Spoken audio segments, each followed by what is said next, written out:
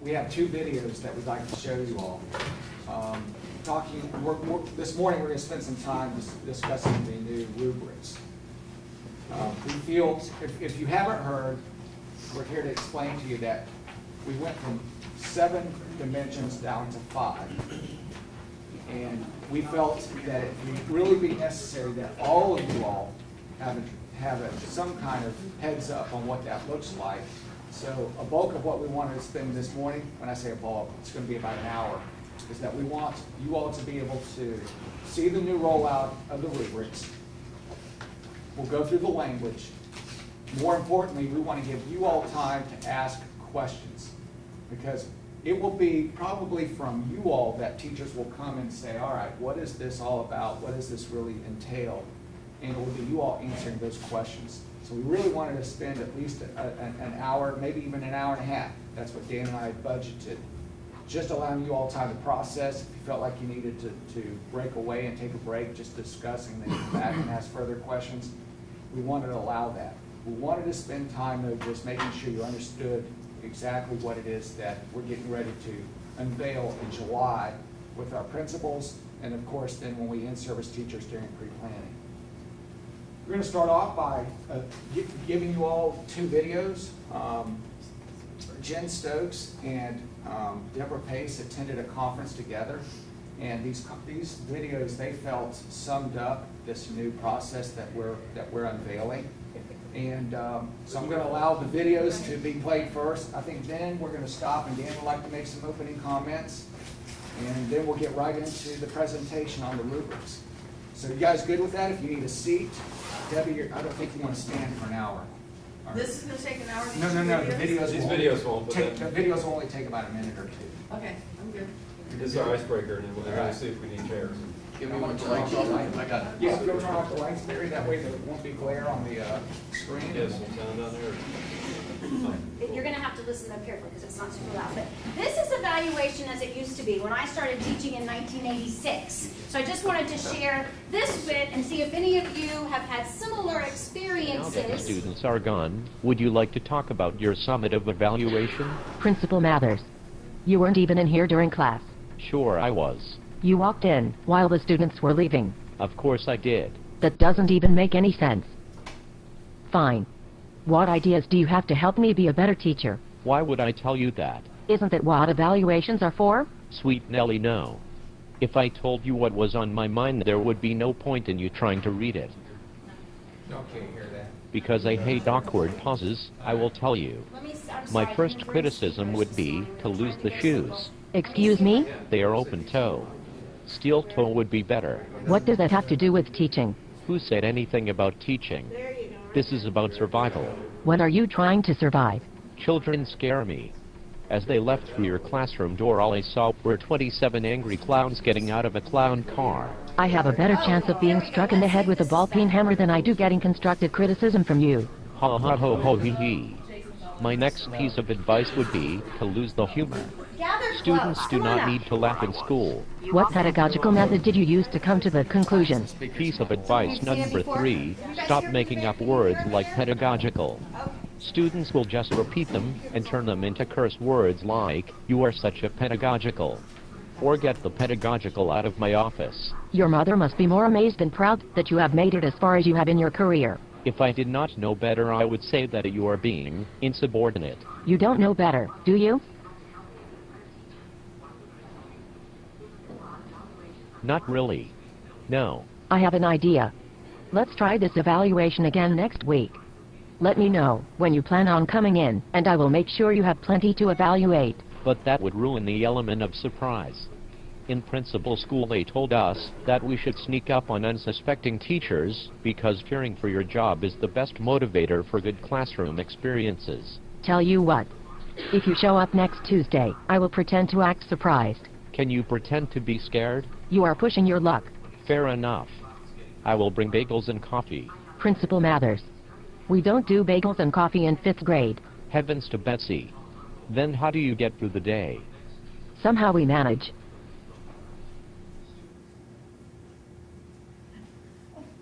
Okay, so while it's been painful, so to speak, in the last couple of years, I do think we've come a long way in terms of the way we look at teacher and educator evaluation in general. And we wanted to share just a little bit with you the process that we've been through during the course of this last year. In January, we had a school board workshop, basically at the request of the Brevard Federation of Teachers as well as the Administrators Association for FASA. And basically it was an opportunity for us to talk about what's been going okay with the evaluation system, but more importantly, what we could do to improve implementation and better accomplish our goals without just killing people in the process. So we were tasked with 3 things. First of all, consider time. Make sure that what we're asking people to do, both teachers and administrators, is manageable during the course of the day. Second, to simplify, make it less complicated, so it would be easier for everyone on both sides of the table to understand what was being expected and how we were going to get there. And then finally, to stay true to the original principles of the evaluation teams that met during the course of 2010 to develop a system collaboratively, teachers, district administrators, and school-based administrators, that became our IPAS. And those principles were basically that we believe that professional collaboration is important, people working together, learn together, make greater strides, and then it's really about professional growth, professional improvement. Regardless of where we are in our careers, we all know that we can get better. And if we improve what we do, it's better for kids. So after that, we brought together again the IPAS project team, some of the original members. We had to add some new members because some folks have retired or moved on. And we had BFT leadership and VASA leadership represented in that group. And we met several times over the course of those few months to really work together on what we could do to accomplish those 3 tasks. Dan and Jen, did you want to say anything else?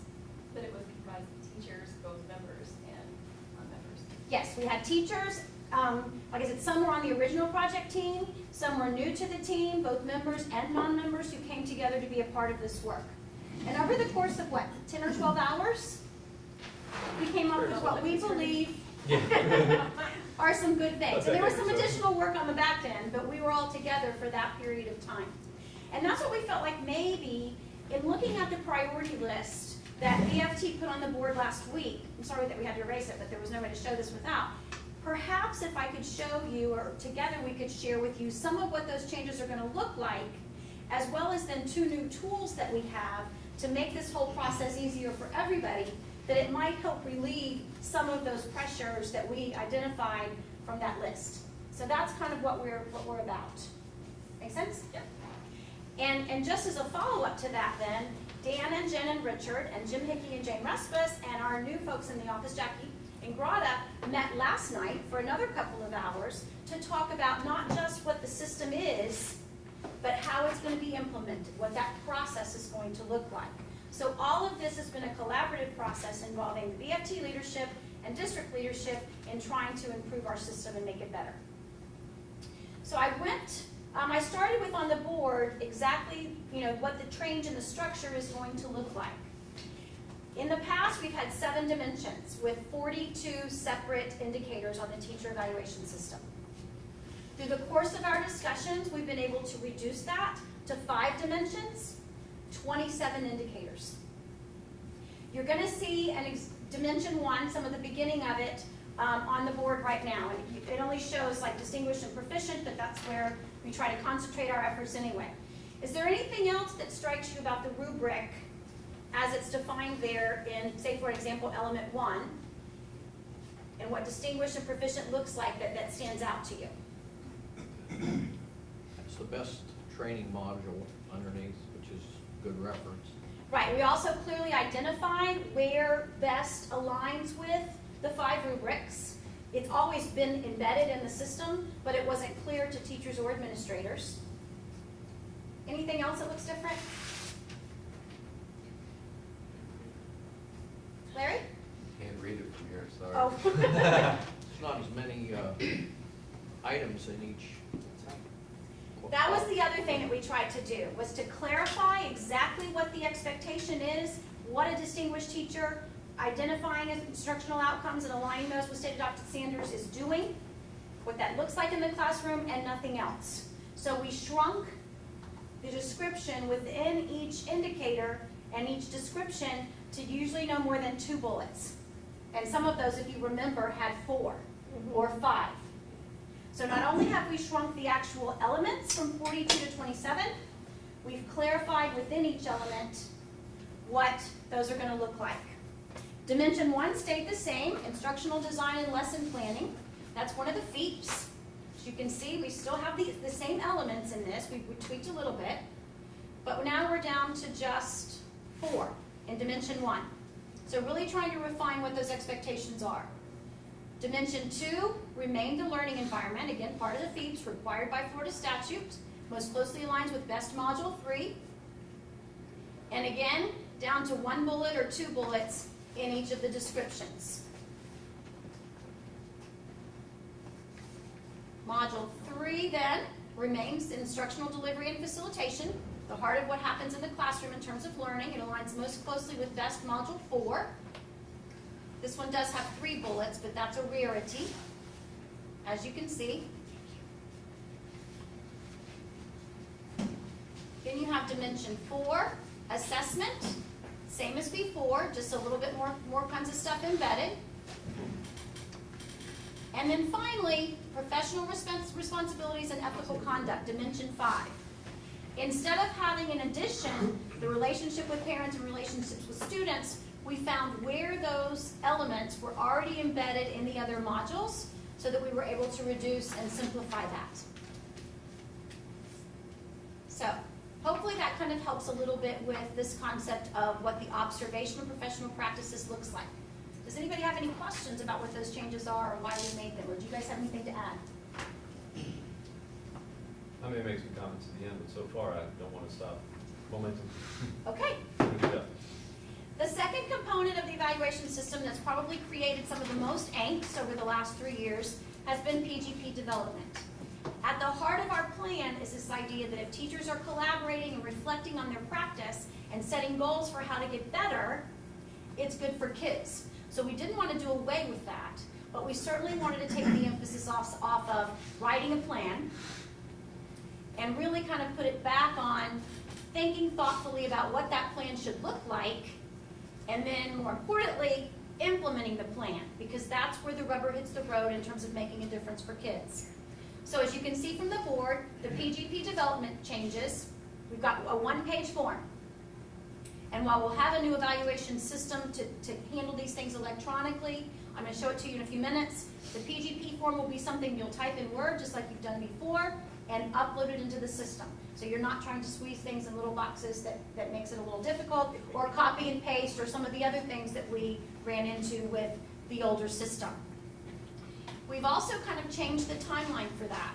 Hopefully, as you finished up your observation conferences, your evaluation conferences in April and May with your administrators, you've been thinking about, okay, where in this area do I want to get better next year?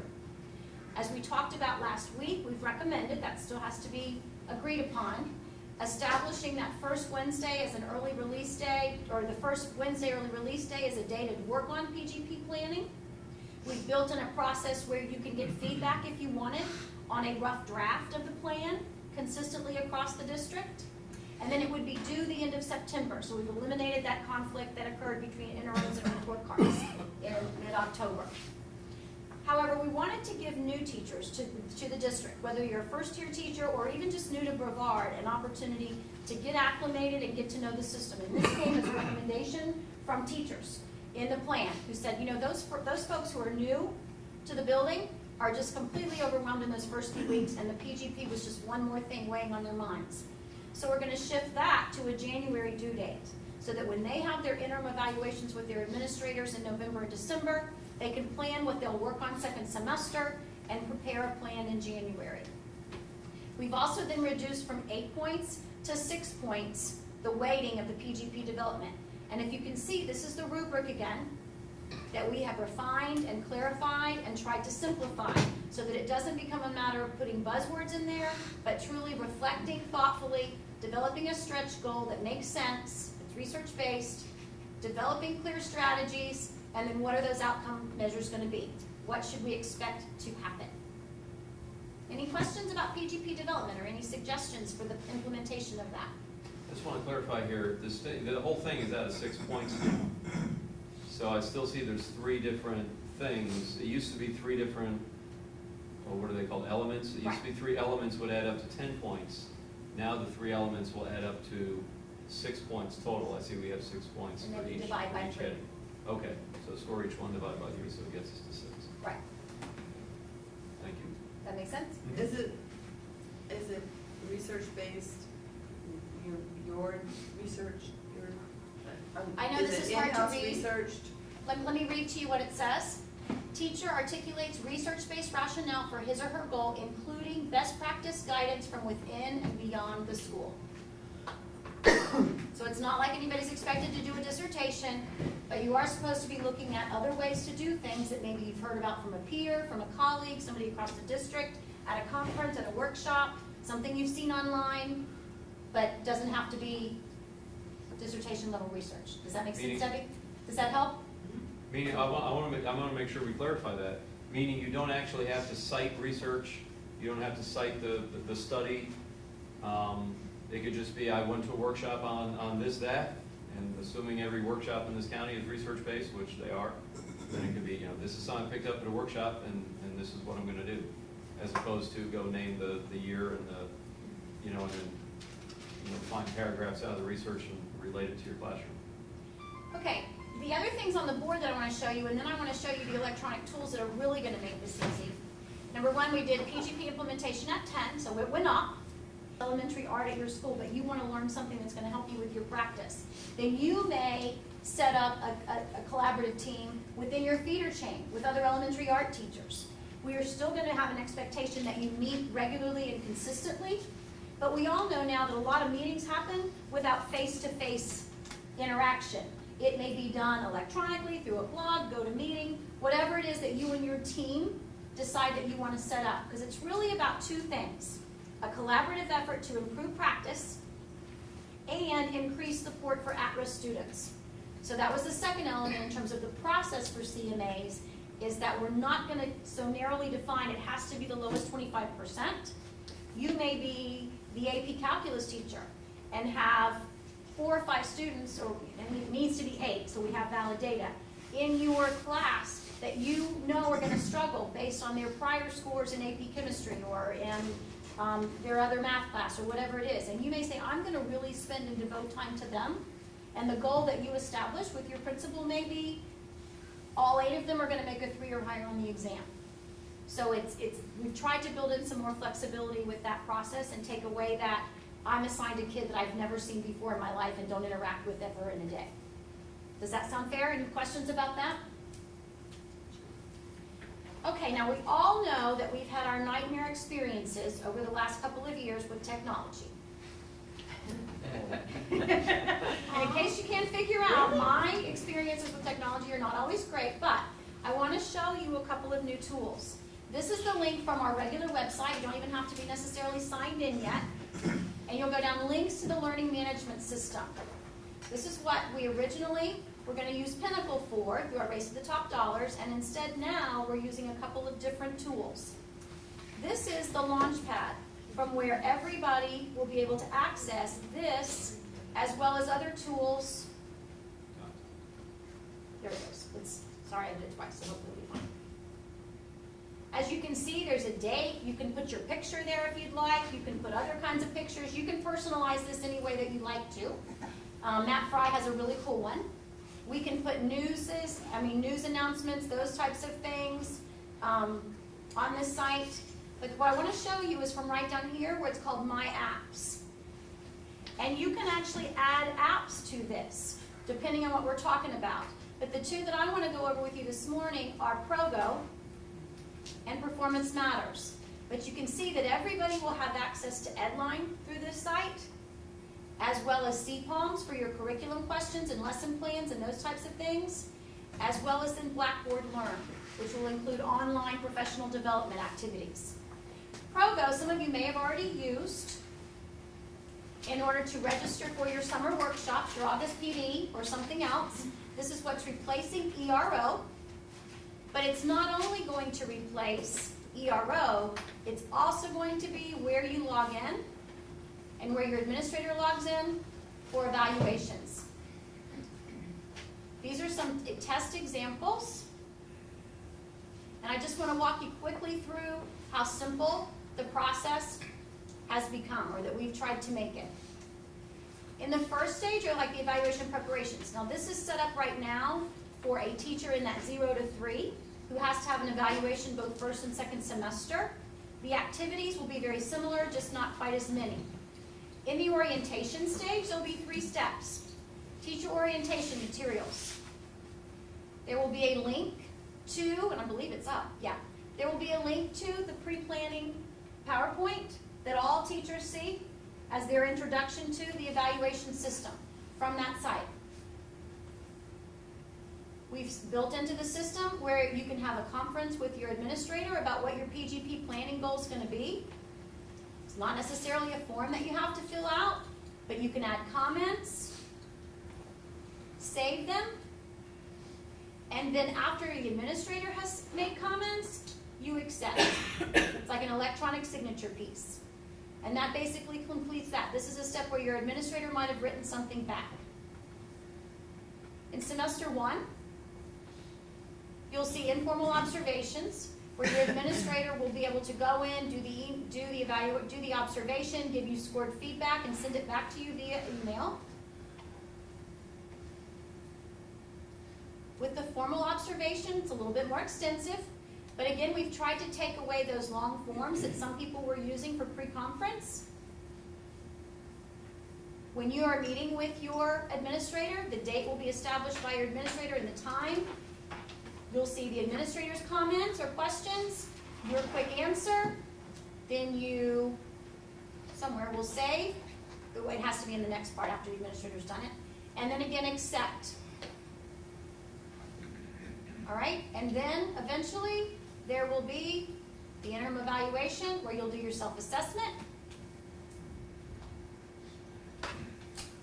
You could say check. Oh, start new, sorry. So I go here, and on the first element, I'm going to say that I am support needed. I am wonderful. Not so much, until you've worked through the system. You don't have to do it all at once. You can save and come back to it. So I'm not going to work through the whole process. Is that a comment box over there? Comments on the right. Save changes. And then I can always come back to it.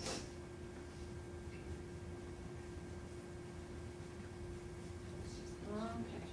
It has my name in progress. There we go.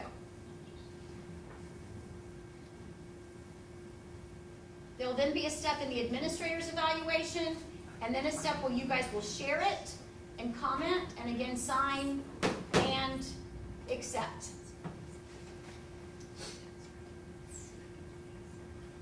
Somehow I missed the PGP piece. But again, the PGP is something that you will upload and then be able to share from that site. And they've even worked out a way to be able to score the collaboration and accountability teams through here. Anonymously, you will add your team members. I can add Jen or Dan or whomever is on my team. I'll self-assess. We've added that into the point structure for CMA as your own self-assessment about how well you followed that rubric in terms of working with your team. Then there's the ratings where people will be able to go in and rate. You can rate others.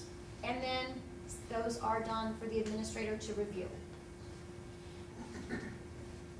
So that's just kind of a system that we believe is going to make life so much easier in terms of helping to manage this process. Are there any questions? Yeah. Was this designed here in county? True North Logic is actually a company, but they've partnered with us in developing our system to meet our frameworks, but they have been used successfully in other districts across the state for the last 3 years. That's something we really check, so we've not been a guinea pig with them. Thank you. Is there a way for a teacher quickly to looking at his or her screen to identify, oh, okay, I've completed that, so I don't even need to work with that within that rectangle anymore. Only the 2 lit up ones I still need to achieve. Yeah, you'll see the check in the box when that step is done. But one of the other things I didn't mention is that we will be able to link the results of the evaluation to courses in Progo for professional development. And you'll be able to find, say for example, you have a needs improvement in a particular area, you'll be able to click in Progo and say, where would I find professional development on setting instructional goals aligned with standards? There will be a clear link to that process. Make sense? All right, and then the other really cool tool that I want to show you is Performance Matters. A3 is going away. You can say hooray if you like. What's A3? AS400. No, not AS400. A3 is where all the data is, Oh, for that student one. data. Yeah. Yeah. This is a place where you will be able to access your student data for FCAT, for FAIR, for all the other tests that are there. And you'll be able to do it in a way that's really cool. There's some reports already built in, and then there are other reports that you'll be able to build yourself through what we call the baseball card. I don't know about you, but years ago, when I was a principal, we had the by the numbers training in my school. How many of you remember that? From folks here in Brevard who did by the numbers training. Oh, a lot of us. And you had to take this report and write down all of your kids and which box that they fell and what their areas were and how you're going to work it. I mean, it was wonderful training. It really helped to improve student achievement. Oh, I got to get the names out of there.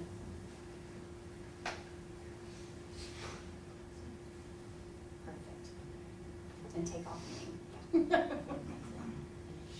Yeah. Okay, very good. Sorry about that. Because I did want to make sure that we didn't show you everything. Right now, these are all the students at, I believe it was, here I can set a filter. Say, for example, I wanted to look at, Well, okay, do you see that number up there, 70,205 students? Ms. Pace has access, she's looking at every student in Brevard County. you Now, will only see You only see your class. your class, and your principal will only see his or her school students. So that's what that number is right there, and that's why we had to take away the filter that allowed you to see the names. So now we're just looking at their student names. You can look at tests by strand to see how the students did on different things, whether it's science or space, those types of things. You will be able to look at subject. Say, for example, I wanted to look at FCAT reading scores. And I wanted to look at FCAT reading scores by achievement level in 2013-14. Okay? All of that data is there. Then we want to, and as you can, this is color coded. For example, this student is yellow. That means he scored a level 2. This student is red. He scored a level 1. This one is green. It's a level 3. If I want to, I can go up here to the top, and I can look, for example, at only my level 1s and 2s. And again, it's taken a while because I haven't filtered by school or by class, but you can. Uh-oh, that one's not It's working. got to go through all 70,000 Right. students. So now you're down, you've whittled it down to. Now remember, I've only had about an hour of training on this. Now you saw, well, hold on, you saw the names with gray? That means those students did not take the FCAT. Remember, we have juniors and seniors, people who do not take it, so that student doesn't have a score there. You've got names, but they didn't have any scores behind. Right, right. Okay, say for example, I wanted to look at them by school and by teacher. I can run a report that shows me any of those types of things. And then you can work through to the point that you can get just your class, and you can get your level 1s, your level 2s, your level 3s. I'm not going to go through all of it because, like I said, number one, I don't want to end up showing more student information than we're supposed to. But I just wanted to show you what that power is going to look like. You can sort by exceptionality. Say, for example, you want to be able to look at who is ELL in your class. Who's ELL in a level 1, or a level 2, or a level 3? Who are your gifted students? Who are your free and reduced lunch students if you're looking at different subgroups for whatever?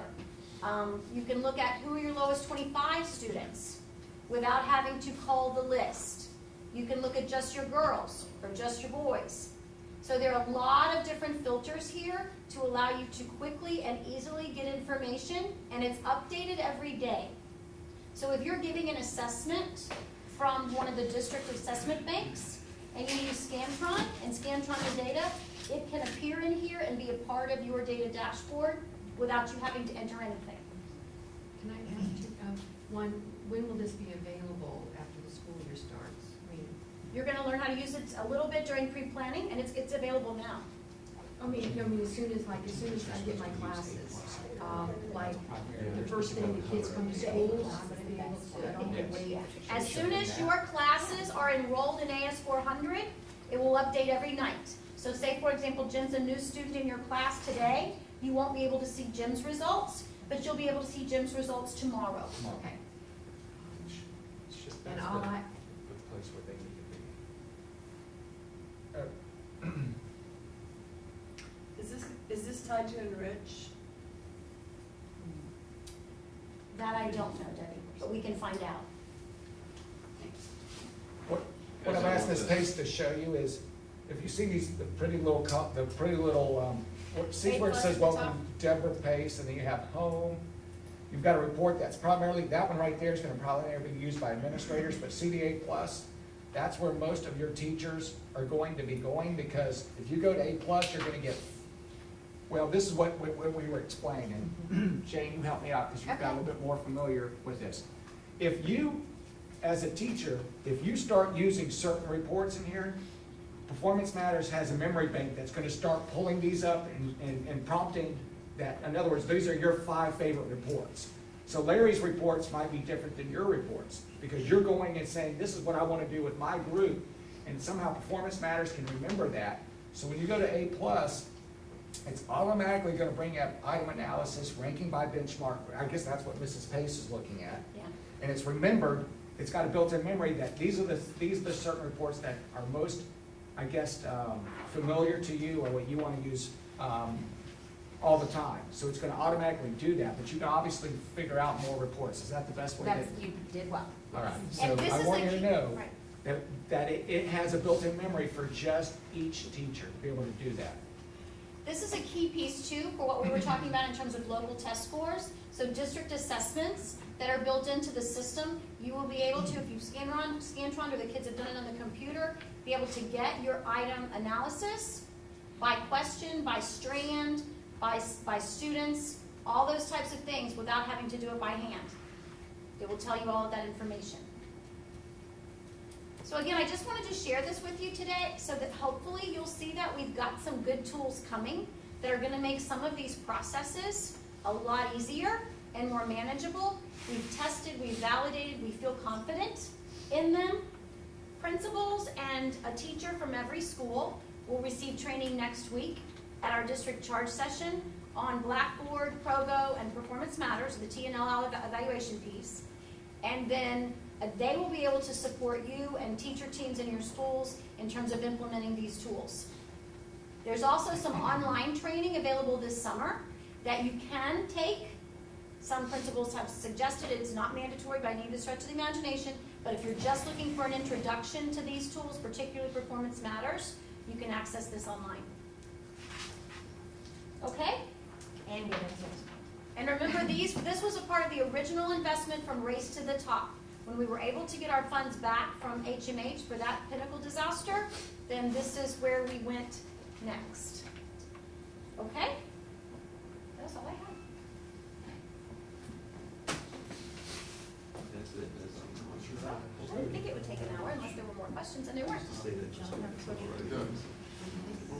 You got a question? John has a Yes, question. John. Who's gonna be the gateholder to teacher access to the information? For example, while I was watching this, I'm thinking of my art teacher at my school, elementary school, where she doesn't necessarily, she's gonna come to me and say, well, I don't need all the kids' information until, boom, they get hit with an assessment, or I'm responsible for acquiring everybody's scores, and now I can't get them because as a non-grading teacher, she doesn't have a grade book that she runs through A3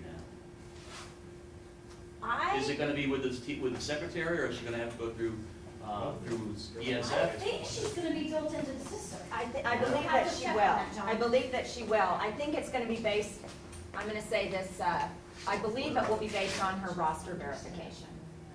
Right. And Yep. see, now everybody has to be tied to rosters because of Mhm. that. Well, yes, and the PGP is, the art teacher will Right. be tied to all, All academic, X number of right. hundred students in her school. She's responsible for every one of them, so she will. in some I believe means- so, John, and that's an excellent question, and I'll double check with Nada on that. Okay. Yeah. But when I was looking at, for example, a PE teacher, all of the students were assigned to that PE teacher. And I will tell you that, the third grade results from just 2 weeks ago are already in Performance Matters. And the results that we got last week for FCAT, for grades 4 through 10, will be in it this week if they're not already today. It's a very quick upload. I attended the training last week. I cannot access the system from home. I've tried repeatedly to access the system from home. I cannot access the system from home. That's good. You went to the one here at Viera? Yes. Was it the one? Okay, I believe they did say we could access at home, didn't they? I haven't tried that. I'm glad you I said that. cannot. I can't access it from home. I had to come back to my school board computer in order to access it. Okay. We'll check on that then. Was it with your own was it with your personal laptop or your school, or your work laptop? It was my personal one at home. Okay, but that might have made a difference. I'm but sure. Let's see. I'm Okay. sure that it did, but it would not let me. Okay. Michelle? I have a caseload that's constantly changing, and I'm a speech language pathologist, you weren't here last week. And there's also times when kids are referred to me and I need those test scores, but they're not on my caseload already. Is there a way that, like, the entire school can be accessible to me, or to ESE teachers in general? Folks that are reading coaches or in those kinds of roles are gonna have access to the whole school data, so we'll double check on what the access code is for speech language pathologists. Right. ESE teachers would need that as well. That's why I point out, certain teachers will only have access to their kids. Then there'll be other district personnel who gets more access. Ms. Pace gets access to everything. So that's why she had all 70,000 students up there.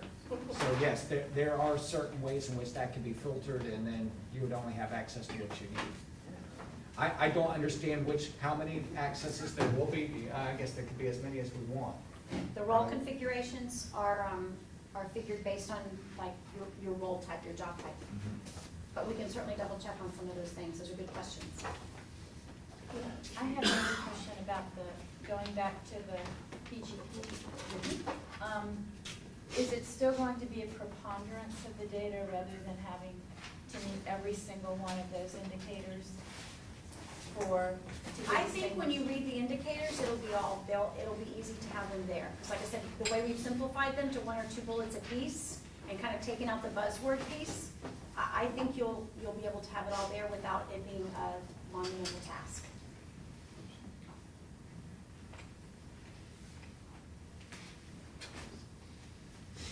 About to play with technology here. Maybe we'll take a couple minutes break here while I let you myself on this.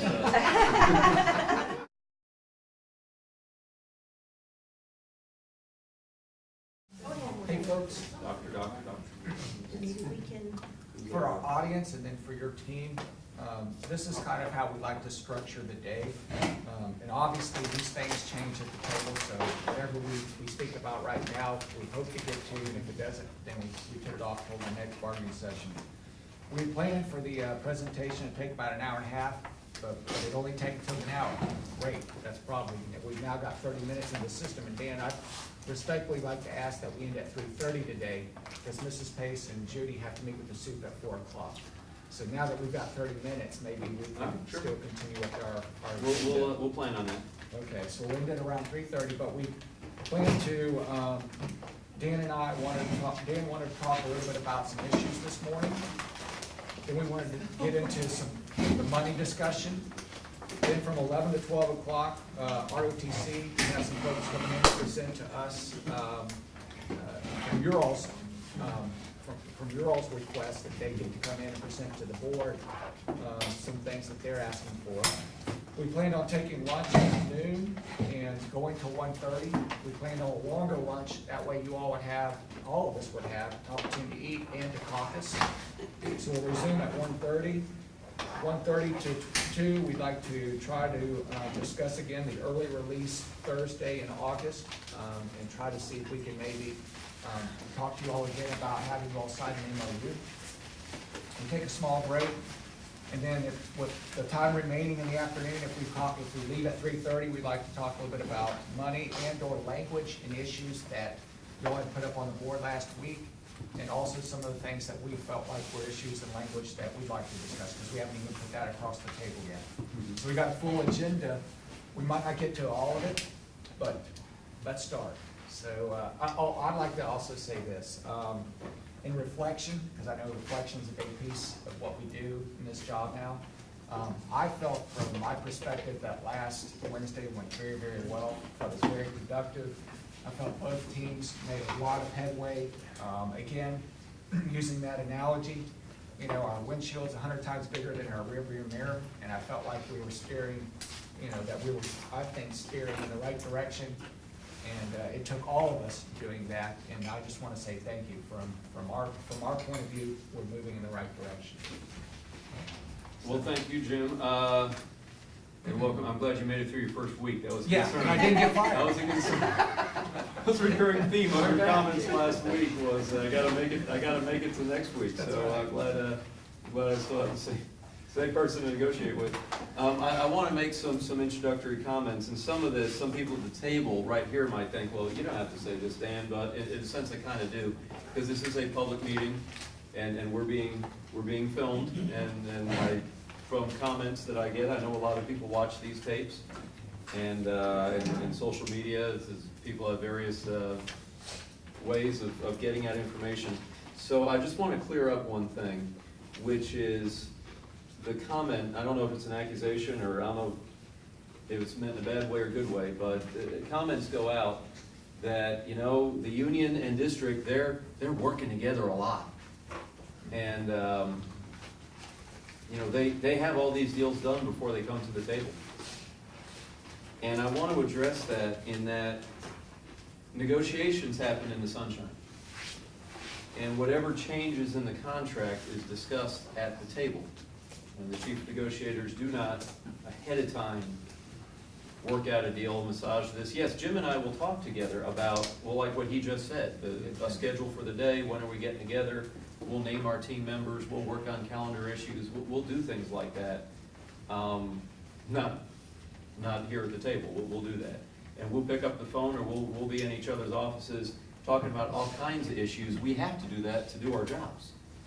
A teacher's in trouble, we have problems, we have issues, we talk 3-4 times a day, to the point Rhonda gets sick of answering the phone sometimes. I call him, Dan, you just called 10 minutes ago. So yeah, we do talk, but we don't hammer out the contract, you know, except here in the sunshine. With that said, you just heard a presentation from Ms. Pace where she talked about all these things that the union and the district have been working on, yet not at the table. That's because we're not changing contract language. The evaluation system is not in the contract. We established that a couple of years ago. And I think it's best that we didn't put it in the contract, because then as we have little minor tweaks and changes, and sometimes we'll haggle out things along the way, and we'll say, hey, shouldn't it be done this way? So, yeah, okay, we all agree to quick things. That doesn't need to go up for ratification. What becomes very important, though, is the communication piece. And with that said, I want to reference, Jim, your comment from last time you began with. It's kind of a cool, what's the literary terminology, metaphor, about, you know, the front windshield is you know, that's where you're going. It's better to look there than to look in the rearview mirror. But just to notate for a moment, we'll spend most of the time looking in the front. If we looked in that rearview mirror, it's not always a pretty view, and we want to look up front. We look in there just enough to realize that it's better to look forward. But I want to compliment school board members and district folks, including people I'm looking at, and some other administrators that came to evaluation meetings, and teachers that put in some time in evaluation meetings, for making some very positive changes to the evaluation system.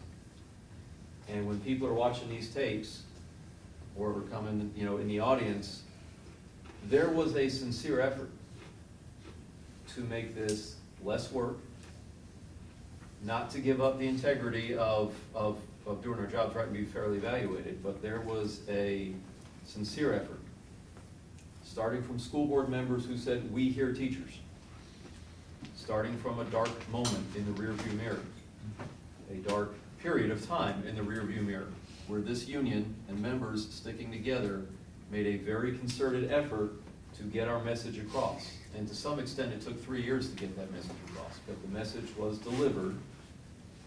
A little bit of pain and ugliness, but the message was delivered that we need to make some changes. And looking forward and looking positive, the changes I see are very good.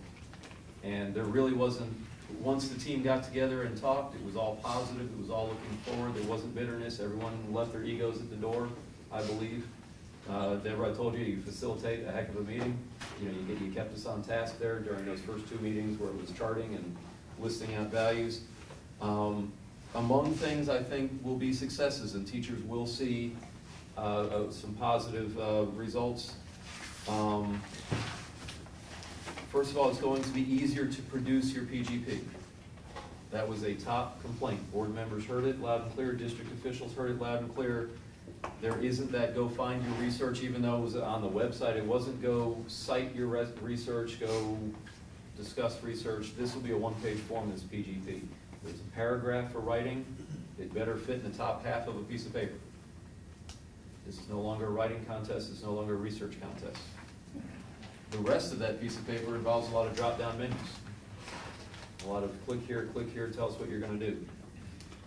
We discussed the idea of you can give a draft to your administration. That varied from school to school. Some administrators would say, you know, a month before the thing's due, let me see what you got. I'll give you some points. I'll give you some tips. You go do it. And other teachers at other schools were resentful. They said, I don't get a chance to do that. But now we have an opportunity that you can meet with your administrator, sit down. Am I on the right track? Where are we going? We have that now. We have an opportunity for a rewrite. If you just bomb the whole thing, it used to be the administrator would give it back to you with a 0, with a 1.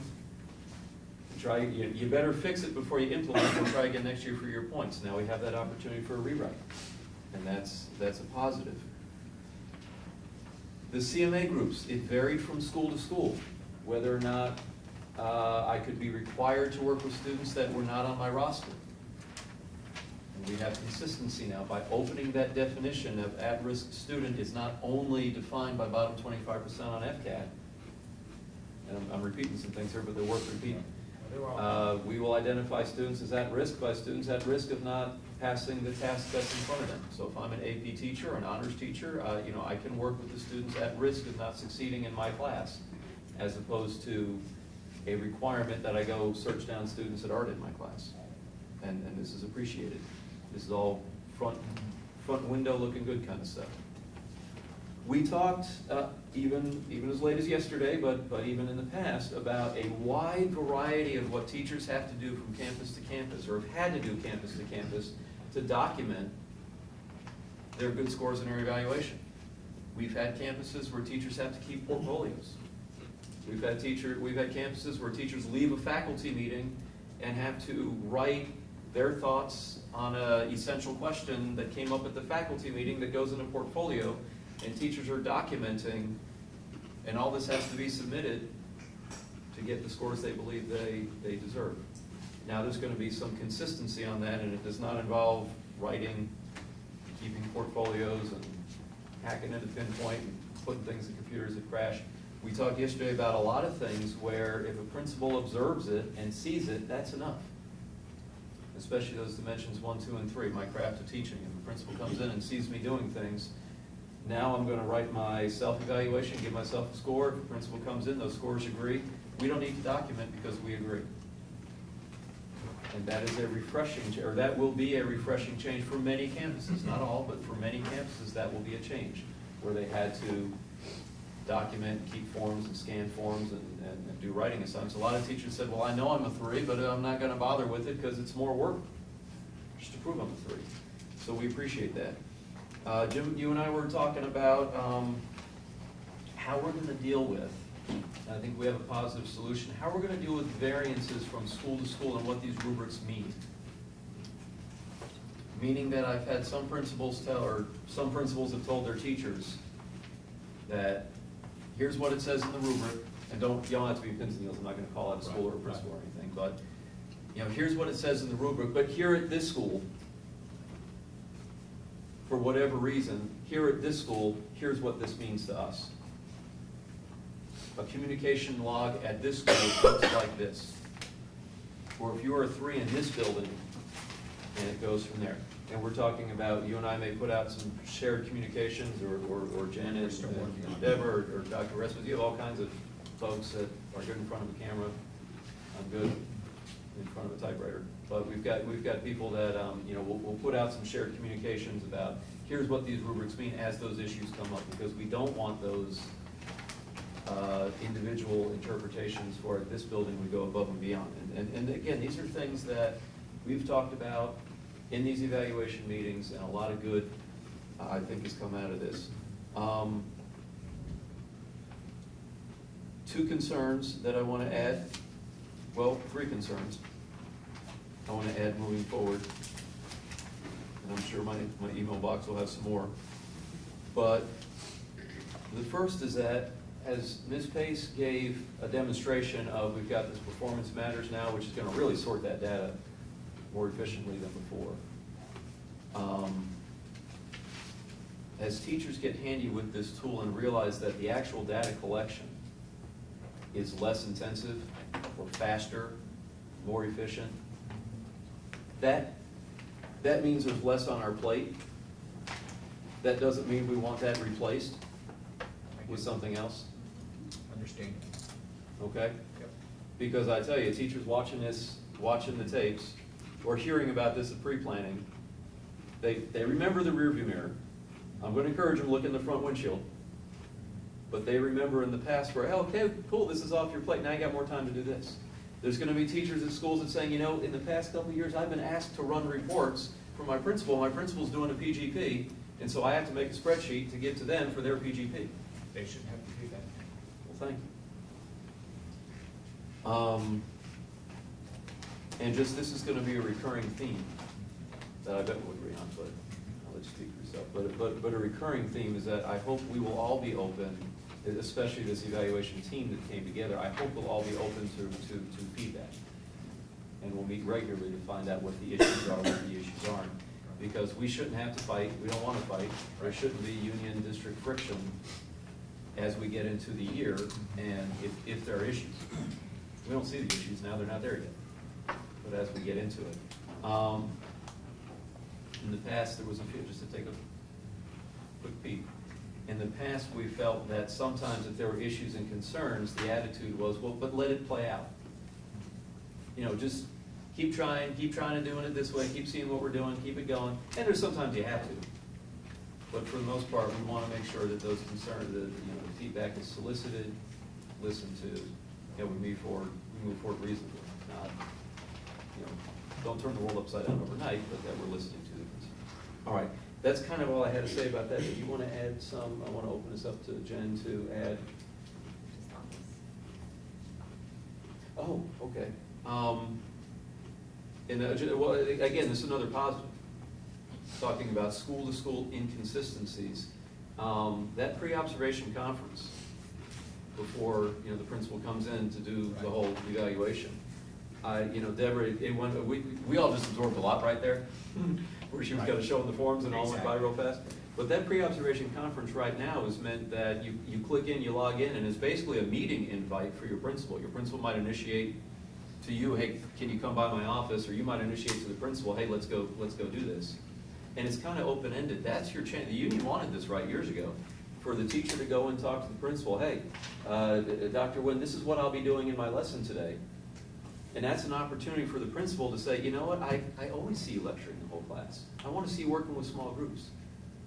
So there's that, there's that little bit of interaction before we go do it. Or Dr. Wynn can say, just so you know, this is what I'm really looking for. This is the part of your evaluation, or this is the part of your PGP you really have to grow at. So this is what so at least we established some of that. So we like that open-endedness of how you let that form. Let's have that discussion, as short or as long as it needs to be. We found out from school to school, there were principals that they got their hands on a form somewhere. It's a pre-observation discussion checklist. It was like 15 questions.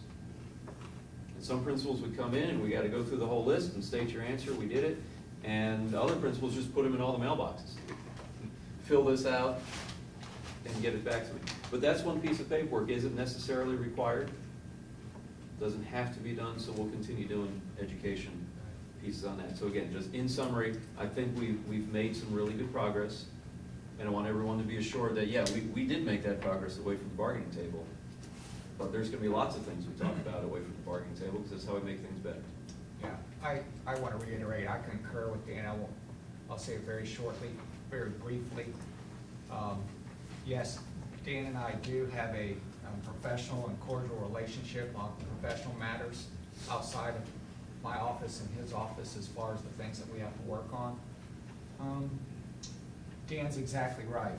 BFT has worked extremely hard, and their leadership should be given credit for some of the things that have happened in this district. They've hung in there. We've got brand new leadership on this team, and we feel like we're going to move in the right direction. Dan and I, we're really, Jen, Richard, and Dan and I dance a very delicate dance. We have to be cordial and professional with one another. But there's also what I consider the professional tension that has to exist, because obviously we have to negotiate with one another. And we can't give the illusion that I can't and Dan can't, because I obviously represent principals and administrators and a board. Dan obviously represents teachers and a board as well, that we're too cozy. So I think that what you said is well said, it's well intentioned, and I hope that your team understands that, yes, there's a lot of things that we work closely on, but then there's what we have to do here at this table to move this, to move our district forward. I can say this as an administrator. I never thought I would say this, but I've said it in the last 8 years, that I served as a member of this committee.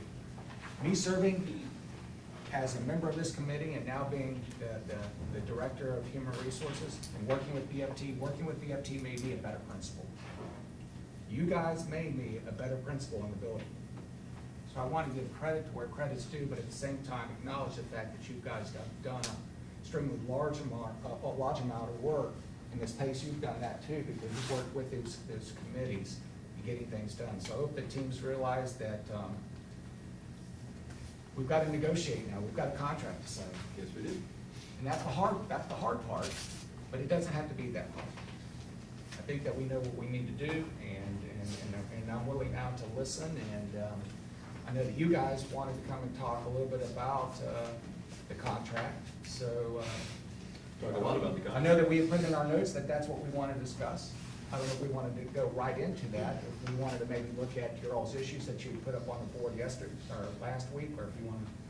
Well, before we get off of this, I want to open up to I did promise my team that we make sure, and of course for your team too, that we'd have some time. If there's any final thoughts, concerns about anything that you heard in the presentation or heard that Jim and I just talked about, any other procedural items, or of course we'll have the training rolled out during pre-planning and ongoing talks. Wow, I'm speechless. All right. Or else I drained all the air out of the room. All right, yes. She and I were discussing the CMA teams. If I wanted to, I'm a VE teacher, if I wanted to be in a CMA team with other VE teachers, that is acceptable now. Yes, it is. I don't have to go with the group that I'm assigned to with my school. No, we're gonna make that clear to our principals. The big change, and it's up there on the board, is that you can go in school or out of school. Love it. So I want you to know that you can network with other VE teachers outside of your school. But of course, your kids will be, in your school. So in other words, you may say, look, I'm gonna work with these 10 kids. What are you doing with your 10 kids, and what are you doing with your 10 kids? And the three of you then coordinate maybe a strategy that you all were working on to see if it works at the 3 different sites. So the CMA team could be departments, like the social studies team, the social studies department, the world history, I'm at high school, so the world history teachers could work together. And That's always been kept. the SLD teachers could work to, Within your own school? in our own school. Yeah. Oh, like the, okay. Or even outside. Yeah, Larry. I've been on the bargaining team a long time, I think since 2002. And I just want to say that last week and today, the environment to me is so much more positive and so much more work together than I've ever seen it or felt it before. So I just want to thank everybody for that. Well, coming from you, Larry, I appreciate that. You haven't been around. That was a compliment. Yeah, that's a well-intended thank you. But we still have a lot of work ahead of us. I mean, I want you all, and I don't want to belabor this, but we know that performance matters is a very, very, very tough subject. Not performance matters, excuse me, performance pay. Here we go. Performance pay is probably going to be one of the greatest hurdles that your all's organization and our organization have to overcome. And we alluded to that last week. We passed out the law and all that, so it's going to be a lot of listening. Yeah. I'm sorry, I forgot something. I do want to introduce Sandy Edwards down here from Bayside High. She's a member of our bargaining team. Thank you, welcome back. She was doing great things last week. She was in wherever she was. I know Sandy very well. Her son attended school at Viera, and I loved her son, and he's off to college in Chicago, right? So. Oh my. Yeah. She was in Kansas City catching the Royals play, and she was doing good stuff for AP. So, welcome, Sandy. All right, maybe before we jump off the evaluation system, you did bring an MOU to the table. Yeah, you want to move that up? And maybe we want to just discuss that now, because there's one more piece. We brought a concern about that MOU last time. This is about, we're talking about the MOU for that early release Thursday? Wednesday. Early release Wednesday. Although we'd like one on Thursday too. I would too. Come to mention, sure. But there was discussion that early release Wednesday in August, the last one in August, would be just dedicated time for PGP development. No meeting zone, and we can work on that. A concern came up that teachers might be scrambling to find the school improvement plan. And we reached some agreement on that in this meeting. We incidentally. I got with the expert on school improvement plans, so I've got the information that we had talked about. And that there should only be one school objective, all right, for the entire school, okay? Schools can choose to objectives if they want, but really they should only stick to one. Okay. And when about should that objective be known to teachers? Well, because we were talking last time about when, well, there's a rough draft due, or there a final draft off in October, but teachers to make use of that time. I mean, let's just get to the point of what the issue was. To make use of that time in August, we really need some of that information. And I don't have, I know when the rough draft is due to the district. And that was 6 days prior to, or 6 days after the 27th of August. Okay, 6 days after the 27th of August. Now, I know that I've talked to my team. We'd like to think, but I can't guarantee that every single principal should have their objective within that first week of pre-planning, or certainly in that second week or the first week of school. If you've not got your objectives by looking at your data over the summer, then that's something we would have to address. Now, David, I saw, do you feel like it's not happening, or I don't want to put words in your mouth, but no, I'm just thinking that any administrator worth their salt would have this information ready to go by the time their teachers show up. That's what I'm saying. So I come at it from a different point of view, I guess. I figure they should have it. It's their responsibility, so we have a clear direction as to where we're going to go that school year. So this is what I think some administrators may use as a reason for maybe not having it the first week of school. School improvement plans should be done in three ways. They should be, one, using the data that has come in over the summer. Two, talking to your faculty about setting objectives that they feel, because they have to be included in on that school improvement plan. And three, remember, you have to meet with your SACS committee, and they have to approve it. But look, the SAC committee usually just says, whatever you want to do, Mr. Principal, and teachers at this school, I'm going to probably pretty much agree to. There's not really a lot of parents that stand up and go, no, I want to change the school's objective. It's not really their place to do that. So I always consider that third string where you're going before a committee as the last piece that you go before and say, look, approve my school improvement plan, because really all they do is they rubber stamp it. So I could realistically see a principal going in saying, this is what I think my school objective ought to be during pre-planning. But I could also see them, the principal saying to the faculty, I want to meet with the department chairs, or I want to meet with the school leadership team, and maybe flesh this out. And we might have a plan to you, or a school-wide objective, maybe in the first or second week of school. Is it fair to say you'd have it, I mean, if we have an early release on Wednesday, in that, I guess it's the third week back this year because we're backed up a little, is it fair to say you'd have it by the Monday before the Wednesday? Is that a fair deadline to say at the very latest, the Monday before the Wednesday? You know what, I could. This is only the second. And I think we talked yesterday about the fact, in our meeting yesterday afternoon, about the I can agree with process that. for implementation and our training for administrators this summer, is that we would certainly make that a priority to help them understand that it's gonna be important that they're communicating with their teachers about what that school improvement objective is going to look like. Maybe not the exact wording, but certainly, we're looking at this data, we see this issue, we want to figure out how we're going to address it together. And just so that everybody's clear, the way the language of the rubric has been revised, it's the second bullet under development of the professional growth plan, analyzes quantitative and qualitative student assessment data, that stayed the same, to develop a goal addressing a change in classroom practice that supports the school improvement plan and improves student achievement outcomes. So it doesn't have to mirror it, but it has to support it. So I feel fairly certain that principals would be able to give teachers enough direction by the week of the 27th, before that Wednesday, that teachers would have what they needed. And we could certainly revisit it if not, but that's.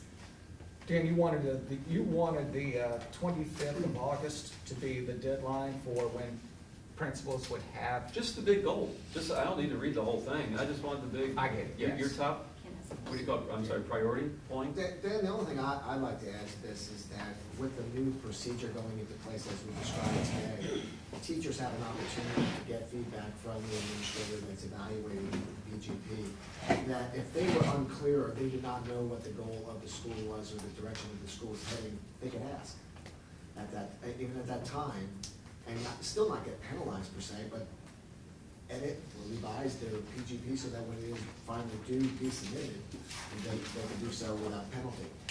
So again, I think the pressure would be a little bit more on the administration group or leadership to get that goal out there to them, because they're going to be inundated with either emails from this new system or meetings with the teachers. Hey, I need to know what our goal is so that I can put it in my PGP, or if the school improvement plan goal, whatever the case may be. So I think it's going to be a natural progression if we just let it go as the way we're progressing along, with the new system in place especially. Are you looking for me to go on the record and saying, hey, we need a date certain to get this in there re-signed? Because if so, I'm going to say yes. Well, I want you to say that by the Monday, before the Wednesday, All right. principals will be able to tell their faculty, here's the main goal. Is that the phrase, main goal? Yes. Top objective. thank you. Your main objective. We will all know the main objective of the school improvement plan. Then I'm by that going on the Monday. record right now saying that August 25th, your teachers will know what the school-wide objective is for the school improvement plan. That gives them 2 days prior to early release date. Ponder and think about it. All right, well, we'll probably, I want to offer something you to think about, and I think we'll take just a quick break, an official break. I don't know if everyone got to run to the bathroom. But I want to offer this to you. This is something I told you we'd get to you. This is not, Okay. I'm sorry. I didn't know if you needed to give it Oh, to sure, me. yeah, are you, Yeah, we put a break in the table so we can get things passed. all right, sure. And let me, I didn't even get this out to my team yet. But this is based on what we talked about last time for tuition reimbursement. I probably gave that to you there. 1, 2, 3, 4, 5, 6. Oh, I don't know if I gave you all enough. I hope I did.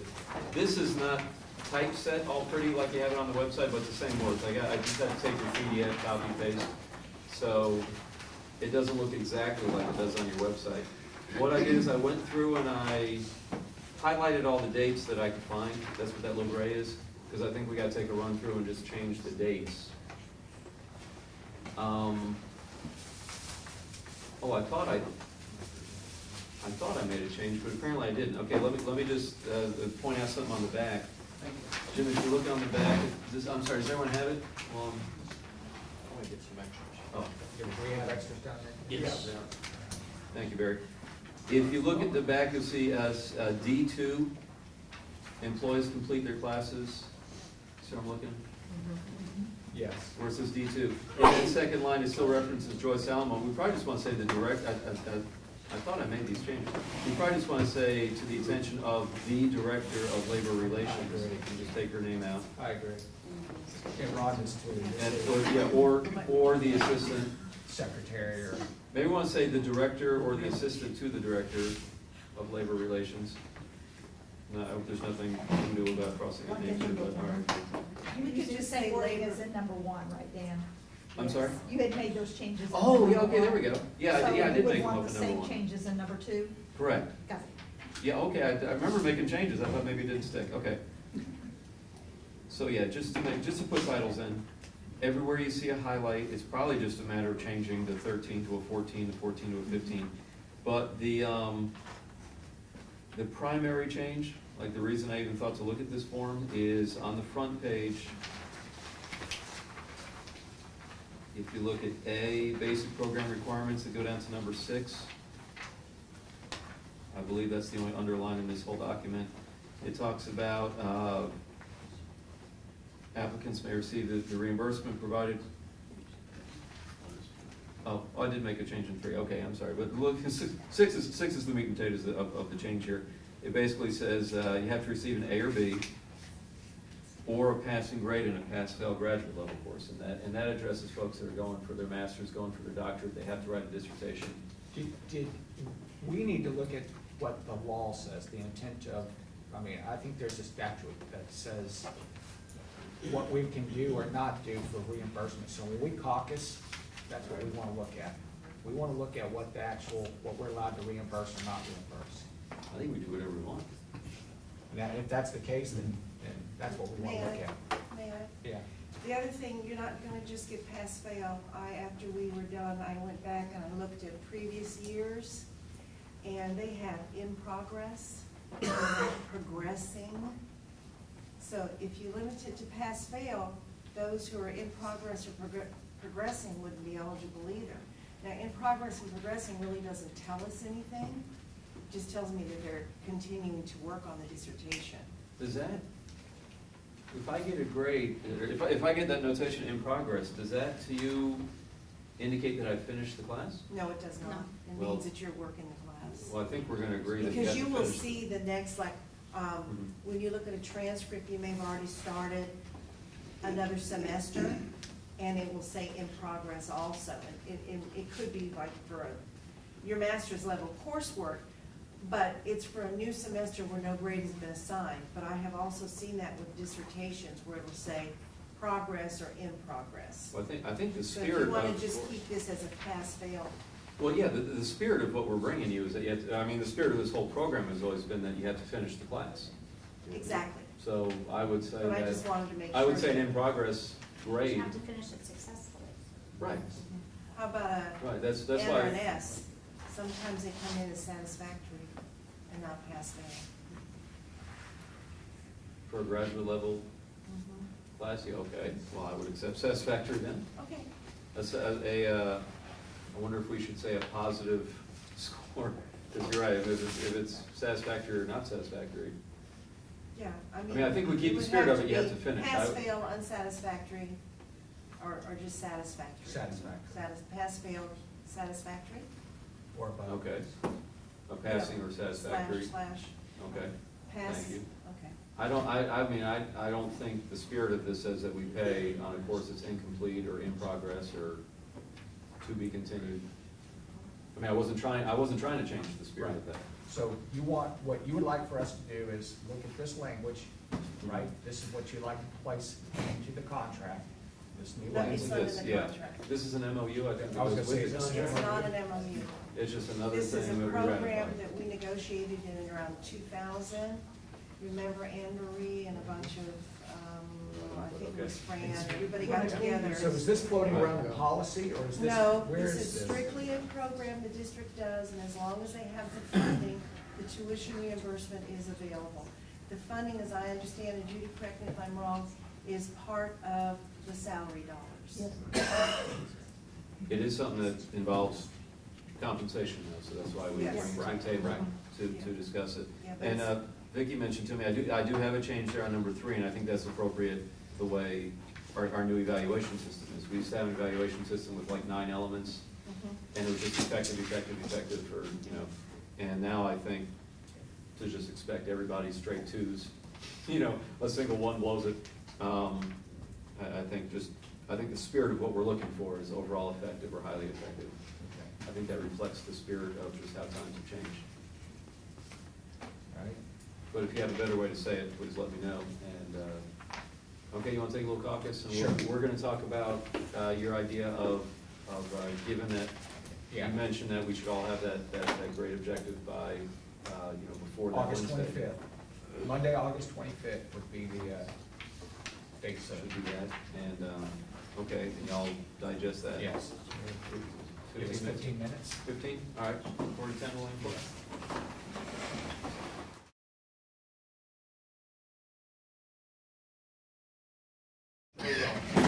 Quick before Richard comes back in. All right, back in session. Back in session. Bang. We want to take this very seriously. Cool. All right? And we feel that with what you have here and the changes you've made, we're receptive to. There's only one thing that we have to remember though, and that is tuition reimbursement is for all employees. All employees. What we're recommending is this, Dan, is that Rick Morton, Rhonda Stewart, Judy Preston form a committee with 3 people from the teachers, and I need to get with Debbie Greco and get 3 people from the support staff, come up with recommendations on how we proceed with this. I'm sorry, who are your people again? I was listening, I wasn't right. Rick Morton, Rhonda Stewart, and Judy Preston. You would put 3 teachers, you know what I'm saying, from the teacher or instructional ranks. And then I need to give Debbie Greco a call. Get those 9 people together, because remember, there's only so much money that this program is allotted to both employee groups and to non-instructional. So we would want to hammer those things out before we would say yes to pass, fail, because then it could eat up the budget really quick with how this could roll out, especially with 10-10. Well, to speak to that, well, I appreciate that you Yeah, take we're it not- seriously we're and not- all. We understand what it is you all want. To speak to that, you began by saying we want to make sure this is available to all teachers, or all employees. All employees, because that's the pot of money. We that have specifically for years excluded a group of employees based on what kinds of classes that they take. Because these classes are only available in a certain structure. All right, and we understand that, that's why Judy's gonna speak to that. We have implemented the same exact program for our support personnel and our non-bargaining personnel. Okay. So they have their pots of money, not as large as the 55,000, but there is the same program implemented for tuition reimbursement for our 10-10 group and our non-bargaining group. Well, So whatever kind of changes we make, we think it's important that we involve all parties. Okay, well now that's, I understand that's a value. That isn't necessarily a shared value in that this is our pot of money that we have negotiated for teachers. And Judy, I appreciate you pointing out that they have their own pot of money. And I think that each employee group, you know, should be free to wiggle within their own negotiations what works best for them. If we were to come out, if through discussions with 1010, you were to find out, well, this provision doesn't work for them. Okay. Well, that should not preclude it from working for us. All right, I'm not suggesting taking their dollar, I'm not suggesting stealing their dollars, bringing it to us. But if they don't have a need for pass-fail, for example, all teachers, by nature that they're teachers, they already have their bachelor's. We can't necessarily say that. I don't mean this is an insult to any of the 1010 folks, but they're not all guaranteed that they already have their bachelor's. They may not have as many of them working on their masters, working on their doctorates. Again, I don't mean that to put them down in any way. But if you bring that discussion to them, that says we want to open up pass-fail opportunity, you know, for those folks that are going for their doctorates and working on dissertations, well, some of the 1010 folks might say that doesn't pertain to us as much. And so I hope that wouldn't stop us from getting that applies to us for them. Dan, in forming a committee, one of the things that we brought up as a group is that we believe that there should be a cap on teachers and really on support staff of how much money that they can use, and on administrators, so that no one gets all the money that's designated for this program. So we're looking to try to place a cap on how much money you're allowed to use from this program right here. That's for all groups. Maybe take another, I think I might be able to guess what you're talking about. Maybe could you take another shot? Well, if there's only $55,000 for instructional, all right, that's placed in this account, we don't want somebody coming through and spending $25,000 of it, because it's unfair to all, it's unfair for them to spend all of that money, and then there's only $25,000 left for the other employees. The way we've broken it down right now is, right now, with $55,000, you can support tuition reimbursement at $1,200 for 46 teachers. And we feel that at some point, we need to be fair, allow people to be able to use that money, but not just one or two or three spending the entire account on their graduate work. So basically, are you suggesting that, you know, if I got it this year, I got it last year, I got it the year before, and Vicki here, every year she puts in for it, and she just, by virtue of just how these timelines and deadlines, it also, she just never gets it. There should be some mechanism in place that I'm not getting it 3 years in a row. We think there ought to be a cap. We think there ought to be, that's what we want the committee to decide. How much would an employee be eligible per year or per the price of their program?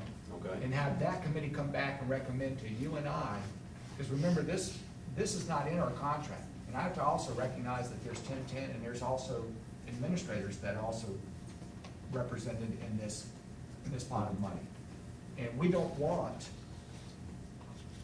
there to be somebody who takes advantage and is able to, So basically, talking about maybe a lifetime cap of some sort. it could be whatever the committee, that's what we're wanting. Because we're going to have a yearly cap, but it sounds like a lifetime. What you're getting at is that I might get it 2 years in a row, or some kind of reset, a cap within a certain frame period of time or something. So you're suggesting we get another group of people, work out what's fair with all that. And I think I hear you, I think I understand you. I'm trying to rephrase it, but I think I get it. I see that as a slightly different, I mean, it's all on this topic. Right. But that's a separate issue from the would we accept pass fail. So perhaps we say, I'd agree to say, let's get that committee together and talk about what's fair, if we need a cap, if it's a lifetime, if it's a frame period, if it's whatever. Let's get that group together, talk about that, maybe recommend, see if that group has a recommendation for an additional change to this. But that doesn't stop us from this basic change right now, which would actually make it more inclusive of all teachers. Because like I said, we've got some teachers right now that are specifically excluded from this by the nature of the program that they're in. Okay. Can we discuss it? Well, yeah. I mean, sure. You give us 5 minutes? Oh, yeah, okay.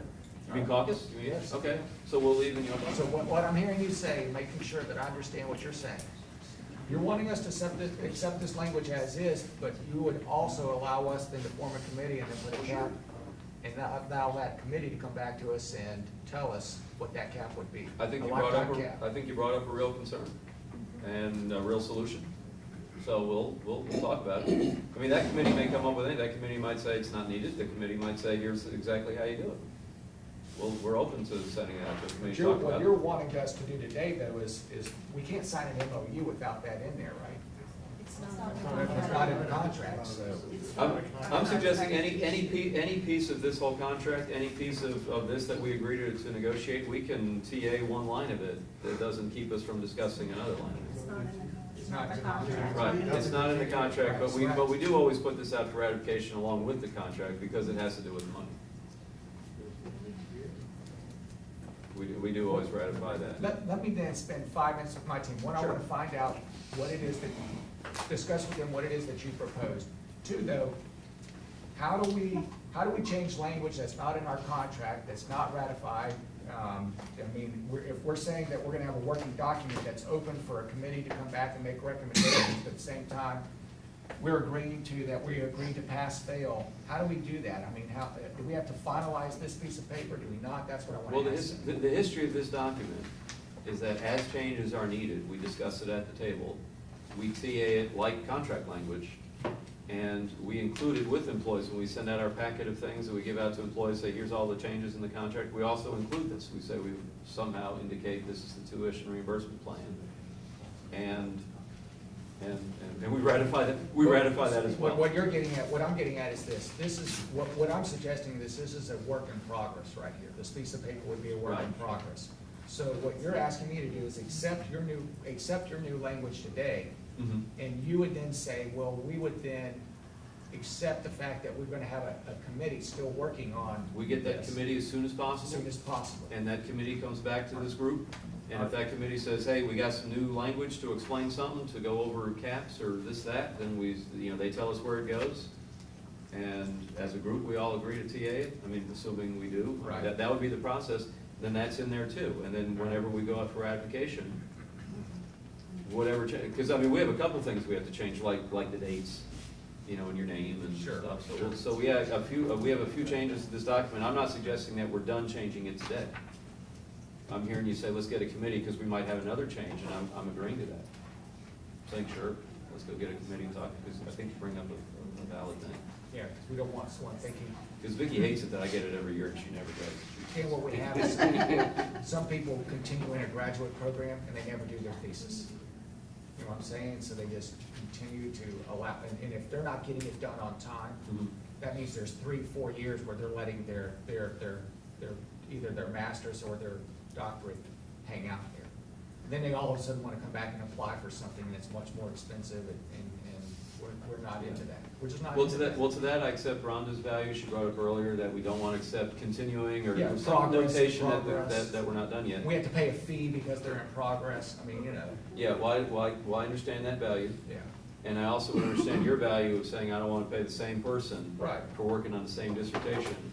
If they get paid 5 times in a row, and just by luck of how these pile up, someone else got shut out 5 times in a row, I can see that being a fairness issue. So yeah, let's get a group and talk about it. Our concern is there are employees who mark the calendar and apply for this immediately. You know what I'm saying? It's first, I think I read in here where it's first come, first served. So then, all of a sudden, anyone else who's now thinking later on in the summer, oh, I'd like to go and do tuition reimbursement or blocked, they can't get the money because these people are sitting around here taking forever, and we just wanna. That's probably the specific part when this committee gets together. It's in bold on my copy. I don't know if it's on the website. I did my best to copy paste, but it was a little. Right. That's probably right where this group wants to look. Yeah. And see if there's a way to make that fair to include everybody. So I think I'm agreeing with you. I'm trying to. Okay. Oh, you want to take 5? Can we take 5? Yeah, we'll get out. All right.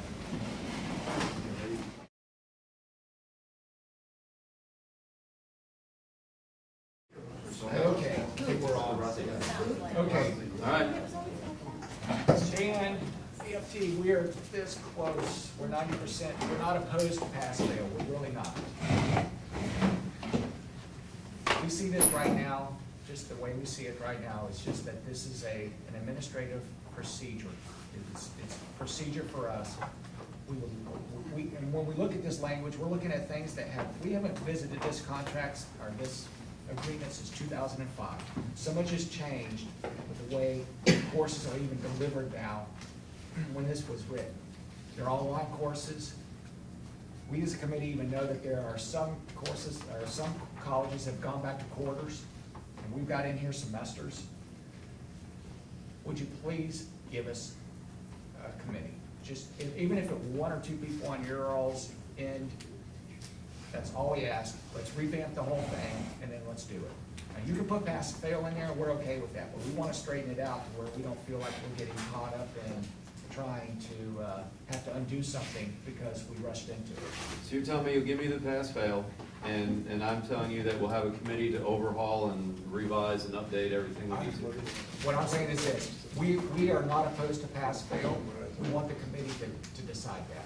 I don't want to sit here and say, yes, we're not opposed to it, yeah, we're going to put pass-fail in there. We want the committee to look at it, but I can tell you that the committee members that I've suggested, Rick, Rhonda, and Judy, aren't opposed to it.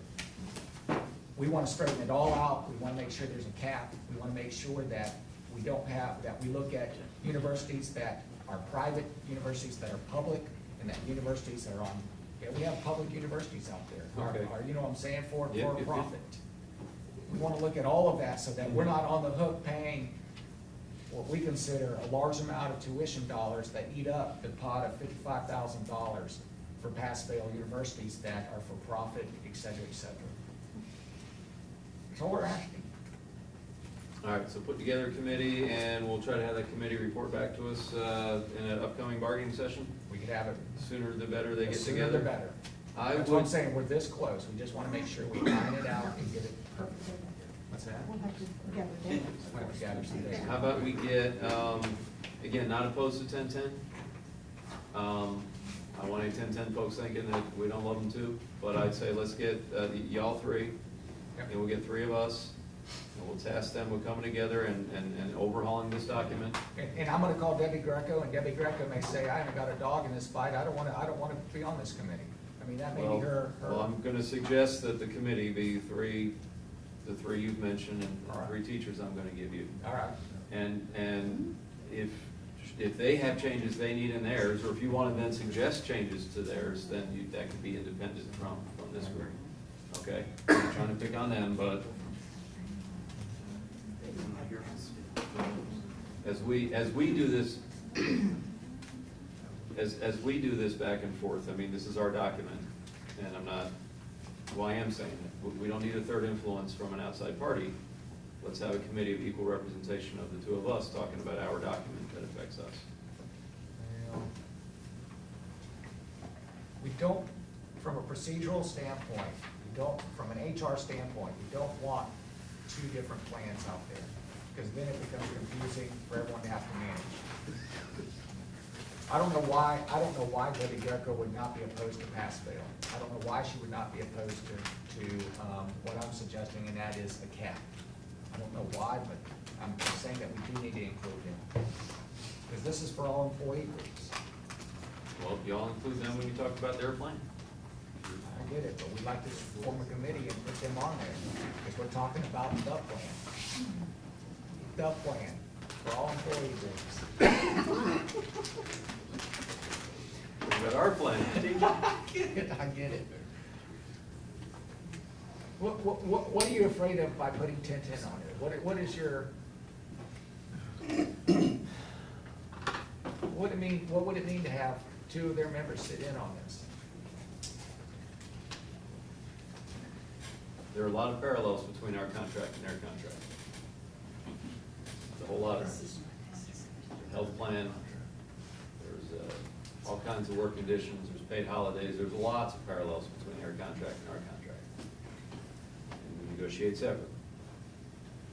And if you all feel the need to negotiate with them and negotiate with us, and then just kind of, for your administrative purposes, if you think it steers things better that y'all land us in the same spots, Well, then that's something you always do. You probably heard the whispers on my committee saying this is not in the contract.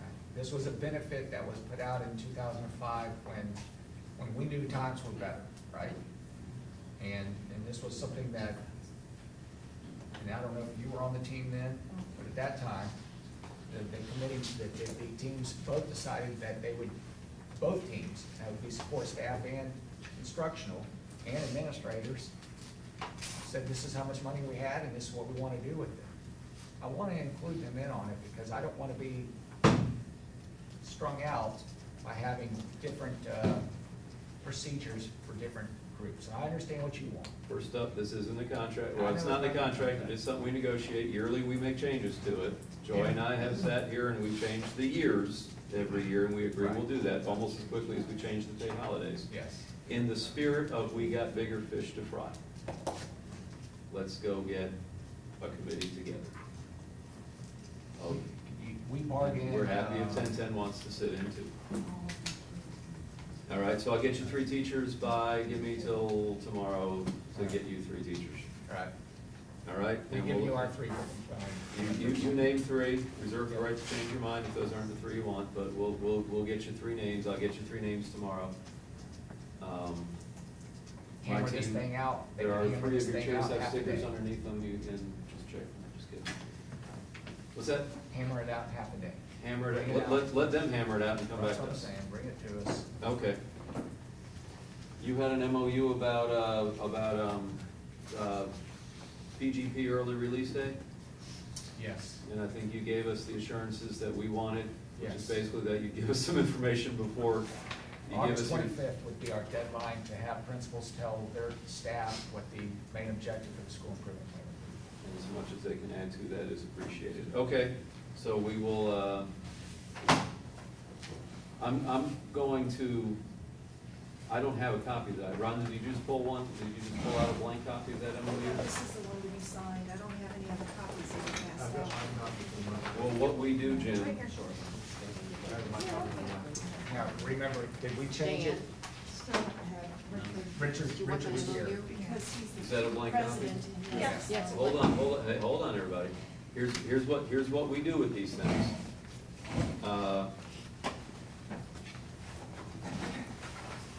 This is what we do with these things. No one needs to whisper, Dan's picking this up. No, this is what we do with these things. Is I'm gonna TA this now. Meaning I'm gonna put my initials on this and say that we agree to this. And this gets part of a package that goes out to everybody to ratify. Yep. And then when it comes time that this is ratified, then Richard puts a signature on it. That's, you're right. Okay? And in the past, these things have had Dr. Bingley and the president, but whoever's signature you want to put on it is fine. But when this is TA'd and when this is ratified and approved by our members, then I hunt down Richard and he puts a signature I on it. can agree. That's usually the process that we do. So I'm going to put today's date, which is 6/11. Thank you. So that means we have 2 TAs, then we have this MOU, and then we have a TA for the calendar day. 6/11/14, right, the TAs only get bigger from here, but here we go. I put 6/11/14 on that. Oh, that's right, we need 2 copies of it, so I'm gonna offer you 2. So I'll keep a copy of your signature. Thank you, Terry. If he wants to initial both, I'll keep one, he'll keep one. If you initial one, I'll initial one, and then we know Give me that's that back initial, then. I thought he only made one copy. because our members need to ratify before we print, publish, and off we go.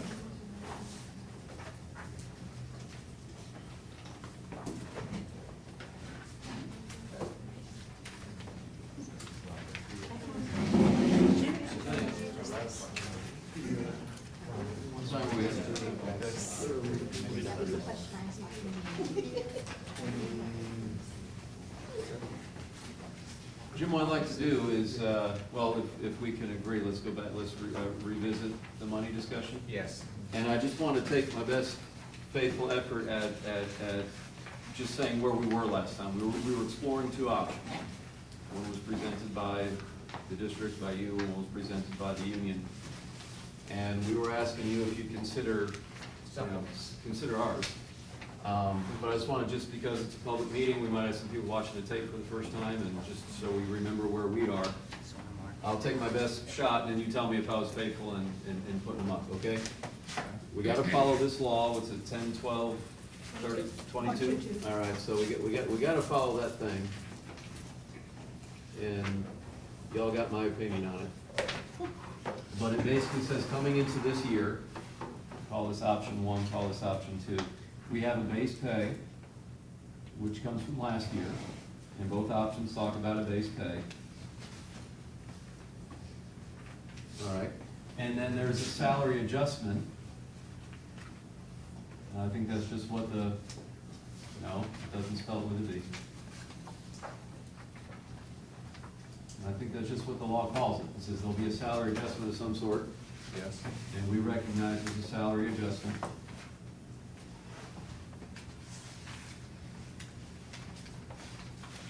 And then there's supplements. And the law specifically lists out some supplements. And it says, now this list is not limited to. And some of those supplements, it talks about DF schools, and it wasn't just D1 years, like D for 3 years or something. So, okay, it talks about DF, it talks about Title I, it talks about additional responsibilities. And then it says, not limited to. Critical shortage of aid. Which, oh, critical, thank you.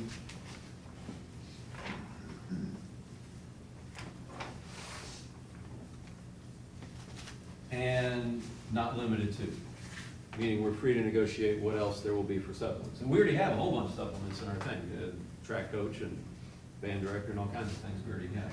Now, salary adjustment, it talks about a highly effective AC teacher gets 100% of whatever the salary adjustment is going to be. That's right. And it talks about an effective AC teacher gets 50 to 75% of whatever the rate's going to be.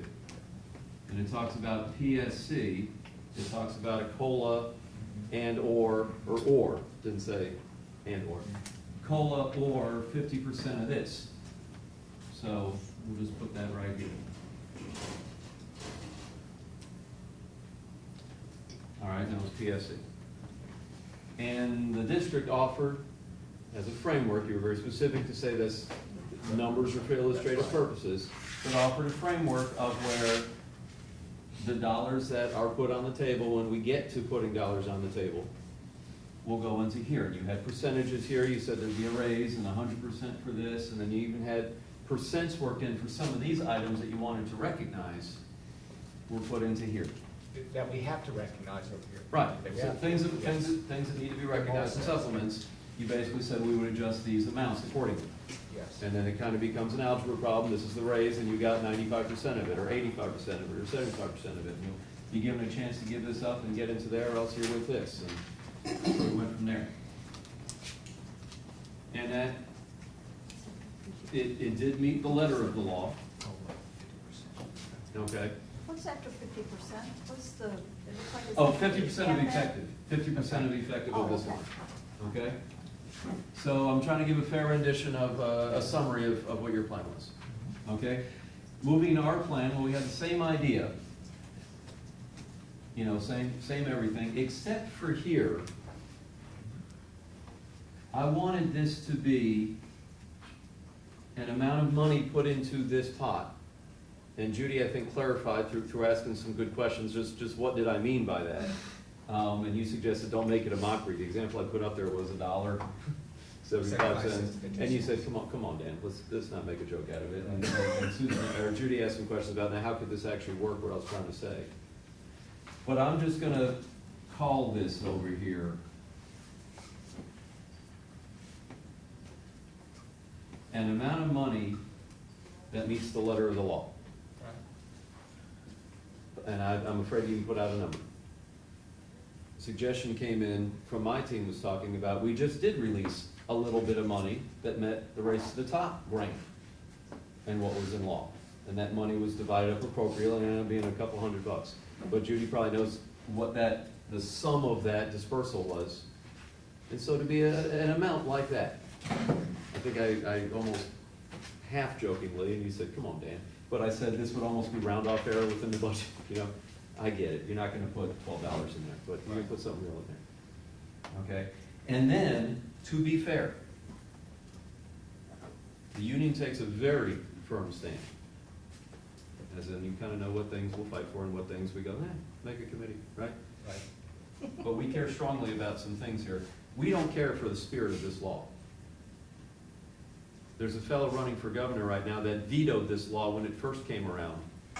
And he said legislation should not be written with a mean intent.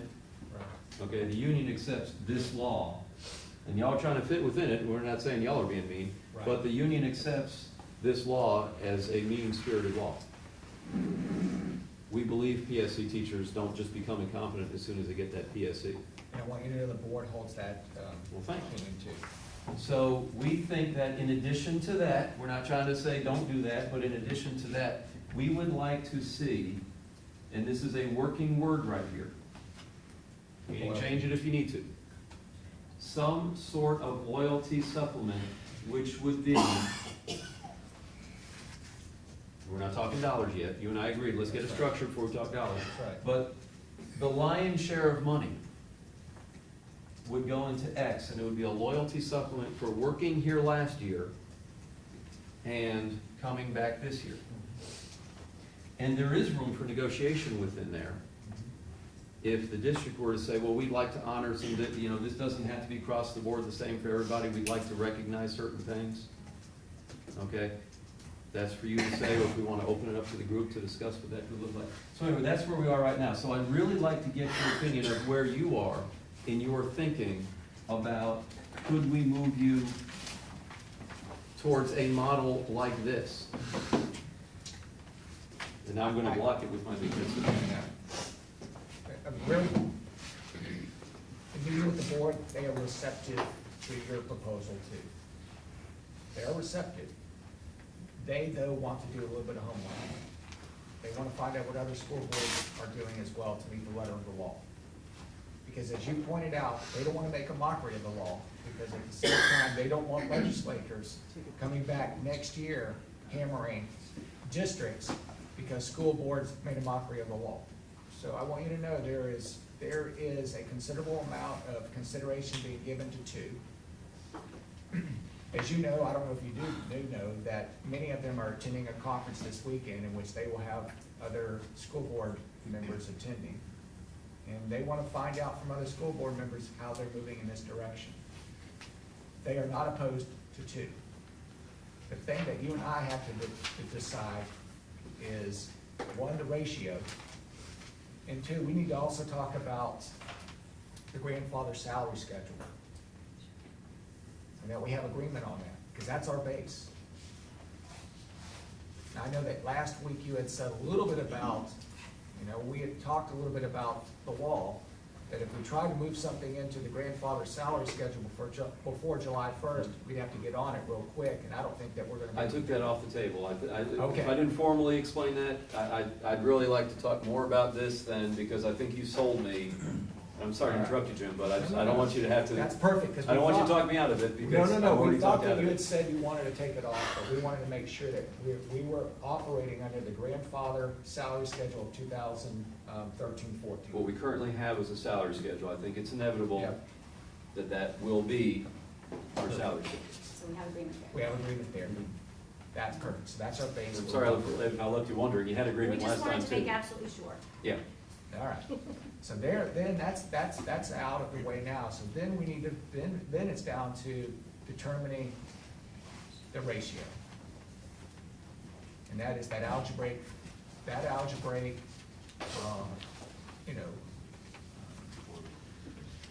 the ratio of how we're gonna figure salary. You mean the ratio of what percent goes Yes. here and what You percent got goes it. there? Yes.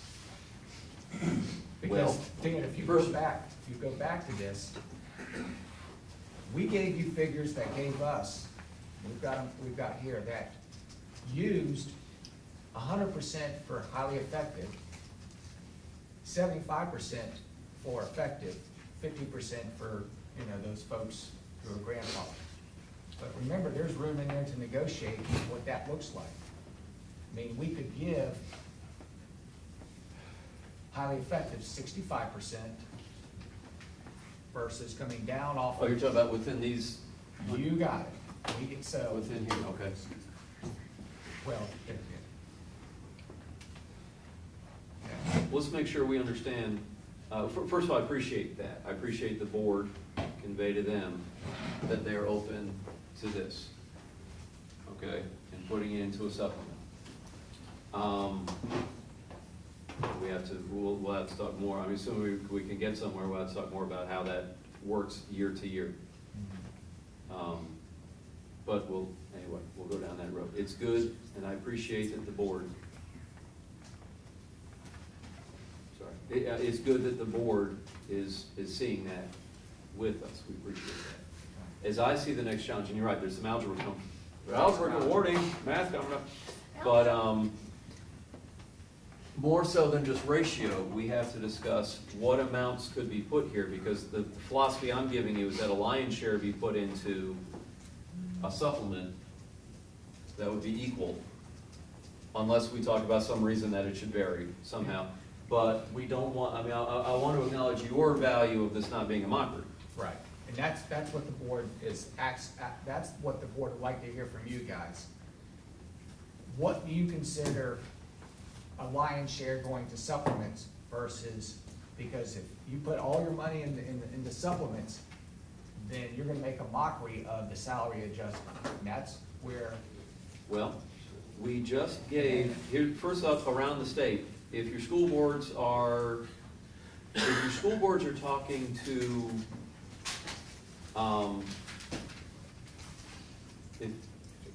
if your school boards are talking to other school boards and want to know what other unions are putting out there across the state, I can tell you there's two basic things that unions are looking for, okay? One is this model that I brought you. Another one is one that, well, Vicki and I went to a conference and I think we thought, I don't know if we want to do that. But in Brevard, and I'm just giving this for informational purposes, because I want to tell you what those school board members are going to find. We're a little unique in Brevard in that we have that compressed salary schedule with the 14 steps. Is everybody rolling your eyes right because you make the top 14 years? But anyway, we have the 14 steps, which are bigger steps than a lot of other counties typically have, especially when you get moving on it. B to C isn't that big, but first up, while we got cameras rolling, let's realize that steps are just not what the legislature wants to see in it. That's right. Years of experience, I think it says right in law, you're not allowed to use years of experience anymore in determining raises. So, other districts that still had their salary schedules A to V, right, we're A to O, or A, I mean, some of them went right through the alphabet and they've got AA and BB because they go right through Z and they got, so some of those other counties, what they did is then they compressed up even more. There are salary schedules out there, literally, were hammered out last year. It says C1, C2, C3. And what they did is they divided up their steps into mini steps within the steps. So there's some counties that went from in the mid-20s to the 70s for how many steps they had. They still call it ABC, but they got A1, A2, A3. And then what they're trying to create is a system where every step might be $300, every mini within it, or $200, or $75. And then they say, highly effective, you're jumping 3. Effective, you're jumping 2. PSC, you're jumping 1.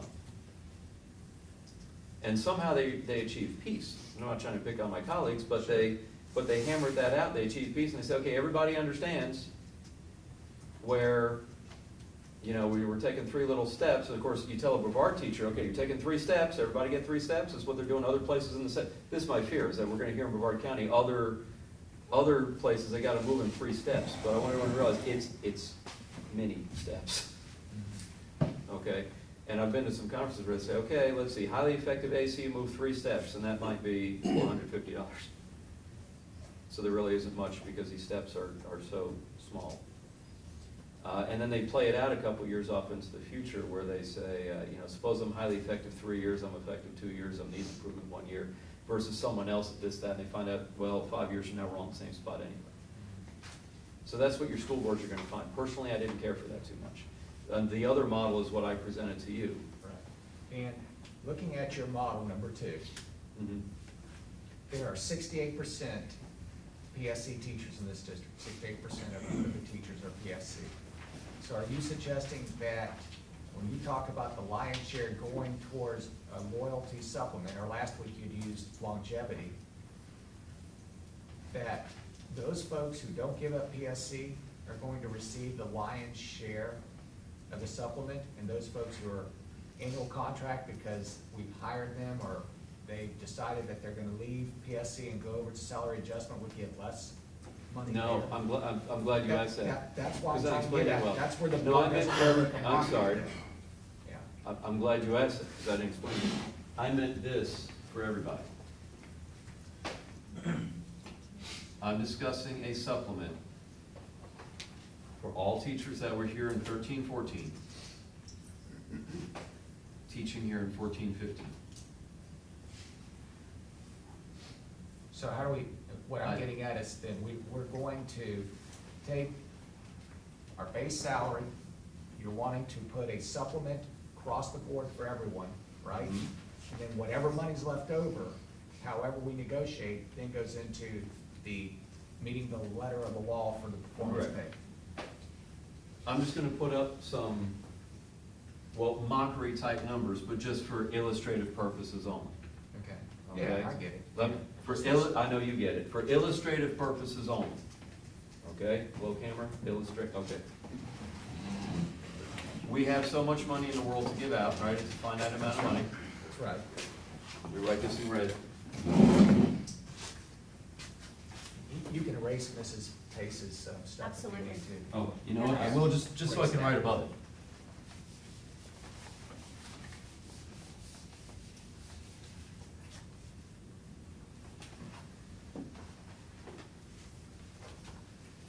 This will be on Facebook in 10 seconds. Dan wants a $20. All right.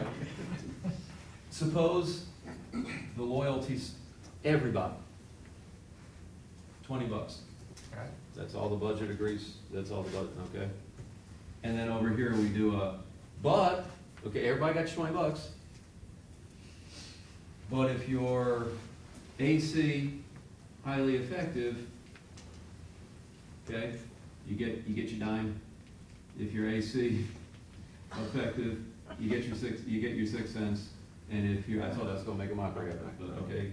Have Yeah, I I get it. succeeded? It's All right. illustrative. And then PSC, you know, well, cost of living this year, we checked out inflation factors and things, you got 3 cents. Okay? Right. Now, that's meant to be a mockery, but to illustrate, the lion's share of dollars goes here. So a PSE teacher will see that I got a decent raise, because my insurance is going up, right? $2 a check. The proposal is that insurance goes up and co-pays go up. There's nothing that we have agreed to or TA'd yet, but the proposal is that insurance might have to go up. So they're recognizing that I have a year of experience, which is worth something. They're recognizing insurance is going up. They're recognizing needs and blah, blah, blah. And so this is where we're putting our money, what we have. Now, you're gonna say, Dan, don't make a mockery out of this, and I accept that. And I'm gonna say, I wasn't really proposing $20, okay? But just, you get the idea. I want the majority going over here. For Okay. everyone. Okay, I've got 2 questions. I want to. I bet you'll have more by the time. Well, I'm gonna have a Let's go back and really do your folks understand that a supplement is not part of their base salary, but a supplement is part of retirement? Mhm. And that's negotiated every year. So in other words, we would be back at the table every year discussing the loyalty supplement, or whatever we call it, longevity supplement, every year. Correct. And so there would be no. And I want to speak a little more. The board clearly wants to make sure that you all understand that that's negotiable, it's not part of the base salary. Whereas if your folks who give up PSC roll into the pay for performance, whatever money's there becomes their base salary. It's reoccurring. 2 comments to that. First of all, the way the world is going, unless we get some laws changed, which means unless we vote right, shameless plug, right? Unless we all go vote right in November, unless we vote right consecutively, okay, unless the world changes, we're gonna see an increasing percentage of AC teachers. I mean, you can't go backwards, right? The percentage of AC teachers was what, 29, 30%? And that's only gonna increase through the years. Eventually, we'll have almost everyone will be AC, again, unless the world changes, of course. And it may make sense to fully embrace, and let's go there. Right now, with 70% of teachers feeling like they're just getting picked on by mean-spirited law, we're not there yet. So I'm glad you brought that up. But here's another problem that we're solving by doing this. Okay? We're stuck on our steps. Legislature virtually said so. Right. Okay? I get the emails daily, at least weekly. Where's my 5? Just get me my 5 steps and I'm happy, because I'm 5 steps behind. So with legislature, we can't do years of experience. All right? I'm getting teachers on step A. 20% of our teachers are on step A. I got teachers on step A say, I'm getting paid the same as someone just got hired into the district. I've been on step A 6 freaking years.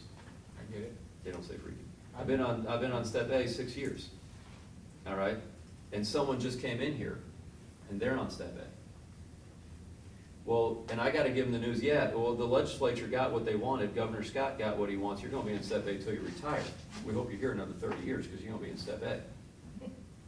And they say everybody that gets hired in, when I'm 68 years old, ready to retire, you're gonna hire in the 22-year-old, they're gonna make what I make.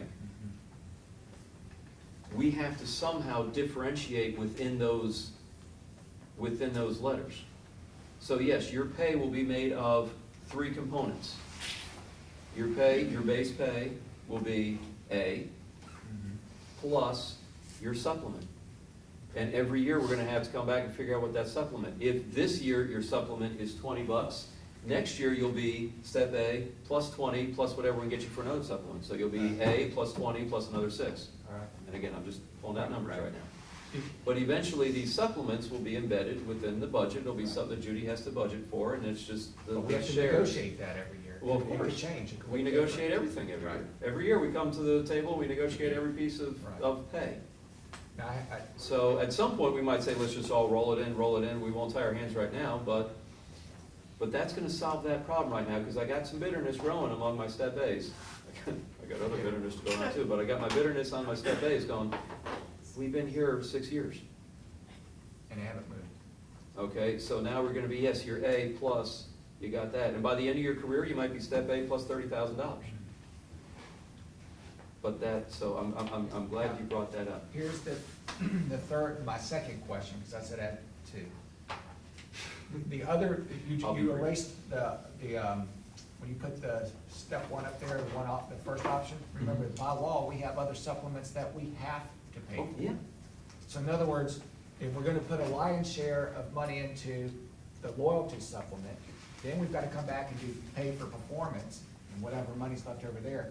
Then we've also gotta now do supplements that were required by the letter of the law that we have. So Yeah. we're now dealing with 3 pots of money that we have to deal with.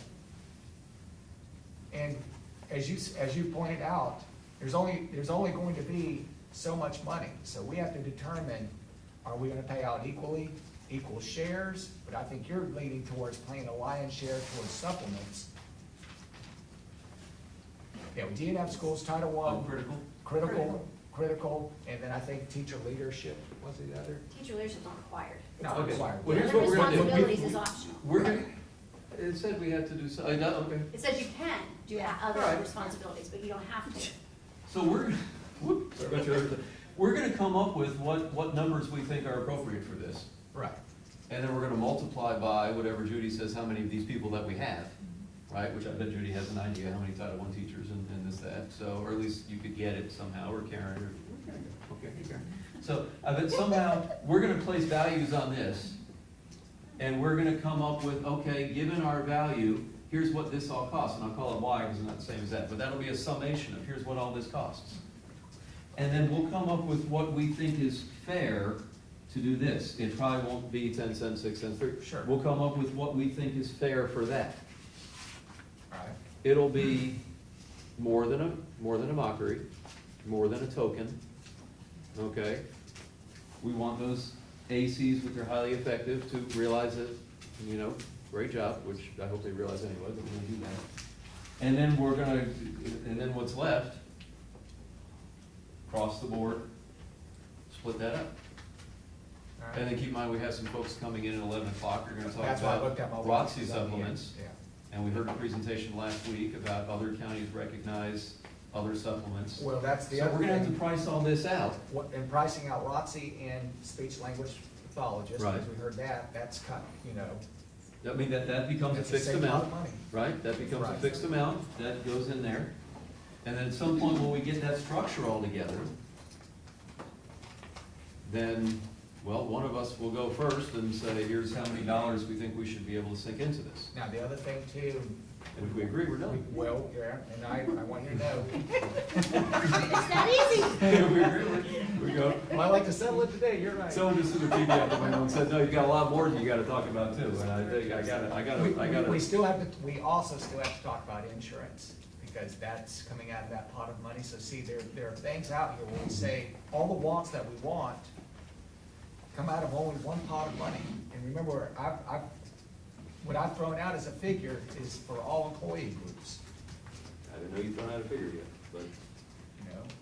I said that last week. okay. Judy presented it in Money 101. At some point, we'll break that down to us. First, I think we better do structure.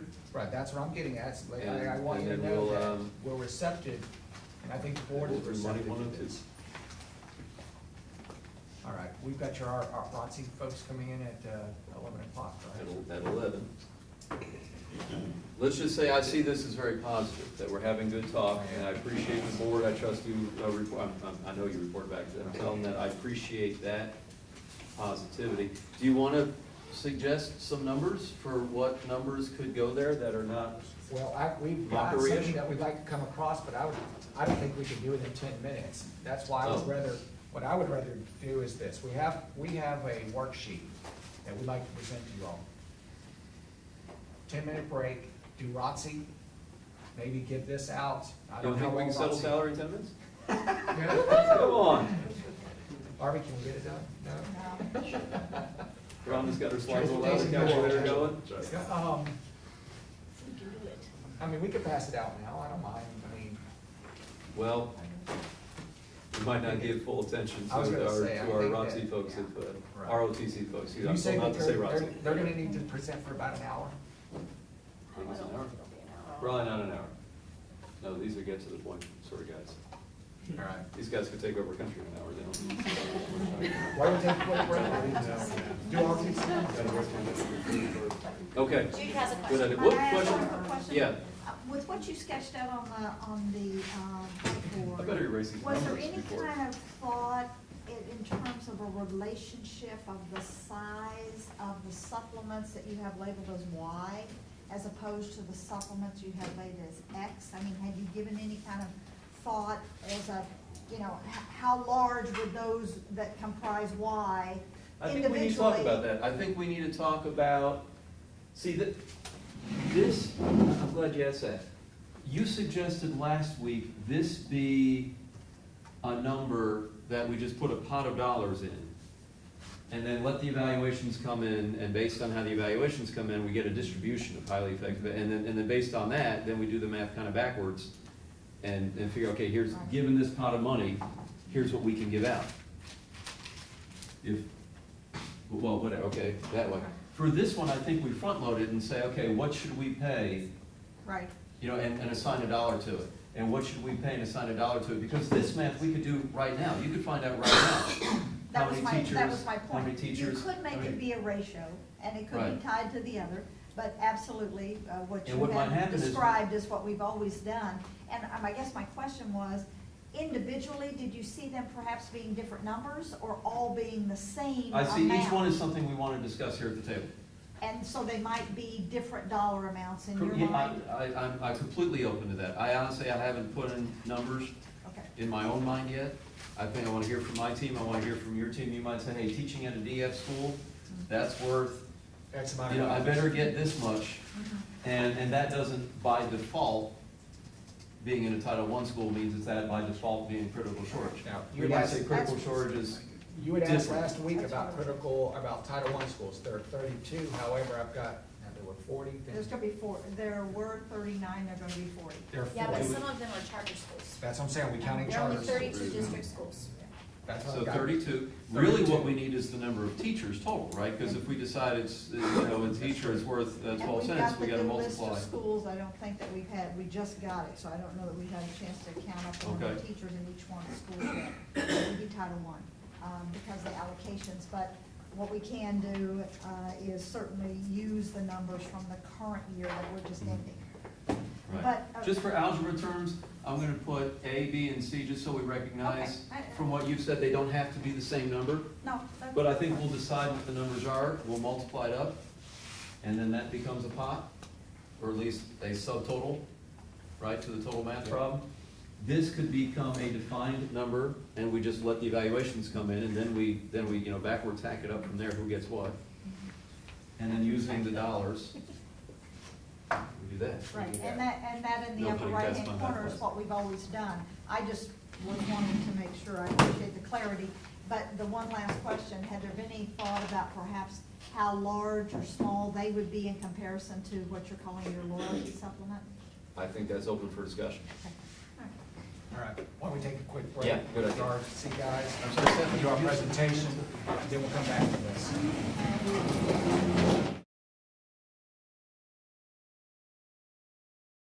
Okay, we're back on video. He was one of the. Now you tell me. Now I get this. I'm going to try to bring everybody back to attention. So I have to be, oh, we have to. Really, this may be your introduction. So you take over, Dan. Our report, we're gonna. I don't want to say Okay, that's what I was afraid of, that's why I'm turning it over to Jen. Lieutenant Colonel. Yes, okay, Lieutenant Colonel Scott Beach, and Major John Malamici. Malamachi. This is why I didn't want to do it. All right, well, I'm sure they'll do a better job at introducing themselves than I would, but go at it, guys. Okay. Glad to hear it, kind of here. My name is Lieutenant Colonel Scott Beach. I'm the Senior Army Instructor at Cocoa High School, Junior OTC. Major Malamachi is the Senior Army Instructor at Rockledge High School. Go Army. Go Army. There's 7 Army ROTCs in Brevard County. We have approximately 3,000 students in the Army ROTC program within the county. The mission of Junior OTC is to motivate young people to be better citizens, and it's a citizenship program. The program's enjoyed a lot of success over the years throughout Brevard County.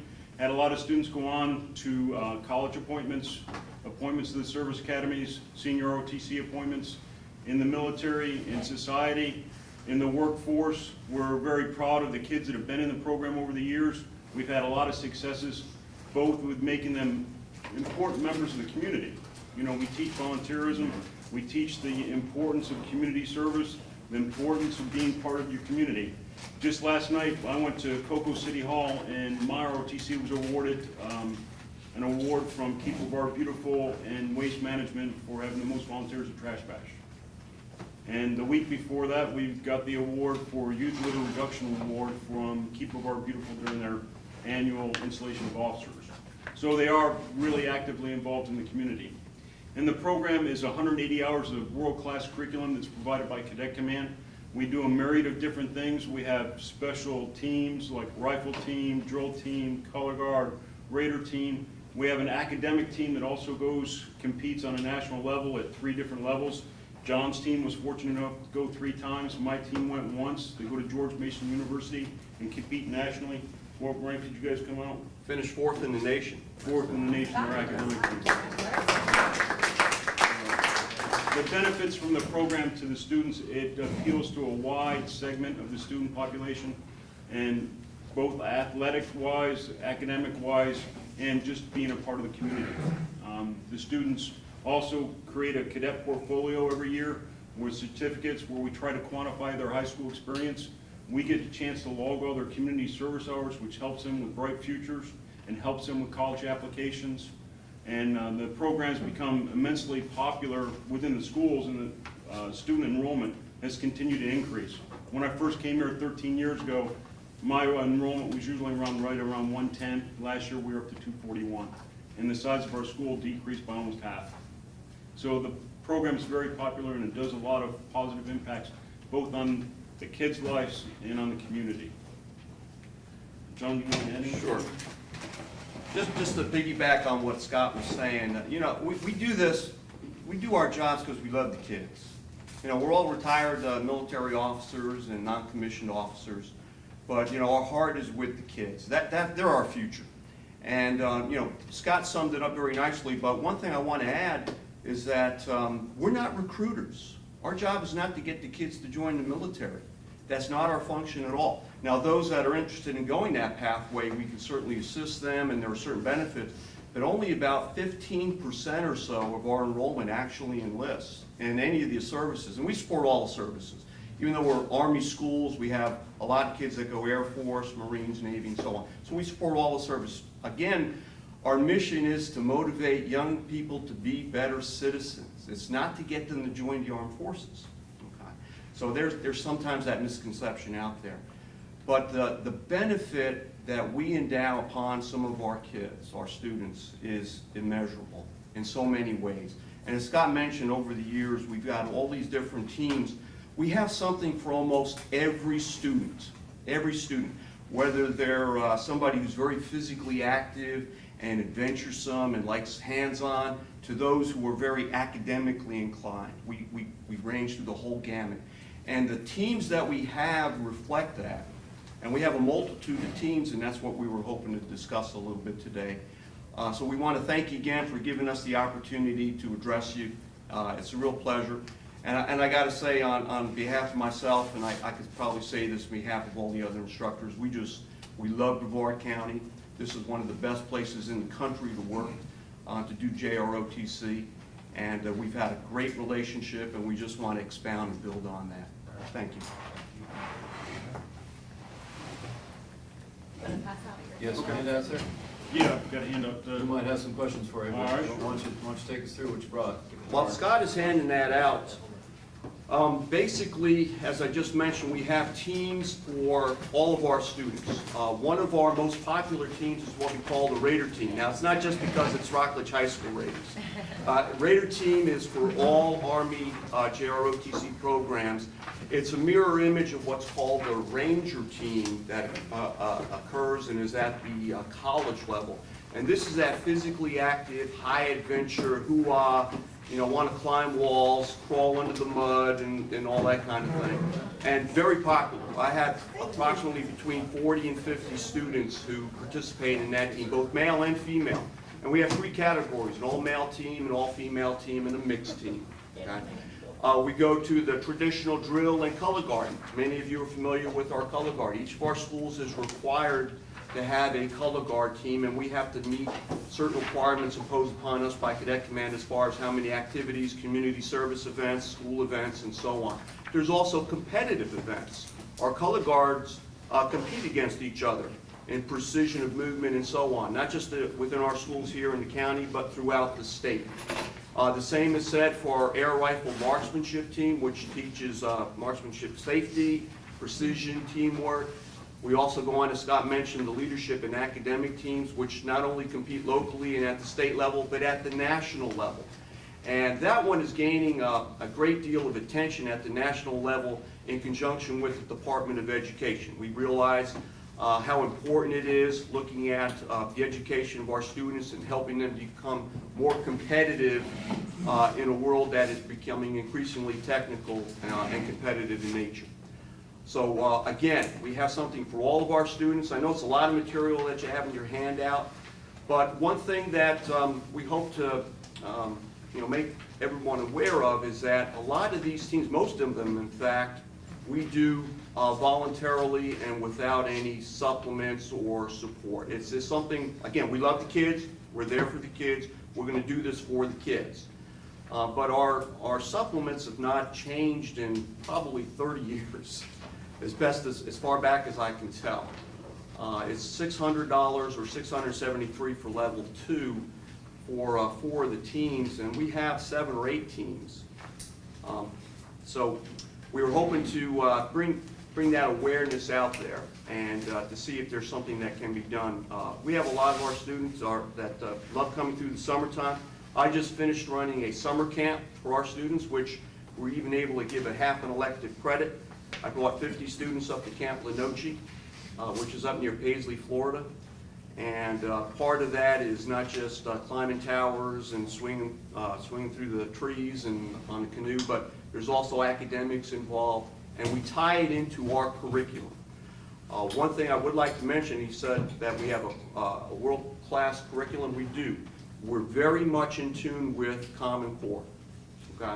I think the Army and the JROTC is really right in the forefront of making sure that our curriculum is very finely in tune with the requirements that the school districts want, in particular our district here. So again, if you have any questions, we'd be happy to elaborate on any of that. But again, thank you for the opportunity to present what we like to do. We love doing it, and again, it's just a pleasure and an honor for me. Sir. I see that you received a supplement for rifle team, drill team, color guard, and drum and bugle corps. Correct. However, you're feeling that, or you're asking us to consider the Raider team as a supplement, right? Yes, sir. In addition to those other, do you receive a supplement for just rifle team, and then you could receive a supplement for just drill team? I mean, or in other words, is that supplement for all of those?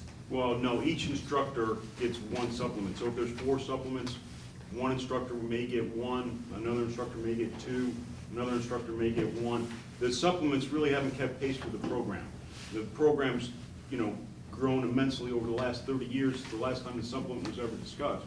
So the supplements, case in point, the Raider team, it's something that takes up a lot of our time. And we have 8 meets and there's 225 hours. And it really takes 2 instructors to do that, just from the student ratio. This past fall, I did go to Fort Pierce Westwood to watch our Raider team down there. I think you guys were competing in that as well. We competed in that event. That's right. So I know how much time is committed to that. So, but what I'm getting at is that you receive a for rifle team, for drill team, color guard, you do receive each one of those you receive a supplement. In the case of my school, I receive a supplement for 2 of the teams, and my partner receives a supplement for the other 2. So you're here asking for a supplement for the Raider team, right? And also consideration for the academic and leadership team. I think it should be structured along the same lines as athletics. I coached girls cross country at Cocoa High School one year. Right. And that season was a third of the time, and there was only 8 girls on the team, and we had half the events from like the Raider team, but I was authorized an assistant coach and a head coach. Okay. I think it should be structured along the same lines. It's just as intense, if not more intense. So I know that these vary across the different branches, so is this specific to the Army or? This is specific to the United States So Army. now the other ones, do they have less? That's the idea. They have There were different. less? They have different teams. Okay. For instance, Satellite High School does have a rifle team, but none of the other Air Force programs has a rifle team. Right. So it would be, really, it would be school by tailored. school analysis, Right. we need to really get it accurate. Well, I think it's more by branch, Yes. because all the Army guys have the same stuff. Yeah, So I would, because there's usually 2 people at each school. Correct. I have So 3. what you're looking for is that one person will receive the head coach and one person will receive the assistant coach, so that you guys will each receive a stipend for every event. And that would be in line with what we actually do. We work Plus- every single team. Right. We train with every single team, regardless of whether or not I get the stipend for that team. I still work that team. I understand. So, okay. So your recommendation, I see it's on the middle. Looks something like this for my team. Your recommendation is that Raider team head coach would get the 2,653, Raider team assistant, blah, blah, blah, blah, right? In an ideal world. Where'd those numbers come from? Was that from our contract? I got these from the contract that were for like head coach and assistant coach for varsity athletics. I just wanna make sure we didn't pull those all out. this, Okay. no, this is similar in line with what varsity athletic coaches do.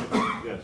So just so I'm clear, would the same, if at Cocoa High School, for example, would the same person be the head coach for all 7 teams and receive all 7 supplements? No. No. I have 2 NCOs and myself. One of my NCOs is in charge of the Raider team, so he'd be the head coach for that, and then we'd see who would be the assistant coach. Okay. Right now, it's all 3 of us. But the 3 of you would split the 14 supplements? Yes. Okay. For most other schools, it's a little easier. There are only 2 instructors. Scott pulled some strings. He was able to get 3. I've tried, just not as successfully. And that's what it is, a matter of enrollment. Right, Yeah. absolutely. When you're 150 students or more, you're actually authorized 3 instructors. And a lot of schools do, Viera High School 1, they had 260-something students. And that's 2 consistent instructors. across the branches? I Right, think, it that is. 150 We're number. well over that, and we understand the budget constraints and an additional half unit. We suck it up. But, we're hopeful that this would help alleviate some of the pain. Would you take, just to summarize, I know it's all written out here, but if I could look at that chart where you have your recommendations listed out, just take me through what is currently a supplement and what it is? For example, Raider team head coach, is that already a Zero. supplement? We get zero. Okay, right now that's the supplement is zero. I imagine the assistant doesn't get anything either? Correct. The drill team, is that a supplement? Well, for level 2, 673. For level 1, it was 600. 612, That's but those level 2 2 was froze for the last 5 years. So even though initially, 5 years ago, it was authorized level 2, I never proceeded. I think all supplements have been frozen. Right, So probably. we're talking head football coaches all the way down. For the last They 5 should have had a years. chance to move to the next lane if they would have during the freeze, but we'll work out that detail. So, so drill team head coach is currently that 600, 673 split. Is Right. there any supplement for assistant on the No, drill team? zero. Nothing, but it needs one, it requires an assistant. The rifle team, is that anything? Same thing. The head Zero? coach gets a supplement, Oh, there's no supplement. 673 and 0 color guard? Same thing. 673 and nothing? Right. And the JLA? JLab that's the JROTC Leadership and Academic Bowl, and there are 2 teams, and there's 0 and 0 for both of Nothing those. for their teams. service learning, anything in there? 0. Nothing in there? JCLC is our summer camp, that's the JROTC Cadet Leadership Challenge Camp. And again, we receive a half an elective credit for the students. I was a and again, camp 0. commander for the last 5 years. The camp is located at Camp Lenoche in Deland, Florida. We have 240 students to 260 students that come to that. All Army ROTCs within Brevard County and 2 from Orange County come to the camp. The camp is usually out of contract dates for us, usually in June, or sometimes it's even pushed back as far as July. And the preparation for that, the Army commits over $100,000 just to conduct the camp. And like John mentioned, the camp is a week-long period at Camp Lenoche. It also has an academic portion. It's got a high ropes, low ropes course, water survival, water safety, land navigation course, physical training. There's a whole bunch of leadership aspects that are built into the camp itself. It's a very intense camp that takes months of preparation to get to the point And of actually doing it. this is out of Brevard County? It's at Camp Paisley. And near DeLand, it's near DeLand. It's outside of Brevard County. Right. But we run this every year, and again, it's at 0 cost to the students. But you're chaperoning, I mean, you're Oh, preparing them all absolutely. year for it, but We then you're prepare also them all year, chaperoning we them to chaperone an them. overnight. How many overnights is this? It's 3 to 4 overnights. 3 to 4 nights? It depends on the availability of the campsite. And that is no supplement? Zero supplements. And you just had it? Just added, just finished it last Friday. So, it was a great camp. They, kids love it. I took over 50 kids.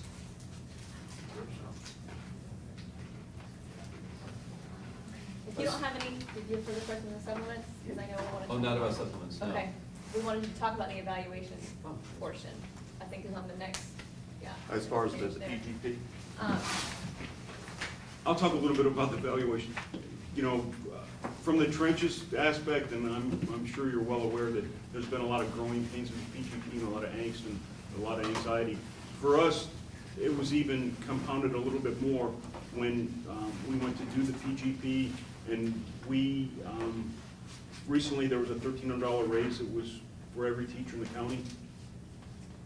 That was like 18 months ago, the raise. That was, right, this last school year had a raise of $1,300. ROTC instructors didn't get that, so we didn't get one penny. And I wondered why we were doing a PGP if we're not classified as teachers like everyone else. First of all, tell us about your certification. Are you a certificated teacher? Yes, we're certified through Okay. U.S. Army Cadet Command, and that includes every instructor has a bachelor's degree as a minimum. Most have master's degrees. My master's degree is from the University of Oklahoma in education. We go through a 40-hour course at Cadet Command headquarters in Fort Knox, Kentucky. We have mandatory online classes we also have to take that's approximately 18 credits, college credits that we have to take in conjunction with our certification. We have annual refresher courses we have to take online, and then every 5 years we have to go back to Fort Knox for recertification through Cadet Command. And recertification entails a myriad of different things, a background check, an interview, then John's the local interviewer here in Brevard County. We also have a formal application, a written essay that we have to provide. and then the online training, and then the resident training. So it's pretty detailed. And every year, we go through a formal unit inspection where representatives from our higher headquarters comes and evaluates our units. And for the last at least 15 years, most of our schools here have been designated honor unit with distinction, which is the highest rating any ROTC unit can achieve. So we set a high standard here. And with that rating, you know, there comes a lot of benefits too. We have the ability for direct appointments to any of the service academies, as long as you're an honor unit with distinction. Last year, I had a girl receive a direct appointment, not through any congressional legislation, to the prep school. And we have that opportunity since we're honor unit with distinction. And we are on a county certificate, so that may make a little bit more sense. Even though we're nationally certified through Cadet Command, we are on a county certificate as far as our teaching credentials. What's your recommendation to us, though, that you all not do PGPs, or that you're not? Well, there's a couple of different things. We have a coaching rubric that is done annually by administration at the school that we have to provide to Cadet Command as part of our certification. So it's kind of like a dual thing. You know, Right. we're kind of paying to. Well, I know that, correct me if I'm wrong, I've got my payroll folks here. I think that the reason we're caught up in this is because half your salary is provided by the armed services, the other half is provided by Brevard Public Schools. Correct. You guys are yearly employees, right? You're not 10-month, you're 12-month employees. Mm-hmm. So. At least for now. At least, well, we knew that Air Force. Air Force and Navy. And the Navy. Navy just I've went to heard 10 Navy, months. but they're moving from. They just announced it. Right. So they're gonna move from 12-month to 11-month employees. It's not so much us, it's the armed services that don't want to pay your all salary for 6 months. Not you guys, because you guys are safe right now. For at least for this year. So what I'm getting at is, I guess for the board, you're caught between two worlds. Right. Well, you know, just to follow on what Scott was saying, we're team players. Even though we're on the county certificate, we're not required to go to in-service or we do all of that. As a matter of fact, I run an in-service for our county every time we have an in-service at Rockledge High School to do and we go online and register just like anybody else, because we're team players. And that's the right thing to do. And the same thing with ESOL and other training that we can, you know, by Cadet Command regulations, we don't have to do it. Under the PGP, could that not be, I mean, could you not address the annual training that you do within that? It says you're required to do 12 hours of distance learning. I mean, it doesn't have to be something in isolation. It could certainly be what you're doing to stay current in your field. Oh, and We annotated that's in what our we do. PGP. As far as professional development, I annotated in my PGP like that. I was rated highly effective. Most of the ROTC instructors, and I know, were rated highly effective. Right. You know, but it just seems redundant that we have two different reporting channels for the same thing. Part of that comes down to the way you're defined in statute in terms of being a teacher and the requirements and your evaluation for there. But it's certainly something we can think about and look at. And just so I'm clear, because my understanding was that you are awarded raises when the Department of Defense tells us that you get a raise. Correct. On a half percentage. When other teachers don't get a raise. Okay. But the last thing that I heard, and from Governor Scott, Dr. Bigley, everybody said every teacher's gonna get a raise. Are we a teacher or are we not a teacher, you know? Well, And that's something that we might need to discuss in terms of how you're defined in the bargaining unit. I can see where you're coming from in terms of answering to both worlds, but I know that or at least my understanding was that you've been awarded raises under the Department of Defense guidelines when other teachers in the district have not. That's true. That's true. Do you know, from your colleagues in other counties, do you know how much they participate in their county's evaluation system? It widely varies, and we don't have a lot of communication with outside Brevard County, but it widely varies. Like Miami-Dade and Broward, they're on a totally different system than we are. They have a director of Army instruction, an 06 colonel, not a lieutenant colonel, that's in charge of all the ROTCs and reports directly to the school board. And they're paid under a different rate. Every county is paid differently almost. Some variations are different. Some are more, some are less. You know, it's just dependent upon the county. I meant specific to the evaluation system. Like we have the teachers, part of collaborative teams. We get together at-risk kids and we figure out what to do with them and how to service them. Are you guys part of a collaborative team at your Yes. school? Doing that? You're part of PLCs at your school? Yes. And you're kind of feeling that's, We do That's everything, just like part I of being said, team we're players. team players, and we do everything that is required of any other teacher. PLCs, PGPs, and services, we do them all. are you suggesting or asking that some of that be taken off your plates? No, I think it's. I mean, that's what I'm saying. If- Yeah, well, I don't see why we should have to do both the PGP and our own cadet command sponsored evaluations. It's, you know, the evaluation cadet command that we have annually, and there's a very thorough inspection that goes through the entire program. Everything from the curriculum down to supply and logistics, to administration, to, it's very detailed. And does Dr. Sullivan have some input into that? I'm assuming Mr. Holmes would at Rockledge? Yes. Every year, we have to do an annual report. And in part of that annual report, Dr. Sullivan does have a comment section. Right. They sign off on And it, she's- basically approve it. And the same thing with the coaching rubrics. So My evaluator every year, when he comes into my classroom, I not only have a PGP evaluation, I have a cadet command coaching rubrics that has to be done. So it's very redundant. Does any of that, you know, the military evaluation that you go through, does any of that involve input from your administrator? Yes. Does your administrator have to report to the military how all the program's going? And Absolutely. They have to sign off on the report, and there's about 20 different line items that they check the block on, yes or no. And also the usually the principal will be there for the formal inspection, for the cadet briefing, and as part of the overall evaluation. So very much fully involved in the process. So are you suggesting that perhaps that evaluation that's initiated by your branch of service? I would tell you, I think that would be, it would save time, it would save paper, and I think it would save And I think it's more our accurate reflection of administrators. the program as a Yeah, whole. absolutely. I think it'd be, easier for our administrators. That's one less set of PGPs they have to worry about. Okay. And they actually get something that is even more extensive and affects a greater portion of the school, in my opinion. Okay. Let us do this. We've seen what the dollar amount is for what you're proposing. Ms. Pace and I will take a look at what you're looking at as far as trying to be evaluated at both sides of, your old side with military versus our side with certification.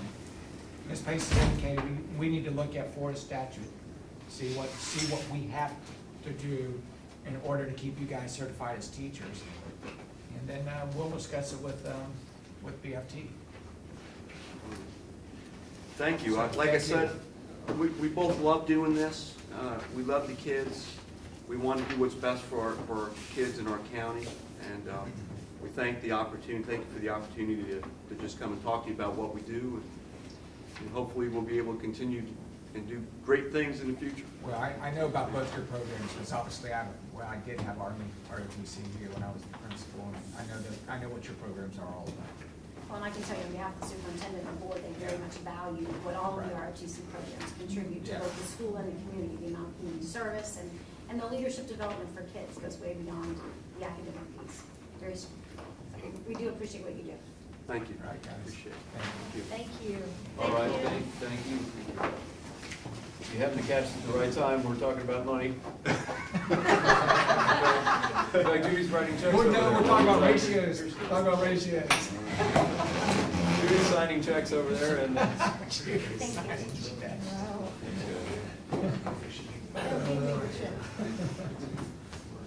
Thank you again.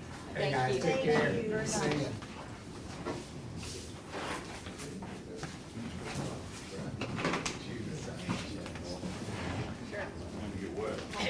Yeah, guys, we just missed you right at time. It's already raining. We should get a supplement for this too. Umbrella supplement. Tell you about the back door, it's not raining out there.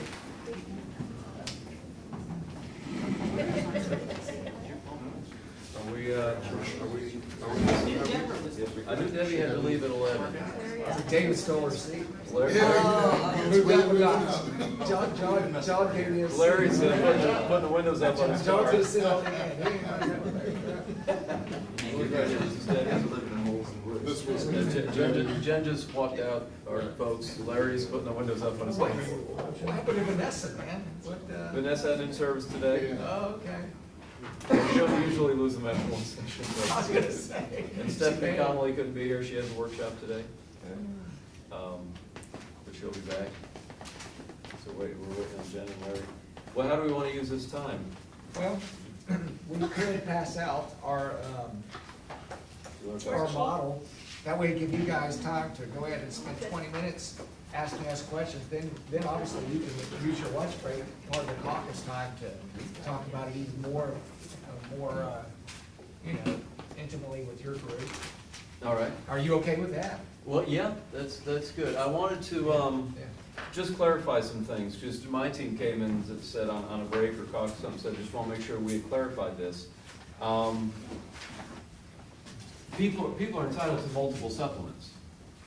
I mean, we know that's true now, right? I could be the beta coach and the assistant baseball coach, right? So, Jim and Judy, this wasn't, when we talk about a loyalty supplement of some sort, and this is up for discussion, what this looks like. Some people said maybe more years would be more whatever, but at any rate, this doesn't mean. I'm sorry, can you repeat that, because I didn't hear Well, that. I mean, this is all up for discussion. You're asking questions about Okay. what this loyalty supplement is. But I don't want anyone to take from this that if I'm the baseball coach, that's my supplement, and I wouldn't be subject to this. No. Just want to put that out What you just for referred everybody. to, Dan, I didn't mean to cut you off, but I didn't hear that before, so can you? Oh, well, I mean, this is up for discussion, and you all are free to bring ideas for this. If in your own caucus, you were to decide, well, this should not be across the board equal. We Okay, might 'cause want I to had do this understood that differently. that's what you had Well, that was a talked about. suggestion. Okay. But what I'm just upfront trying to Okay, tell you, all right. what I encouraged discussion about, my team's already wanted to have some discussion about, should that be equal? So if you and your group happens to think, should it be equal, I know that's not a deal breaker if you come and bring ideas for how to do better. And that's the part where our board wants to study, we're here for Right. what you all are doing, plus what other districts are doing. Because we have a lot of teachers out there screaming that, we've been frozen in our place. We were frozen in Right. place for 4 years. And is it fair that someone that just got here 2 years ago would get the same as me? I've been here 10 years. And it'd be me, I've been here, but whatever, So maybe this varies, and just if your conversation went that way, I have a suspicion our conversation might go that way. So this is not a deal breaker if you were to say we might want to even differentiate within here. I think the law encourages steady differentiation, or, I don't think it's talk specific of, to that. talk of the, well, I mean, just back to the spirit that we don't care for. But the overall spirit is they like to see differentiation within the pay scale, so, and they really don't want to see just years of experience, so. Now, Dan, We kind of took what you guys had shared with us last week, as well as the model that we originally proposed, and have this prepared to kind of get some additional information from you, some feedback from you about what this might look like. So on the front part is still very similar to what we showed you last week as a performance pay model. It's kind of like option one. For those AC teachers or for those PSC teachers who elect to go onto the performance pay schedule, we know that highly effective box has to be a 1.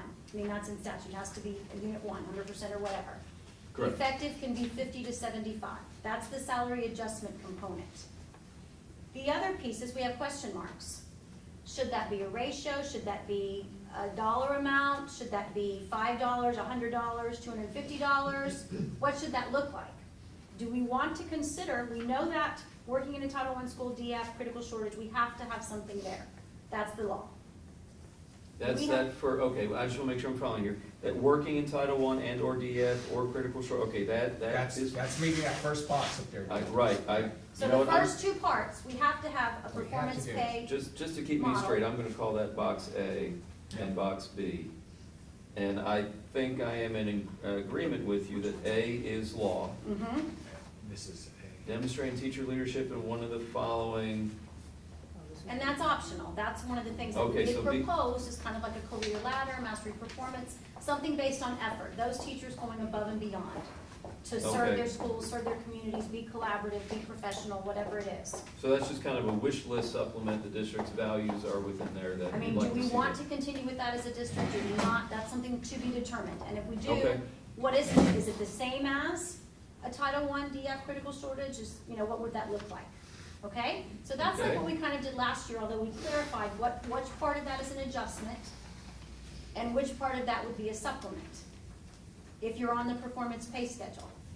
All right, I want to make sure I get this, and I'm sorry if I'm, Yeah. I'd rather ask too many Tell me questions. which one is your A again. So this graph, this graphic, Yeah. chart, whatever it is, Yeah.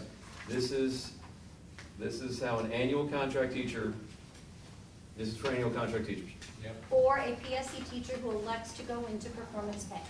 Right, which would essentially be an annual contract. I do Okay. want you to make one correction on your sheets, guys. See where it says additional supplement opportunities? Right at the middle of the page. Oh, the top, I should right. have taken that title out, because it's not all additional supplement, it's adjustment plus supplement. Okay, so if you want to, just scratch that out. All right, so essentially, essentially this where it says final eval, parts 1 and 2 adjustment, that addresses this right here in my thing. Okay, we all know it starts with base pay, you didn't write that, but we know it starts with base pay. This first box is that, and then we have to have some sort of DF, Yep. all that Right. there. And then, okay, and then you have not included in here that value of an across-the-board supplement, as we Correct. suggest for everybody. We have not. So I'm just gonna pencil write that in, and I just know when I pencil Okay, write well, it look in. over on the next page. Yeah. This is what we have, this was our original proposal, if you remember, you've seen this for a long time. Oh, this was original, okay, got it. Okay? Uh-huh. Now, this is a second option for teachers who are PSC, who stay on the grandfathered salary schedule. So basically, what we're saying is we would have two options, but we could change that. This is just up for discussion. We're trying to get an idea of what you think those numbers, what those ratios should be. Okay. So this is if you're an AC teacher or a PSC teacher who chooses to go on the performance pay. On the back, we've suggested a similar model for the longevity supplement, is what we called it the last time, loyalty supplement today, whatever you want to call it, that would be like for your PSC, CC teachers. You had indicated even last week that you would consider some level of differentiation in there, kind of like what you just said. You mentioned years of experience. We're proposing that that might also look a little bit different for effective and highly effective teachers. Proposing, but we haven't put anything in those boxes. Those are question marks. When you come down to this, everybody gets something that's the same, Dan? Are you following me? Right. What we're saying is that you could tell us, we could negotiate that. Highly effective here is a 1. Highly effective here is a 1. This would be the adjustment piece for performance pay. This would be this would be the supplement part, like you've talked about, because we can't give an adjustment that's equal to PSC, CC teachers. We cannot give an adjustment that's equal. We could give a supplement that's equal, but we That's could not what give you an have adjustment. proposed. That's what Okay. our board and the lawyers Right. are looking into. Within legalities, Right. we could. So All right. this is not a proposed salary offer, this is to get some information for us to take back and work with. But we're asking you, as a group, to give us some information about what you think should go in those boxes. Ratios, or in the next 2 boxes perhaps, a fixed dollar amount. And down here on the bottom, I added, what about, are we considering a supplement for the SLPs? It was proposed last week, because it all has to come out of the same pot of money. Are we talking about more supplements for JROTC? Because it all has to come out of the same amount of money. We're asking for some information from you All right. about what you think those numbers, ratios, dollar amounts might look like. Because in the end, we have to agree on a couple of things. We've already agreed today that we have tentatively agreed to accept the 13-14 Right. schedule as the grandfathered salary schedule. Now we have 2 other decision points. Number 1, in the end, we have to figure out what is that final pot of money that we have available. And then number 2, how are we gonna distribute that to AC teachers on a performance pay schedule, PSC, CC teachers, and the required supplements? Does that make sense? I don't know if it's that order. I'm not saying that's a specific We're trying to order, get the structure right. 1 and 2 didn't mean first and second, but okay, but you're right, we need to get that. I would. This would give us feedback on the structure. All right, let me just give just a little bit of feedback here. And I kind of appreciate what you're doing here. I suspect somehow this is printed from Excel and there's actually formulas in here and we can plug in numbers. I'm just guessing. I'm not that But- good at spreadsheets. Okay, but looking at the back here, or looking at the back with a supplement, a longevity supplement or something like that. I'm not looking at, or I'm not seeing on the back side the, what am I getting at? The longevity, the across the board for PSE teacher supplement. I see it says final eval parts 1 and 2 supplement, and then effective and highly effective. You had indicated in discussion last week that you would consider some kind of differentiation. If We've that was suggested it. necessary. You I'm may bargain it and say, you don't want that. And I you may say, we have to leaning drop that. towards saying that PSE teachers for the, I mean, we have to have a salary adjustment based on the fact that we're keeping our PSE. And that adjustment will be by law inferior to what an AC has. No, Or if that's I a give it supplement, not an adjustment. We have to have an adjustment by law Yes, we do. based on the fact that we kept our PSE, And- right? And that'll be inferior to ACs and they got this, that. Okay. So my gut is to think that that is enough differentiation right there without differentiating the supplement. That's fine. You're We can correct that last negotiate week that. I did say that. Right.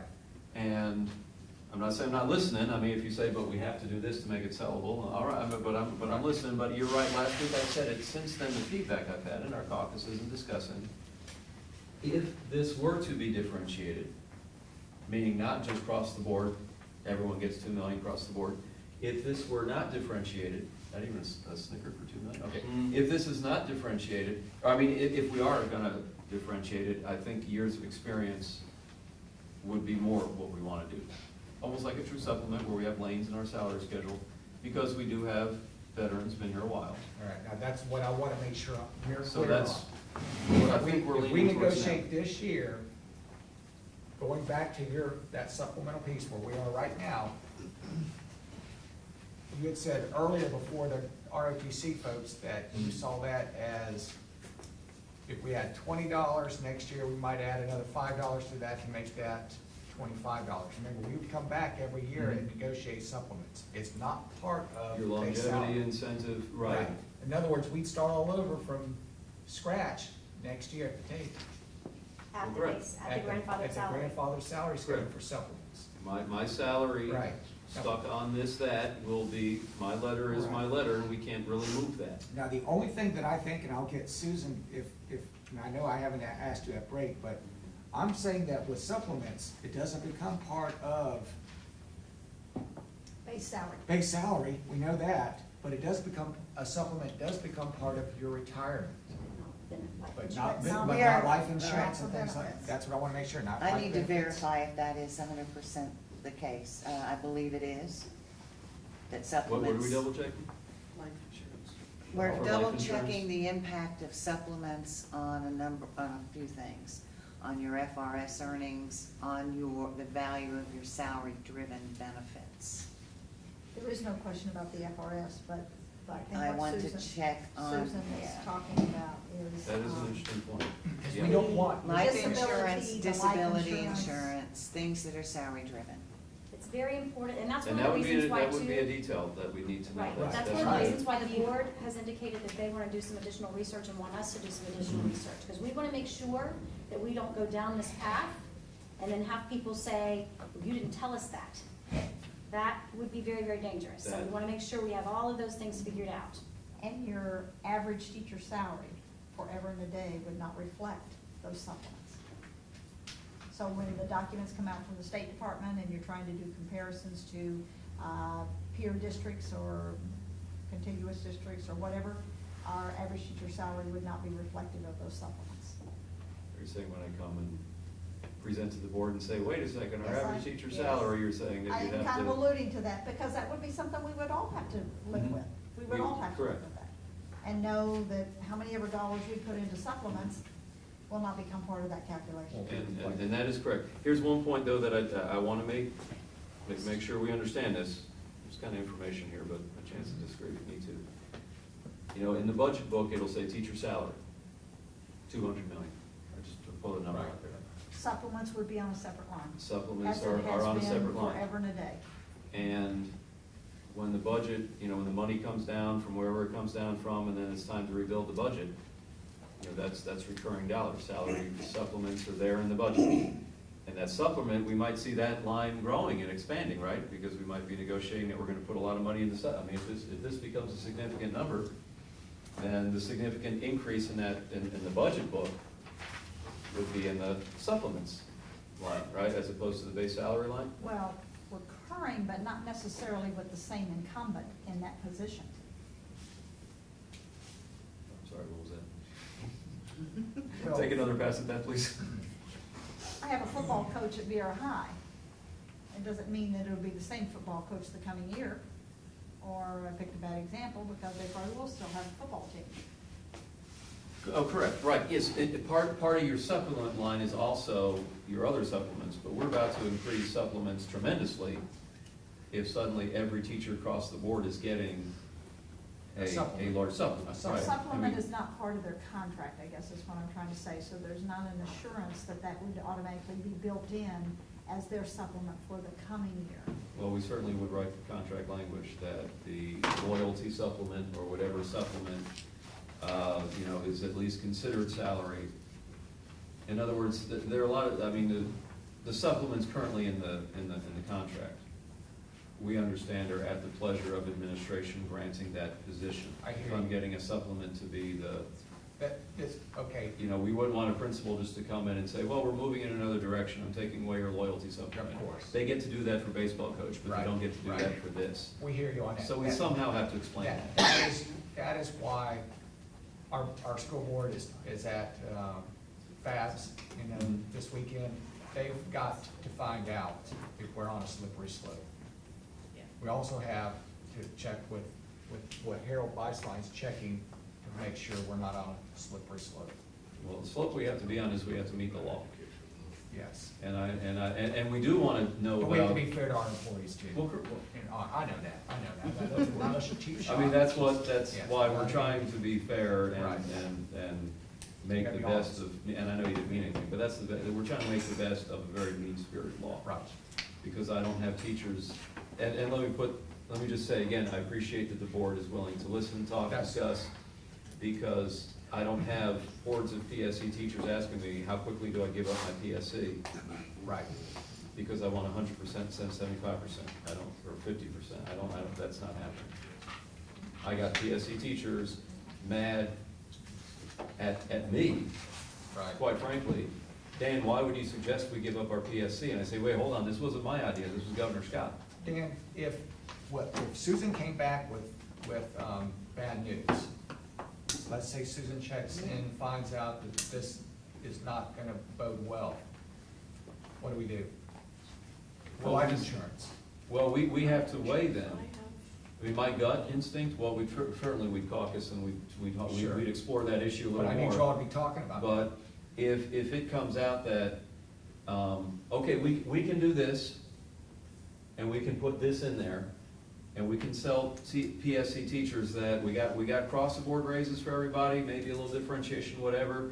This won't be equal, but this is not significantly, you know, devastating to your morale. But here's the catch.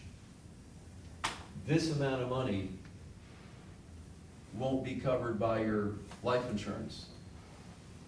Or this amount of money, as you pay for your short-term disability that covers this percent of your salary, this won't be covered in that. Right. Just like your track coach supplement isn't covered in that. I don't think that becomes a deal breaker, but you bring up the larger point, we're very much weighing issues here. We didn't write these laws. Right. But I don't see that That's as- why I said you're good. It's gonna be a difficult, there are little things here that we have to be tiptoeing around. If Susan came back with bad news in that respect, I'd say she's had worse news than that before. Yeah, that's true. Can I That go back wasn't to? From cheap. me, too. That wasn't a cheap shot. From That me was- too. No, No, I know. Can I As go back as to bad one- news goes, that's Susan could do better than that. Can I just ask, as a point of clarification, going back to the salary adjustment? Uh-huh. So are you anticipating a 1 and then a 0.5 or 0.75, whatever we decide on, and then a 0.375? So that if I'm a PSC teacher and I stay on PSC, I would get my base pay plus my loyalty supplement that everybody gets. And then Plus my everybody in the adjustment, middle, such as it is. and then everybody in the middle is gonna get some kind of an adjustment, either a 1 or Have to. 7.5 or 5. By law, we have to, yeah. Correct. I gotta read that. By law, we all. And I misunderstood then, so can. By law, by law, we all have to get a salary adjustment. No. I don't think so. No, if you don't give up your. Oh, that's right, PSC. wait, hold on. No. Yeah. An AC that lands on needs improvement, or an AC that lands on unsatisfactory does not. Anybody that lands on needs improvement and unsatisfactory. Doesn't get anything. No, I believe a PSC still would get it within it. Well, that's a detail, we'll look that up in the law. Well, we have the laws here, do you wanna? If you stay on the grandfathered salary schedule, you do not You get a salary have to adjustment. get a salary adjustment. Yes, you Only do. if the district offers a COLA. That's You right. don't get the performance pay if you stay on the other. Only there's a cost of If you living. stay on the grandfather, Let's go back to our language. if you stay on if you stay on the grandfather, your salary adjustment may not exceed 50% of was Was the AC 37 effective. point. But that is if we offered a COLA, I believe. See, COLA's in there because this stupid law was written by out-of-staters, where they have COLA. We don't have COLA in the state for teacher salary discussions. We barely still have it for the pension plan. Oh, well, I gotta go over here. And adjustments, it says. Okay, it says very specifically, a district board, school board may Hold provide on, a where, cost of help me, living. help, where are you? Dan, page 2 of the handout. I'm looking at your handout you gave last week. Yes, page, Top of page 2, number 2, at the very Cost top. of living, a district board may provide cost of living, okay, it's the adjustment. May. Oh, but y'all did it. You may provide a cost of living adjustment if the adjustment does not discriminate, okay, please don't discriminate, and does not exceed 50%. So you're allowed to give the raise over here, or wherever it was, and call it cost of living. And it's allowed to be 50% highly effective Effective. ACs, It's 50% of effective. 50% of effective ACs, right? Okay, so are you? Now, anyone on a performance scale that needs improvement or unsatisfactory by law does not get That's right. any adjustment. But since we're writing a nice supplement for these people, we can still get across the board, we can still get them some money. Other than the language Unless you that- all want to Hold on. discuss negotiating. Hold on, if you're an animal. Unless Well, yeah. the language, well, I mean, we have existing language in the contract in 1 and 2 about needs improvement and unsatisfactory and salary increases. Right, The salary of a correct. teacher as reflected in section A of this article shall remain the same dollar amount Correct, under the following conditions. So that was what we were saying. correct. So that, unless we change that language, that would trump this, that. We do have language, as everyone knows, we do have language. If you land on a U, you stay at a U until you fix it and bring it on up. Right. And if you have a needs improvement 2 years in a row, If you have, correct. or if your salary is frozen for something egregious. Salaries are frozen in those cases. Correct, so So that, that's supplements, that- adjustments, that's frozen. if you're correct, Okay. that language could prevent someone from receiving their adjustments and their supplement. Okay.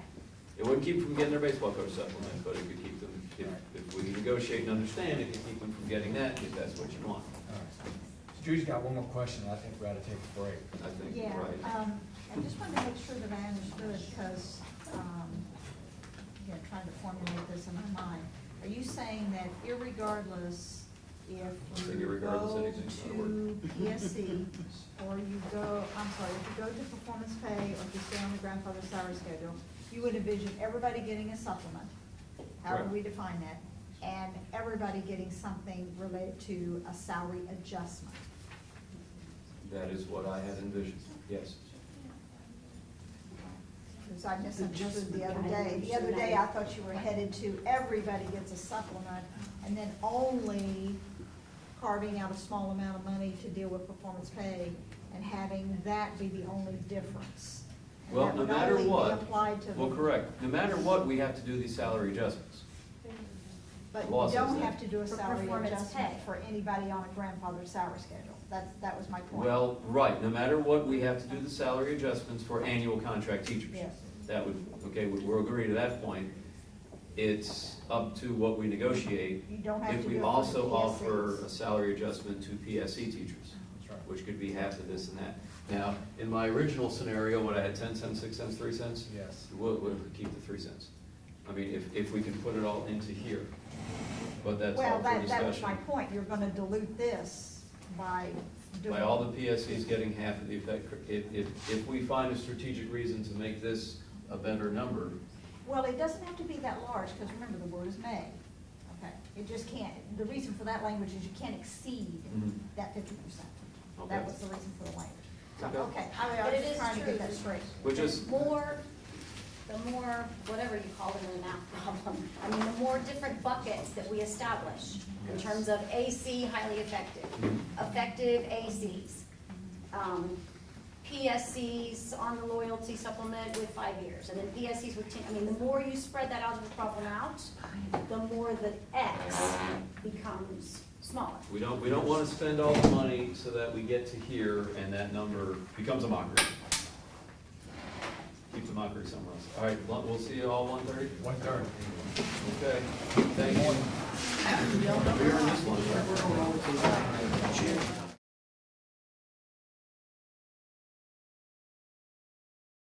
Susan, if she comes back, she's welcome. She's here somewhere? Yeah. All right, I'm taking my best shot at just putting out the questions that we have to answer. And this is not to undo or redo what Deborah did, but just so we can all look at things and see that. And because as we've been hinting for a while now, we're getting closer to, let's fill in some numbers and see what it looks like. Right. So the pay scale will consist of your grandfathered salary schedule, and then pay for performance adjustments as mentioned in law. Oh, I'm sorry, Deborah, let me get out of the way. You're getting the worksheet done? I am. Now, in a perfect world, this would be an Excel sheet, and we could put in a number and see how it all comes along the way. But I trust someone has a calculator, and we could go from there. And anyway, so we got your supplements, your pay performance adjustments, we got any money that we want to put over here. And this is all, I'm suggesting this is all open for discussion. If you all want to, Deborah, by the way, this is the parts that you were talking about, other That's leadership required by law. opportunities. Right. I don't know the other leadership that's required by No, law. that's not Leadership is not. Things like mentoring so many times, yeah, Right. but do you want me to notate what's required by law? No. Maybe no, we just, know. we'll know as we go if we need to. I put up here estimates, we know that the number, this is where we're gonna look at how many people do we have. This number will be an estimate, is that to be an estimate? We go from there. First up, I'd say, do you see anything, Jim, that I'm missing that we have to consider based on the sheet that you gave me? So we have grandpa scale, That's it. right, grandfather scale, which is this right here. If y'all didn't tell DOE yet? Yeah. Now, just a side note, we won't do it now, but I think we need to do some work on that grandfather schedule in the contract to notate this is for placement. Somewhere there should be some commentary, this is for placement, and I think we should go put years of experience on there. Because that is a bone of contention among our folks, as we were afraid it would be years ago when we took out the years. So people say, I came in and I don't know how I got placed on E. How'd I get put on, I got 20 years, how'd I get put on E? There should be something that says that. And now we've put out numbers. Is there a keeper of a calculator around here? Anyone want to be calculator? Boy? Let the musician be in charge of the calculator. Judy, did you I bring can your, share with you guys. did you bring your abacus? All right. Want to go in order? Title one. Judy, do you have anyone? I'm leaning on Judy for numbers, but does anyone have an estimate of how many Title I teachers? I know you said we're going from 39 to 40 schools. It's 32 district schools, there are charter schools involved in that. I'm sorry. Okay, so the ones that we're talking about here, 32. do we know? Do you We're dare? gonna- We're gonna have to look it up. I would give you a guess of somewhere around 1,800 teachers. Okay, so your official. No, it's not official. I know. said Excuse me. yes. Your official guess. Your official right. I know. If you come back at 1803, we're not going to call you a liar. No, but it may be lower than that, it may be higher. Okay. Well, But if you're looking for something to guesstimate, We're gonna duly note that that's an estimate. Okay?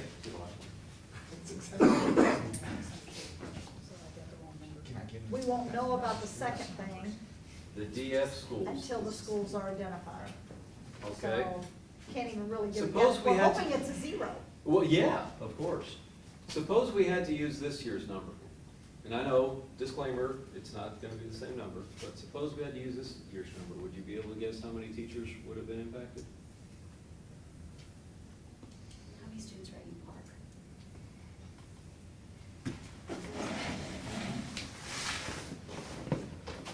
Five? You don't know so far. Endeavor's a little bigger than we. Actually, Endeavor has about 60. Right, that's what that, Endeavor has 60 teachers is about right for Endeavor. I can't remember off the top of my head the enrollment at Eden Park. U Park's October 675. membership was 675.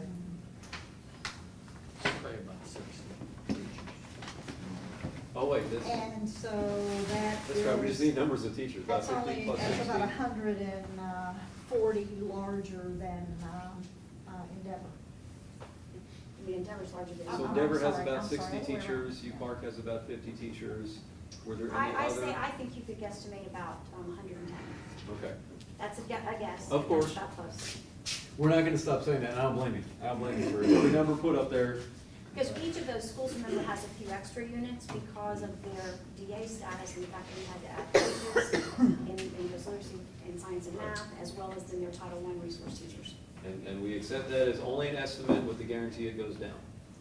And we will go back to Go Title I. 120 if you're saying it might go down. All right, I'll buy that. We might, I mean, we might as well be conservative. and- I'd rather be conservative, go 120. We We will know go this- back and do a number for you on Title I, Dan. We know the schools, it is still a tentative number, because of course, we're still addressing class size and those kinds of things. But Right, we- I'm we getting know closer that- than that. We know the state did say they will for this year do what they did last year, which is say that they won't let a school drop more than a grade.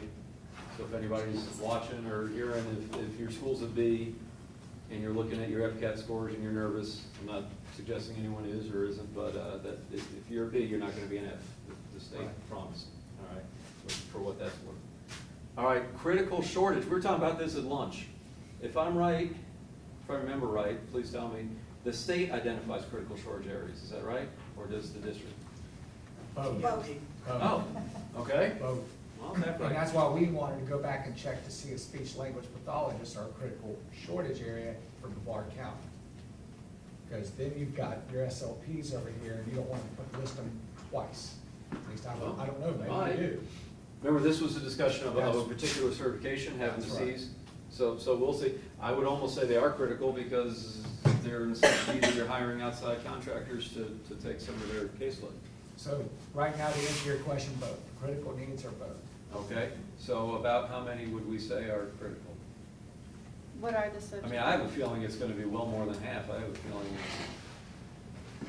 More than half of our secondary teachers? more than half our teachers overall are critical shortage, I would guess. Does critical include elementary? No. Oh, it does, okay. Well, like I say, it will never be half. I've asked Barbara to send me the most recent list, but I'll see, I may have it in my computer. Again, estimate, we're doing estimates right here, so. Go on to the next one. All right. Other leaders, well, now this was y'all's idea, y'all brought it to us. How many teachers do you think you had in mind for that? I have an estimate for that. Here's that spreadsheet. 500. 500 district-wide?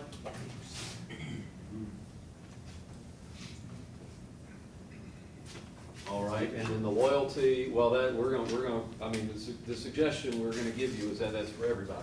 So, Judy, may I put in 4,800, is that an estimate of teachers for next year? Around to near 100, 49? 4879 was what we were using. Yeah. So That was the 48, number we gave you. Maybe put 49 because of the 4,900, you fact might have that, someone. remember, we are probably gonna have to add a few units to deal with the class size because of the dual enrollment, okay, as those students migrate back to us.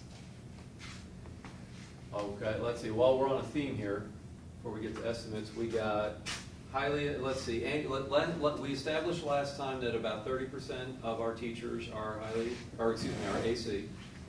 89? Yeah. Go ahead. 29, 30% are AC. So let's see, 30% of that. I've got that number down. Oh, you got how many ACs are highly effective? Yes. Well, hold on. No, not highly effective. I got the overall number Overall ACs? of AC. Yeah, I know I've got that, but he's wanting to know the breakdown of highly effective versus effective. Well, not yet. I mean, we'll do rough estimates. Plus, we know anyone we hire, anyone that's left will be replaced with an AC. That's just the way that works.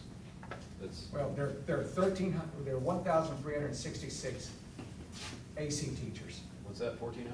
Yep, All right. rounded off. So, and Are what you percent? gonna factor in an estimate of the number of PSCs that may migrate to AC? Yeah. At this time, no, but that's part of the discussion. I would assume one might, I mean, I don't know what the number is. You might trick one, yeah, but we don't have, Well, we haven't figured that out yet. Somebody brought up a point, a longer service who's ready to retire might, just to build up Might their go over there for. pay. We're not gonna trick anybody, it's gonna be a choice that they make. That's right. I If know, I think You don't that know the was way I just, phrase I things by now, but understand. now That's you're- just a Dan. I know you had to say what you had to say, Judy, I appreciate that. I gotta be me, you gotta be you, I appreciate But it. Okay. we are on tape, so. We are on tape, correct. Yes. There'll be no trickery involved. All right, so we have 1,400, and do you have a rough estimate in the district, what percent were highly effective from last year? We knew it was, what percent was highly effective? Out of ACs or just total? If, well, AC. is there a big variance? I don't know. All I have is just the, I know I had seen the numbers for overall. I don't know that I ever saw it spliced out. I'm not saying you didn't splice it out. I would just use the numbers overall in each Okay. category, right? There's not a big difference between AC and PSC. So what was your rough overall? 89% was highly No, effective. no. No? When we reported it to the state, I have to look for the exact number. It's the real number? Well, remember, it's gotta have both parts of the evaluation in it. That's right. It's got to have Student your band. achievement piece, and so we don't have that for 2013-14. You're right, you're right. You have a band problem?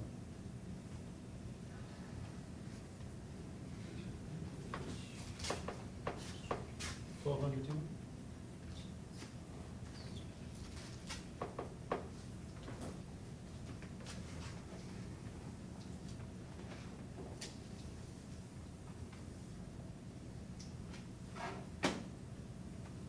We know we have 117 speech language pathologists with certification, if you want to keep going while I look for some things. Okay.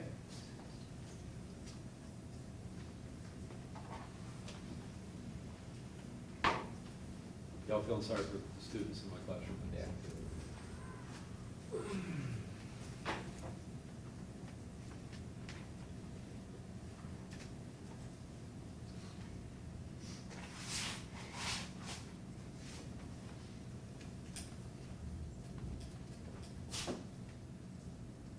2012-13, as of July of 2013, you had 79% of your teachers highly effective and 19% effective.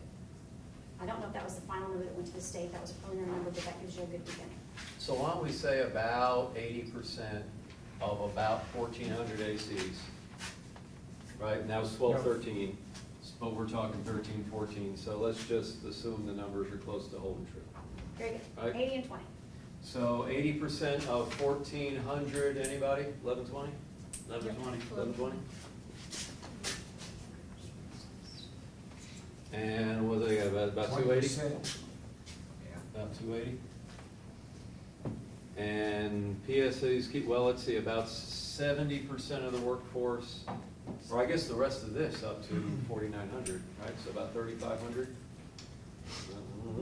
3,500?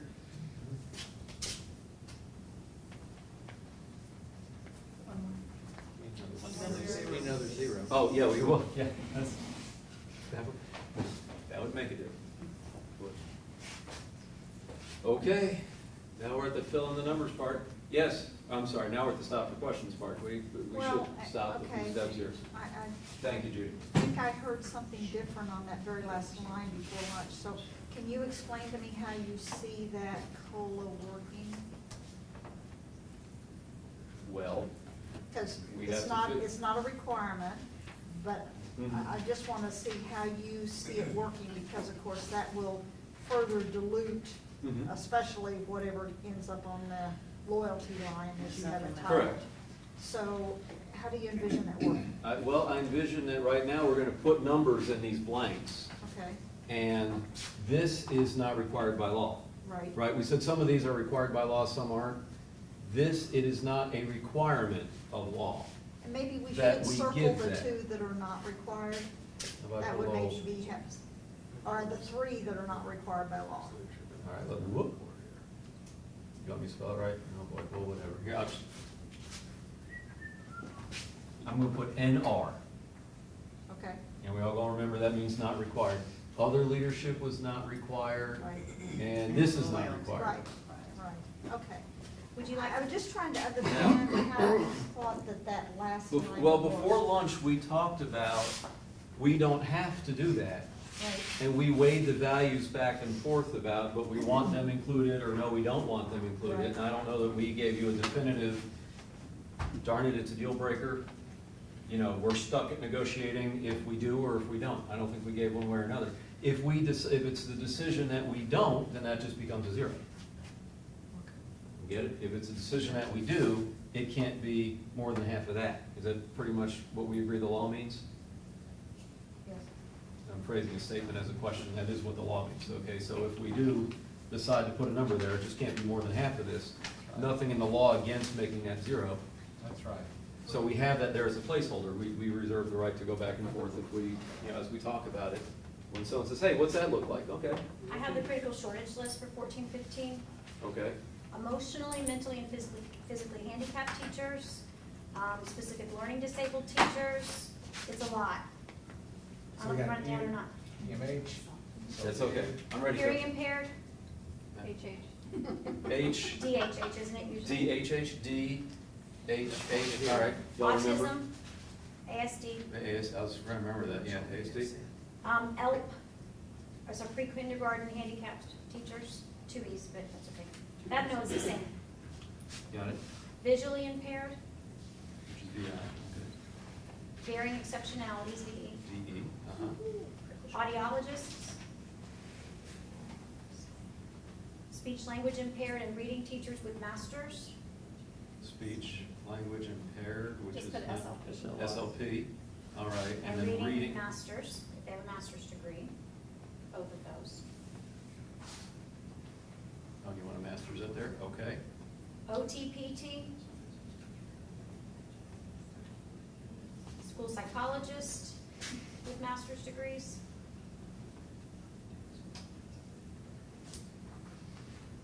Middle and high school math, Am I like halfway through the list? or- almost done. Okay, Middle secondary, school's math. secondary math? Would want to do that? Oh, Middle school science, just middle school? well, then high school science, but only in chemistry and physics. We don't need everybody Okay. in high school anymore. Then you Well, we need people, but not.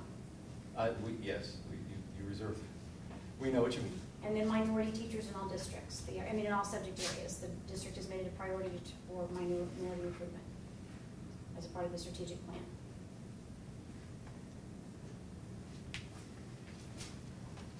So that you wanted to honor, these folks would be right here, is that right? Right. That's correct. That's right. Anybody want to? Venture to tell you how many people are in that Yeah. group? I'm in one of those. 400 maybe? There's 117 SLPs alone. Yeah, it's Is more that than- all of There's a them? lot in All that of group. their Cs? Yeah, school psychologists are. That's right, we have 800? That's a lot of people in that group. 2,000 people. First up, who's not there? You've got your, just straight K-6 elementary school is not there. And that's a good English, social 40%. studies, electives, those types of things. PE art, right, so your electives are specifically excluded, your K-6 specifically excluded. Half of your middle school, well, 2/3 of your middle school, and a lot of high school. Why would you say 800? It's probably too low. Oh, I'm sure I too think we had low. about 1,500 in there. Yeah. 1,200? 1,200. 1200. I think we're negotiating. Hey, think we we're met, guessing. we met right in the middle, 1200. Hey, we got it. We have an agreement. TA 1200, we're set. Okay, there we go. Dan? I think you have a question. Yeah. I do have a question on that one, because you have some people that would qualify in more than one of those critical shortages. Would they be paid on both, or just Ah. one? I think we have to put that out to all of us for negotiating. If I'm, give me a specific example, just so we know what we're. Be a minority and be an SLP.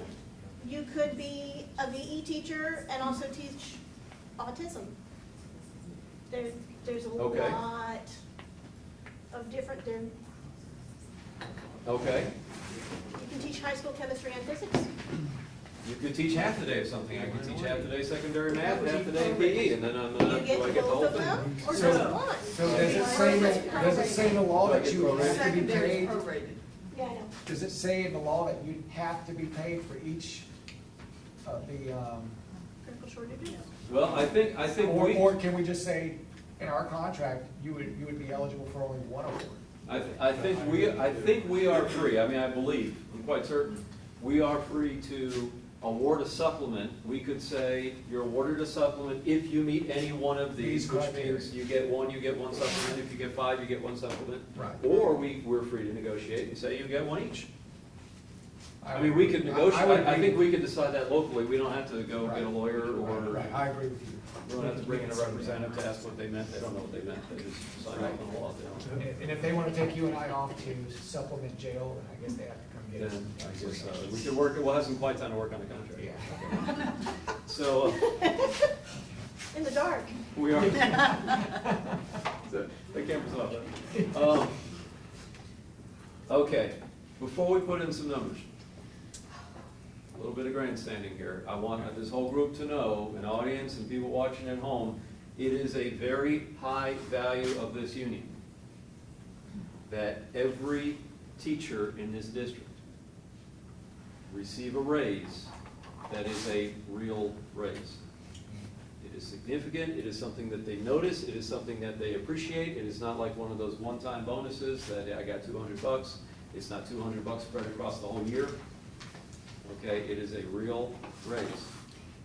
How are you defining raise? Is that their salary for this year, which is made up of these components, will be more than their salary of last year, which is defined by that. Okay, so you're in, because raise often, the connotation at least is an increase in your base pay. Right, and we're gonna have to, and I'm glad you brought that up, Susan, we're gonna have to do some education. Jim, this is a challenge for you and me? Yeah. Hi, English teacher.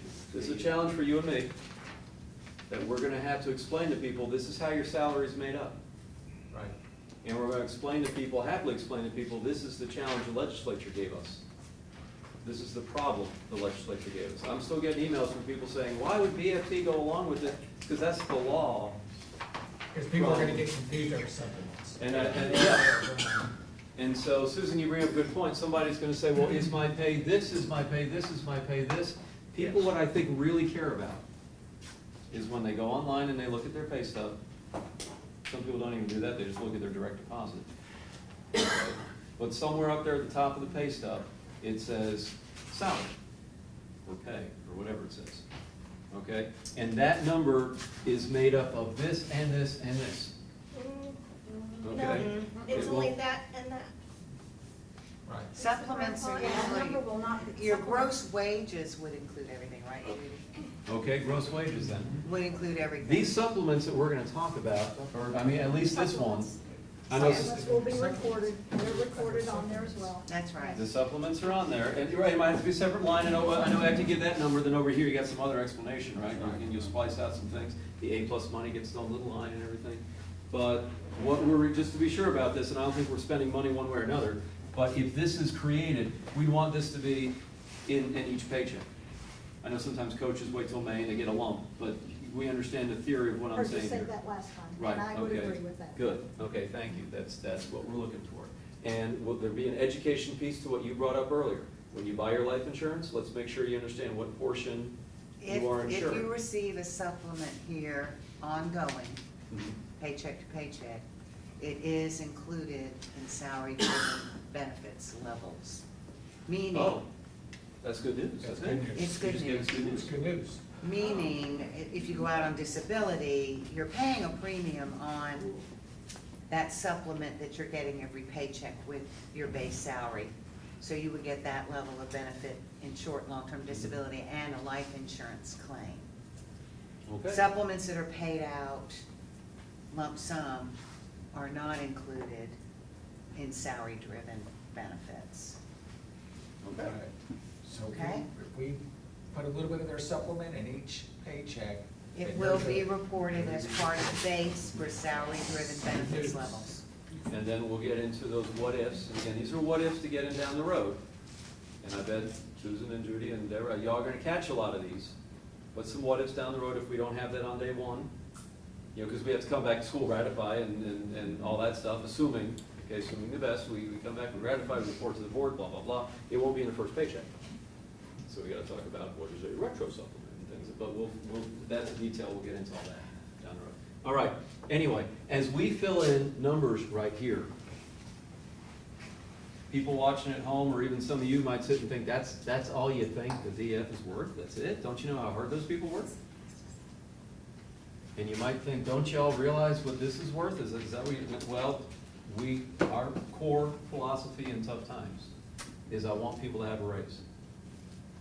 And Susan gave us some news last time about what they're looking at for health insurance, which we haven't TA'd yet, we haven't ratified yet, but we gotta soften this for teachers with an increase in pay, all right? So I'm just gonna toss out for discussion. There we go. Okay? I'll toss that for discussion.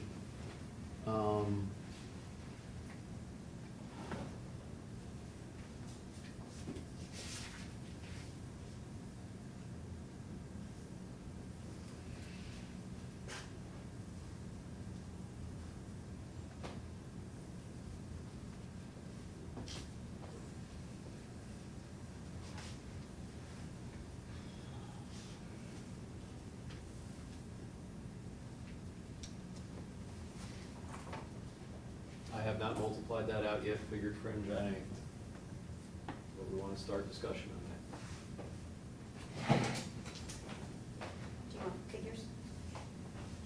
You're ready to go? You're ready to crank out? 270 at the top. For what? 270,000.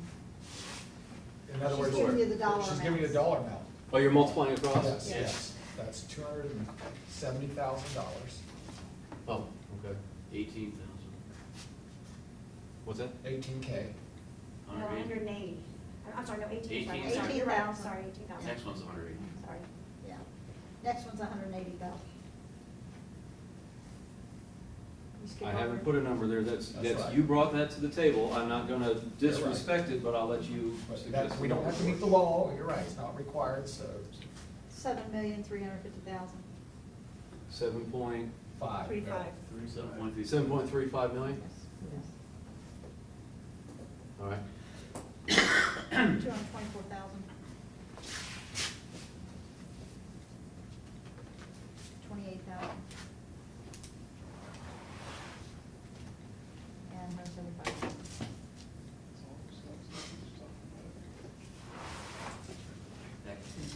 Okay, you have a contract.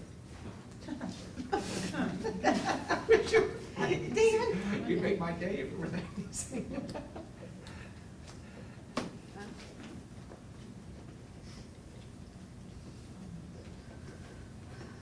Now, again, anyone watching at home, anyone going, what's with this? We have not yet. Right, we haven't plugged that. We haven't plugged that in. I don't want any of these folks throwing their TV out the window or anything. Then you'd have to add about 1.3 million for the fringe. Have you summed all that up? Yes. And what did you get? 8,245,000. 8,245,000, so about 8.2, can I say? Yeah. And then you have to say 9.5 with fringe. Okay, so that's that, and then with fringe. you see And for what- the people at home, that is your retirement, your FICA, your workers' comp. Right, stuff the board has to pay on any salary dollars that they put out. Did you say And then 9.5? 9.5? 1.3. 9.3 million? No, Total- 9.5. This is- 9.5 million. I'm sorry, did I get this wrong? Was this 8.3? This is just the fringe that's calculated, just the variable fringe. Just the Right. fringe that's calculated on. I just want to make sure I got the numbers payroll. right. This was with 9.5. fringe, we just spent 9.5 million total, and it's 8.3. And that's the, again, that's only the fringe that's associated with the additional pay. So it's like a It's a payroll variable fringe. fringe, no matter. Correct. The fringe that everybody has to pay, and on top of that Correct. would be any insurance that we would do. You know, Any correct. health insurance. Okay. Jim, do you need a moment? Do you want to, actually, I want to sit down and, that's enough of me. I'll let you react. Had you thought any about those on the far right-hand side, or are you kind of just reserving those for the time being? The second choice, I think for now, we want those. And I was saying there while y'all were typing away, I don't want those people thinking we forgot them. But, Again, ones that are not required, but again, up for consideration. correct. Maybe I should have And- notated them right, but, right. And since we did skip over that fourth one down, had you thought any about, if you wanted to pursue that, are you still considering that as a possibility, or just for now, like those other three, you want to set it off to the side? I'd like, no, for that one, that's one that you all brought. And we're not opposed to it, we're open to discussion, we're open to hearing about it, but I just think it'd be appropriate if you all brought it, that you all should suggest the number to go there. So That's even just though my- it's something that entered into the pay for this current year, on that performance pay issue, right? I'm sorry, I didn't It was understand. in- wasn't in it? I didn't understand the question. Oh, okay. I didn't follow the whole question. I thought you did. We're gonna want a caucus, but this is, before we caucus, PSC COLA, that only goes to PSCs, not to ACs, right? The non-required, the last line, $50. Yeah, because the ACs get it in the performance. area. Correct. I believe, I mean, that is the law. So that's That's- what, okay, so can I you mean, give that, us? that is the law, yeah. Well, I have a question first, Okay. Jim. Okay, yeah, we've got questions. Who do you want to get? SLP is already covered under critical skill. Is this up here just an increase to SLP? Would they get critical This- and I think he's SLP? gonna table that. This SLP, Yeah. for this line, yeah, SLP, I believe, from It's what you under all told critical. me, is covered by critical. Yes. This was a discussion from last time, Michelle, and, right, there's Yeah, an right, additional but would that be an certification called the additional Cs. amount to what's under Correct. critical? Correct. So If it'd we be a were to put- separate supplement in addition to critical? Correct. Yeah, he just wants to set it to the side. Okay. But yeah, I just didn't want to Well, suggest since putting they're in a both number there showing yet. up, I wanted to clarify that. I'm Okay. just taking a guess that I've given you a lot to digest at this point, and just before I choke you on stuff, I just, All right. I'm guessing that you need some time to reflect. Yes. Yes. We have not formally even heard You're right. from you, because you You're told, I mean, you passed some numbers across the table, and you said, Dan, just take that as for example of how a system could work. Sure. But you have not said what dollars will be available. You did also, well, you did an overview in a Money 101 situation where you said, here's what the state has increased funding minus what we have to take away. I don't know if that was a summation of here's dollars we're giving you, but are prepared to discuss why we think that's reasonable. But first, we want to hear from, y'all need to We have a digest. couple, I have a question. So what you're proposing now is an equal loyalty bonus for everybody, regardless of effective, highly effective, or regardless of years of experience or whatever. Correct, and you know what, I'm realizing something?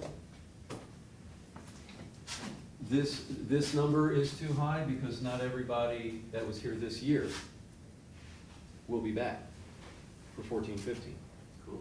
So this was a number, the spirit of this was the people that are back, This year. people that were here, right, as in not new hires. Yes. Like So with that, anybody new coming hires- in- New hires go on to the grandfather salary schedule, the placement scale, we'll discuss language and how we're doing that.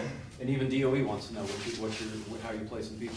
But, so this number, if we had, let's say we had 400 teachers leave, They would not be eligible. then this would be a 4,500, Right. which would bring that down. And if we had 100 Or people bring it up. coming back off of leave, though, would you consider those returning from leave, that they would be eligible? No, I because they believe, don't, well, they don't, Next year. no, they don't have a BAM school. Well, They would not have a BAM school. Well, hold on, This hold on. has nothing to do with. We're This has talking nothing to about do with loyalty that. right here. This isn't pay for this performance. has nothing to do with My, BAM. my first reaction is I'm glad you brought that up because it's something we have to talk about. Yeah, you know, because that's some a of what those if. could be teachers with 12, 15 years Yeah, experience. that's a what if we have to talk about it, and just my first thought Okay, is that, yes, teachers coming back from leave okay. would be eligible for this raise that we can't quite call a raise. Going back to new teachers coming in, they would be eligible, however, for the Title I and the DNF and the critical shortage area supplements, right? They would go into the grandfathered salary schedule. It's And my if they're fir- going into a Title I school or they're in a critical shortage area, they would be entitled to that supplement as well. It's, Okay, I just wanna I make sure. believe the law requires that, Yes. and even if the law didn't require it, I think we would agree through negotiations to do that. Hey, Jesse, what's up? What would you do, say, if you're an AC teacher like me, that did get rehired at the end of the year, yet came in after 6-day count? I'm glad you brought that up. Because Jim, this leads us to, and I'm not suggesting. I'm sorry. Okay, I'm not suggesting we go down this road right now. Could you repeat the question? Yeah. please do. Okay.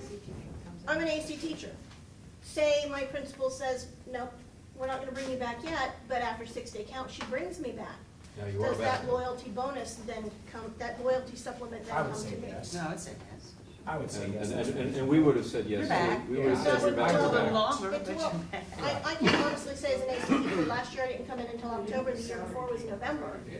And just, So- it's not a secret, but I'm glad you said that, Jim, this isn't, Yeah, I wouldn't say October, At the November. pro rata share, See, I was October. well, your November. salary's pro rata because Exactly. your whole Exactly. pay is pro rata. Exactly. If you miss 2 weeks of school, your Unless whole you came salary back, is- well, there is a date we pick every year, a month For from the benefits. start date for benefits. Mhm. So maybe it would be similar to that. If you come back within a month of the first day of school, you don't have your waiting period, and so it's as if you came back at the beginning of school. So maybe we use a similar But now cutoff date. I do have another thing, we had a list of topics, and one of those other topics, we want to address what we can do for those AC teachers.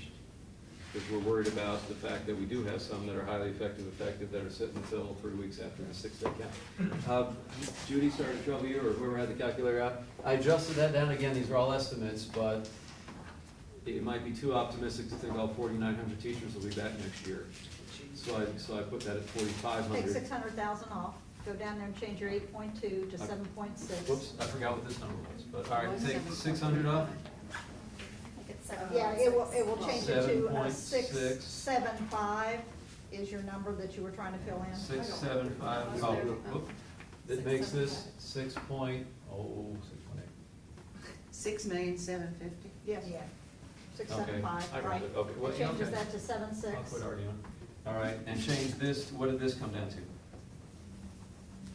The total was 8.9? So you drop it to 8.8. 8.8, okay, well, look, we just saved you Well, 600,000. one rounded, yeah, one way and the other one's rounded. One rounded, the other way. okay, I get it, so rough guesses. Dan. Again, all this can change, right? So, All that can change. And, I'm sorry, I have one more question. So, and I know we still have some unanswered questions. We're just kind of looking at this globally. So the one big elephant in the room, though, so to speak, that has not been added to what we've got here is the cost of the health insurance. well, I was gonna raise two questions. And so that Health for insurance and your your, rationale. for your group, based on the recommendation that Bless has you. come out of the committee, that would be about $2 million for the 6-month period of time. 2 million because it starts, January January 1. 1. Right. One. Which is so That we're aware then, our cost as employees would be about $2 million. would be about $2 million. Right? The recommendation was a rough split. Plus, on top of that, now, $2 million in premium. Now, let's just put this detail out there because you brought it up, and it's pretty much been grateful for everything y'all brought up. That recommendation was a monthly increase to premiums of $70. And I just said that kind of a calm demeanor. There's some people probably didn't receive that in a calm demeanor. Not 70 total 70 a month. for Yeah. eligible enrolled employees. Correct, yeah, people buying health Not the insurance. total, People but buy, 70 for each, sorry.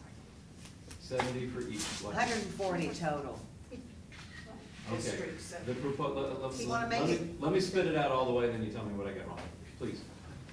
The proposal was that employees kick in another $70 a month. Correct. Those that are on the health insurance. Correct. And again, that's part why I said I tried to say that calmly. There's a lot of people that are gonna hear $70 a month and they're gonna scream. Not For all happily scream. coverage, every Right? tier. And yes, part of that said that if employees are asked to kick in 70, the district kicks in 70. And that's where Judy's talking about, you realize that this proposal cost the district $2 million. And you were suggesting that was only the teacher part? The teachers alone cost $2 million, and you got other employees, you got some out figure out how to pay for it, blah, blah, blah. So. Just to kind of frame what we're talking about for a total. Right, and I want to make sure, just to put this out there, these are pre-tax dollars for employees on their paycheck. So it doesn't mean your take-home dollars go down 70, if that's the plan that goes through. Pre-tax, you get about a 15% savings for what it's worth, so it would. Lowers your tax Your burden. tax base, right. So your take-home pay would go down about 60 a month. And so I have teachers now saying, if they're on the health insurance, they're going, so that's roughly $720 a year in take-home pay. Roughly, depending on your tax, whatever situation. And so they don't want to hear that we settled for a $750 raise when $720 goes to insurance. So that's your And you can rationale. appreciate where I'm coming from, right? I think teachers want to see, now there's opportunity within here. There's opportunity for teachers to make more than that. And I'm sure at some point, Jim, I'm just looking at my crystal ball here, I bet at some point you're gonna say, well, they could give up their PSEs and go for more money. Now, remember, the board is also gonna kick in from July 1st through January, paying for your all's insurance. We wanna make sure that we get credit for that.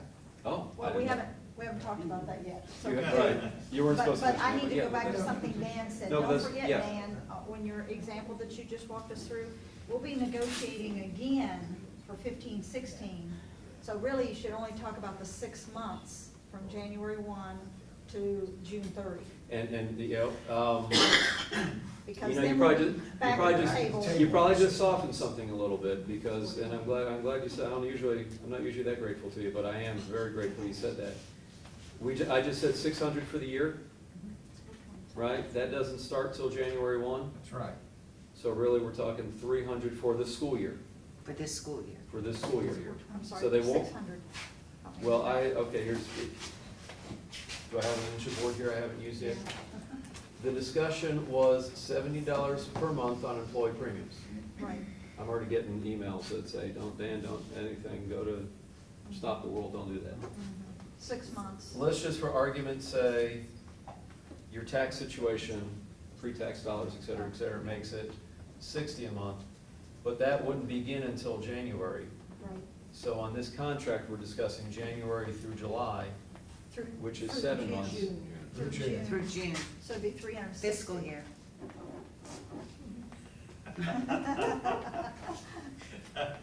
June, which is a month right before July. So we're talking January through June, so we're talking $360. Yeah. For this contract Right. period. For this contract. For this contract period. Now, someone's gonna also tell me, I hear people when they're yelling at their computer screens at home, they're gonna say, but now there's also increases in co-pays. Oh, yeah. And If you so- access services. And so, right, in the event that you're human and you go to the doctor, you're gonna pay more. Unless you go to walk-in clinics or walk-in emergency. That right? didn't change. If you wake I up like with that spots part. all over, go to that $15 thing, whatever. That's right. Now, if you need to go to the ER, stop by the urgent care on the way and see if they can't take care of you. That's But, okay. right. Because if they can't, they'll send you to the ER. They will send you to the ER, right, okay? So, yeah, so anyway, we've got a lot of angst over that thing there. And again, no matter how we spin this, okay, it's not till July, okay, it doesn't begin until January, okay, it's pre-tax dollars. Teachers still want a raise for having a raise. I get it. I mean, teachers work hard. And, okay, Can I just ask one quick question? Please. Before you go to caucus? So I'm a teacher, earning my salary this year with the grandfathered scale, and we negotiate this agreement, and I get the $1,500 proposed in next year's salary, correct? I come back, Yeah. If that's I'm- what I'm happens. just gonna be that one person. I'm a teacher, and I'm gonna get the loyalty supplement. You mean you're not a Title I, you're not a this, Nope, that, I don't okay? want nothing else. All I say is I'm a grandfathered one, getting the loyalty supplement because we agreed to that. The year goes by and we come back next year. Are all the columns erased? And now I'm on the grandfather scale again, and next year we're gonna be sitting right here filling those blanks in again, start anew. We are going to want to, as a mop-up, cleanup duty, we are going to want to, Jim, it's important that we know this, I'm glad Dr. Wynn asked that, as a tidy this all up, if we go this route, we're gonna wanna have some kind of understanding that these supplements, will carry over to next year as the beginning point for, next year's negotiations. Meaning I if can't give you a guarantee on that. well, if I began the year at step A, level A, plus a $1,500 loyalty bonus, and that my pay is now my step, plus my adjustment, plus my supplement, we have to agree that's the starting point for discussions for next year. This has to be a different kind of supplement than just straight baseball coach, where we just have that understanding that a principal could come in and say, look, the team didn't do so well, so you're not gonna be the baseball coach next year. That's a lot for me to have to digest right now. Yeah, well, I told you to give you. I know. You're a good listener. But I know. You're I good. I don't know if I'm a good You listener. can put but up I with want you to anything. know I'm listening because, all right, I said something earlier and I want to put it out, I want to put it out there for everyone. The board right now is willing to pay insurance from July 1st right now through January. But we want credit for that. We won't, in other words, the employees aren't gonna start paying on their insurance until January 1st. The board is gonna go ahead and make that contribution starting July 1st. And I will say that, given what Susan's committee looked at, that is tremendously appreciated. Is that, and that's, I'm afraid I'm understating it, but yeah, that's a big deal. And folks that are watching and don't know the whole history of what's going on, I think you gave us a good history of what's going on.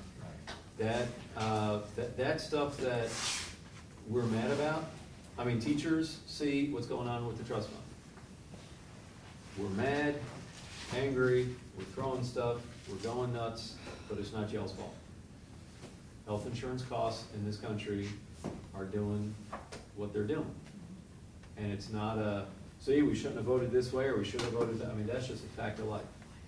I can't blame the 5 members of the board that our costs are going up 10% a year. Yeah, I'd blame them if I could, you know I would, but I can't, it's not true. I can't blame you, I can't blame Susan. It's health costs are just what they are. So the fact that the board's gonna kick in sooner than even the committee, right? The committee recommendation was kick in January 1. For both parties. So if they're gonna start kicking in July 1, that helps. I know it costs money, but it helps. Right. Well, and that will become ultimately the part of the package that we're dealing with, and I appreciate your comments, because none of us are happy with where we are with health insurance, none of us, because we're all paying.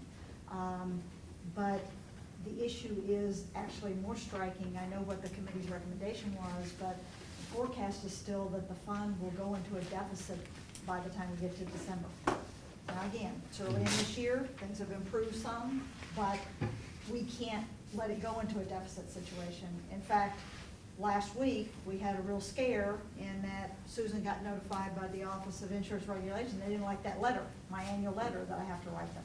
And so we were on a conference call. She arranged for a call on Friday. We were on a conference call with them, and we think that it's going to be okay. But they were looking at us in terms of our self-insurance and not liking what they saw. And we have some new leadership, as Susan discovered, in Tallahassee, and they've changed their mode of the way they address self-insured plans. And they're taking the hard line of actually the letter of the law and not really kind of bending it any. We think we've got a plan. The actuary's redoing some numbers for us, and so we're going to resubmit. But we will have to address it. We can't wait for the employer side to come in January.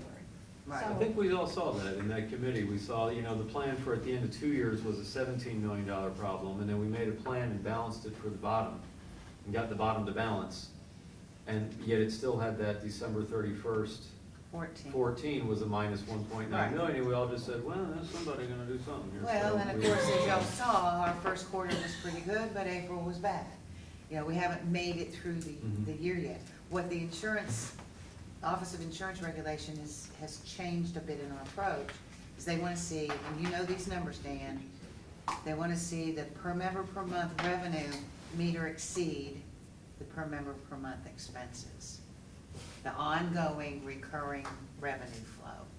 And as you know, we have a gap, that's why we would be minus whatever at the end of 14, and much worse than that at the end of 15, unless the committee hadn't come up with its recommendation. Plus, they want the 60 days.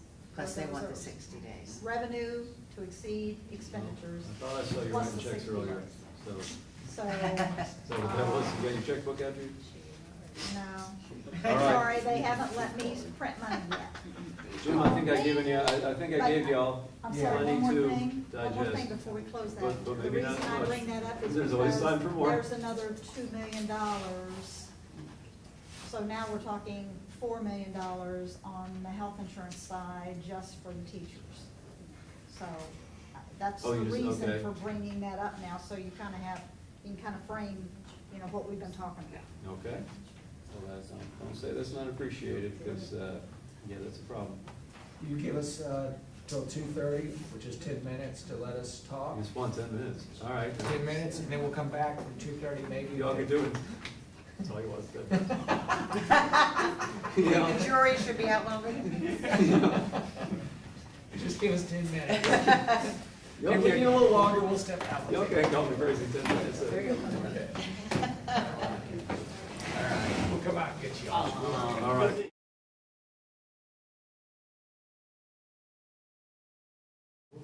Okay. We could settle salary in 10 minutes? All right. What you got? We really, really like this model and feel like it's a great model for continued conversation. Okay? In other words, how you've got everything laid out, we think it's clear, we're gonna go to our board with it, because this is a model that we feel is doable for both sides. Couple questions there. Okay. Okay, one of our questions and concerns, and it is a concern of ours, is that when Junie presented 101, Money 101 last week, she presented $8.4 million for all employee groups. In other words, that was our funding for the operating budget. So, and it's tentative, of course, but we need to know where, because when we add up your total package, including what we're paying as far as contribution for insurance, your total package comes to 10.8 million. So we just need to know where your rationale is about total package of what you've just offered us, where you're coming from, because realize that we've got, and I know you don't want to hear this, but we have another set of employees we have to bargain with. I don't want to hear that. And we're just trying to figure out how we went from 8.4 for all employee groups to a 10.8 package that you're proposing, and get your all's rationale. Okay, well, you said you had a couple questions. I figured that's what we had to talk about today. So it's gonna take some erasing and maybe cleaning the board, but yeah, we'll talk about Taking that. pictures. And we want you to know too. Yeah, I try to get. When we take this back to our board, we may want to change a few things on that model. That's what we're negotiating, Right, yeah. that's what sure. I'm saying. That's So what I you- want you to know, we feel like we've got a model there that's 90% complete, but we may want to reserve the fact that we may tweak it a bit. Well, sure, that's what Right. counter offers and Right. discussion and all that's for. Okay, well, that's certainly a question, that's a challenge I'm up for, and we'll get to that. Do you have more questions, or was that No, it? that You said was- you had a couple questions. Those are the two primary ones, that we feel like that's a working model. You know, obviously, we'll dialogue with our board on it. The other is just the 10 point, a little over $10 million versus what we have for all employee groups. Yeah. I've got that. All right, well, it's gonna take some erasing, maybe another break, I mean, if y'all wanna watch me erase the board. But you know what, we do it over there. Why don't I wheel We can that pull that over over. here? Yeah. Wheel that- Well, let me give the short answer, then I'll give the long answer, okay? The short answer is I think you've got more money than what you're saying. That's the short answer. Now I guess I have to talk about where that money might be, right? So let's go to that. We'll wheel that over here. Is Gary the new poster boy?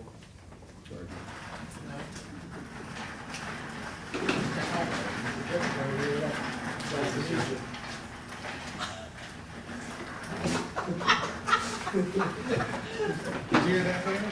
No, I didn't. Probably best. When you can't laugh and not tell them. That's right. Well, Cindy doesn't know, they used to call me poster boy when I first started in this job, and look where it led. So that's where, you know, it's like bagging groceries at Publix, and then you get to run. There's hope for all of us. She doesn't know that story.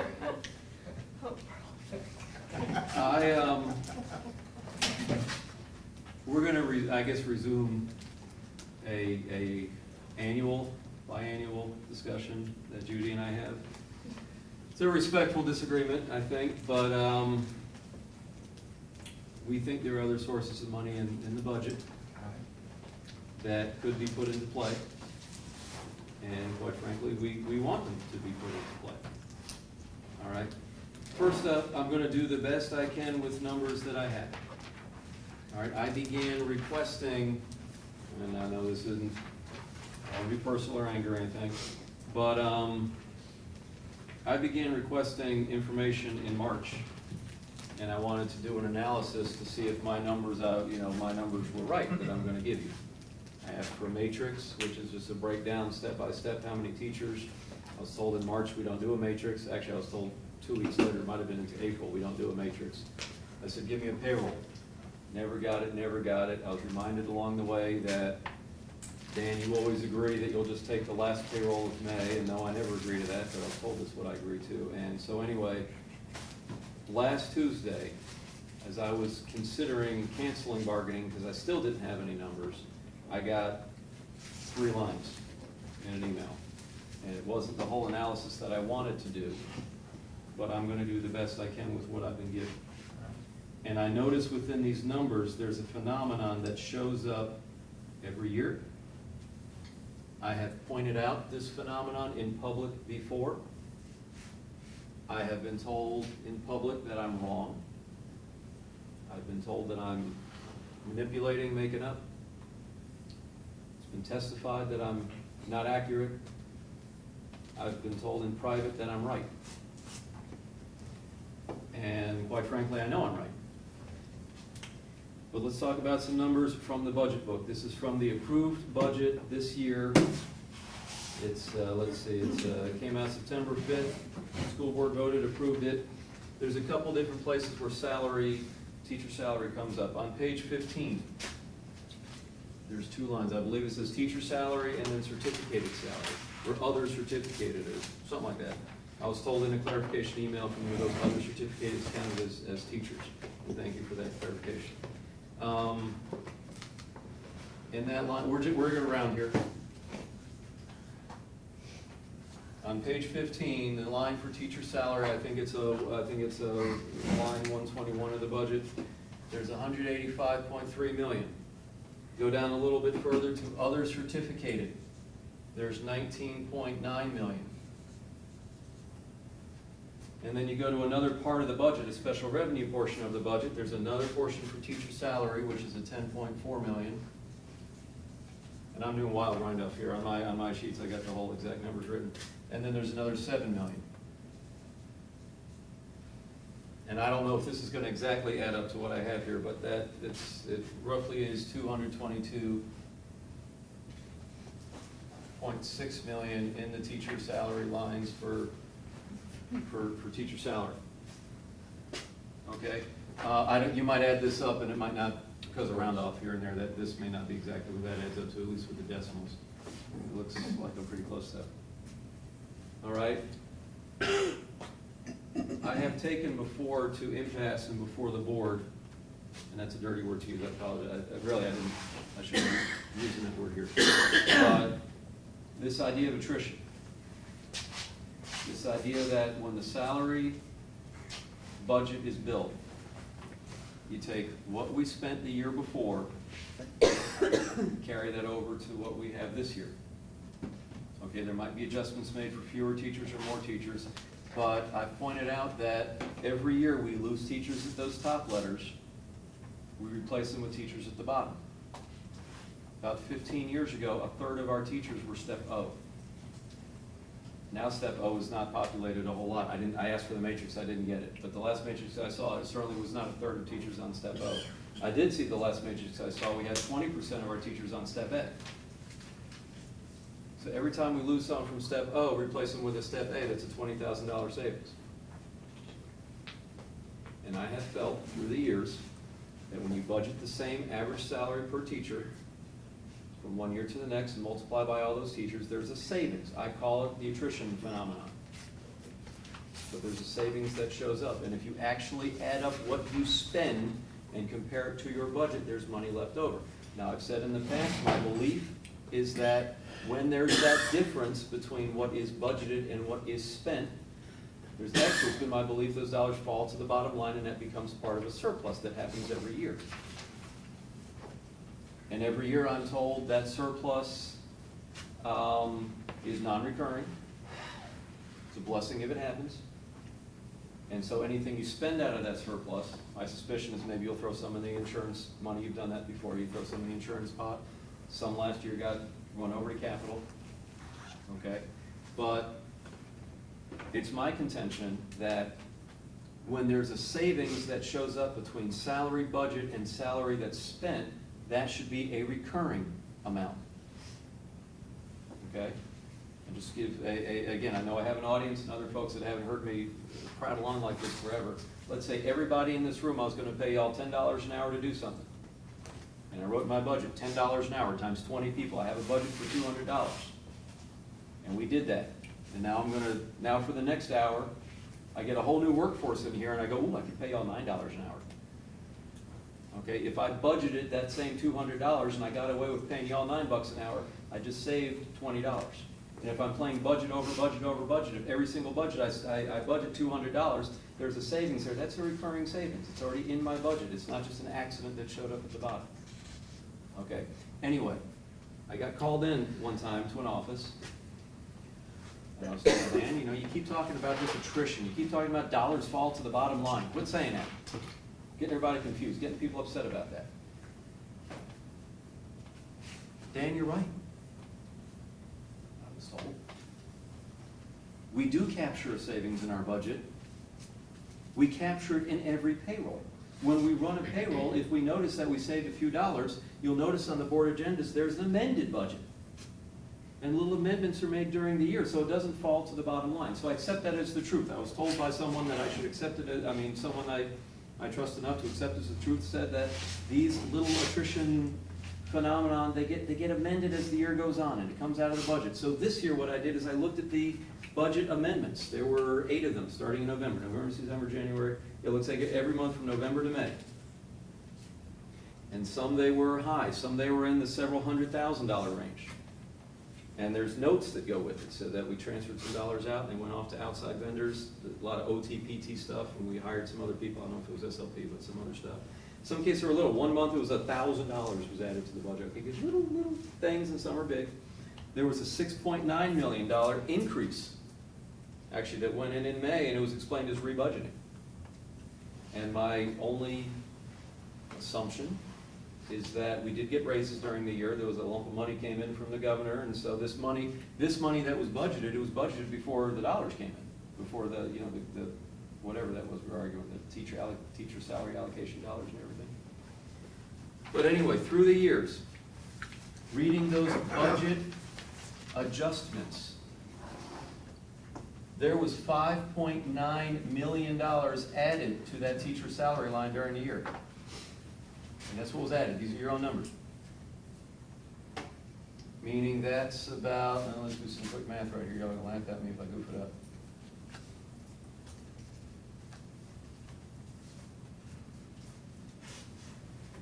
$228.5 million And again, I said 5.9 million, I referenced the 6.9 million that was put in, but there was also a lot taken out. I mean, here and there wasn't any big swings like that, but here and there. I noticed in February, $300,000 was taken out of the teacher salary line. It was explained as an adjustment due to the third calculation. Our third calculation, we actually received an increase from the district, from the state. They budgeted upwards from the state, and we took $300,000 out of teacher salary line. Anyway, that's 228.5 million was in the budget. And I really did want to do this with fidelity and integrity. I asked for a whole payroll. I asked for 3 months. March, April, May, June, 4 months. Send me a payroll so I can look, but just so everyone knows, again, I know I'm on camera, and I don't mean to play too much of the camera in the crowd here, but just so we know, when I ask for a payroll, public records, I look at that, the names are redacted. So I don't want people thinking I'm looking up people's personal information in the office, addresses, phone numbers, social security, none of it's on there. But I get a list of teachers, and here's the pay. And anyway, I was given June 3rd, I said, please give me the numbers through the whole summer. You know, run the payroll through the summer for the year. And I was told that the total amount going to be paid on salary is, well, 219 million would be where it rounds to.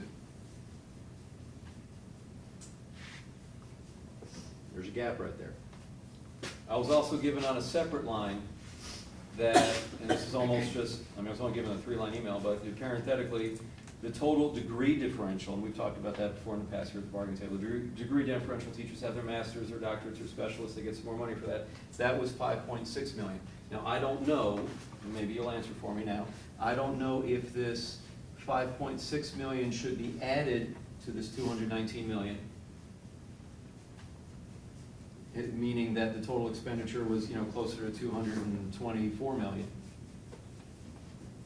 But either way, there's a gap of $5 to $9 million between what's been budgeted and what's been spent. Now, a couple years ago, when I first, you know, went down this road, Judy explained to me, said, well, you know, there's a lot of, there's supplements, there's all kinds of things in the teacher salary line, and since then it's been spliced out to my appreciation, and a lot of people to explain that. So I know that within this 228 million, or this amount budgeted, I know that's not, I'm sorry, this amount budgeted, I know that's not including the PE, you know, your athletics, supplements and things like that, the band, I know that's not including that. Supplements is a separate line. And it's not including fringe, that's a separate line, or Susan's health insurance, you know, all these other things that are part of payments the district has to make as part of that. So I believe that we're gonna come in a little bit short on budget versus expenditure. I believe I know why. It's the same reason I always believe I know why.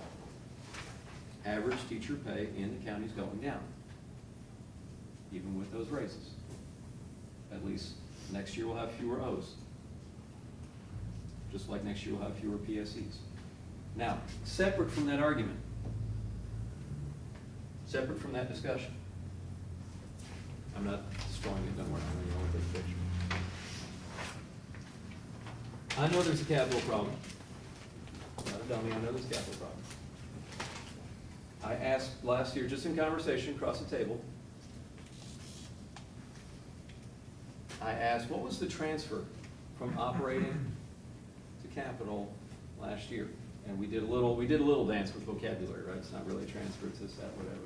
But eventually we said, okay, Dan, in layman's terms, just to have a conversation, there was 4 million from operating, and it was some kind of payback, chargeback. It was dollars going back years ago, and I do understand what's going on. I don't want to be little. It was dollars going back years ago when some expenses were paid out of capital that could have been paid out of operating, but they shifted the expenses to capital, and now we're paying back the capital. And so there was that, 4 million, not $4. And then when there was a surplus last year, I tend to argue that a part of that surplus is this attrition phenomenon that I talk about. But 2 million was a shift to capital.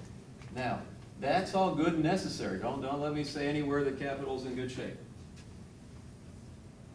But I was told that this is planned again for next year. The paper reported 12 million. I know I'm bargaining through the newspaper, but the paper said 12 million. But I was told last week that, yes, that's gonna happen again. I'm gonna suggest it shouldn't. We found out yesterday that property taxes are up. We're 8.5%. I know some of that was already planned, not the full 8.5%, part of it was planned.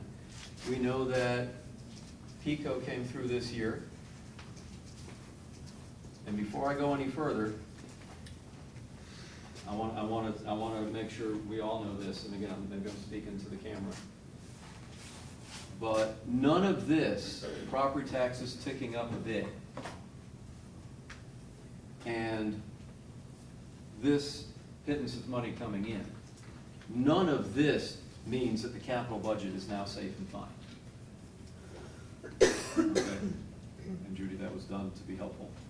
And Karen, we're the money people. Nothing there was meant to say capital crisis is over. I don't want anybody to look at that and go, well, BFT doesn't realize the capital crisis. But what I'm suggesting is that this is going to give us some relief.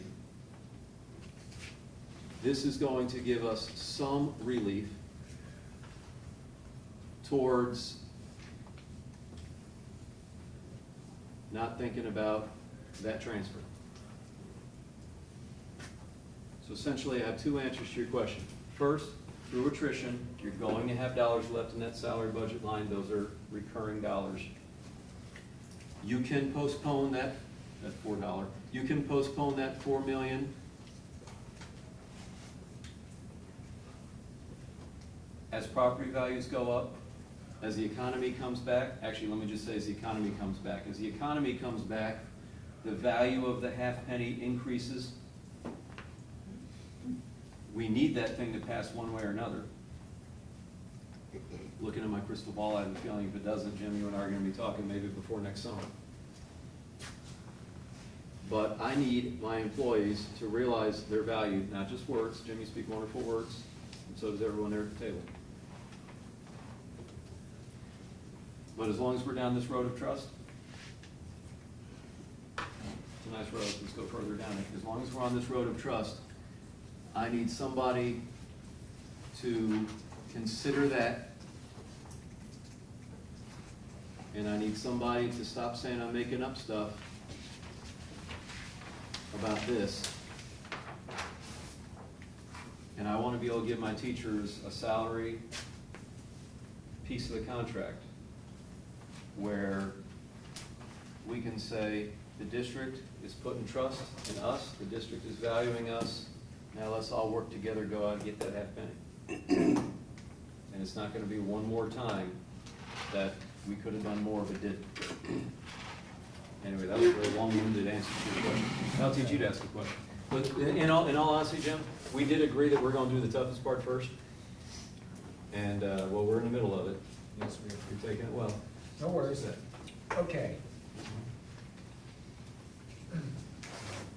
Before our next meeting, will you guys please review the statutory definition of what a supplement is, what I passed out? Okay, make sure you understand. It's in that, it's within that, okay.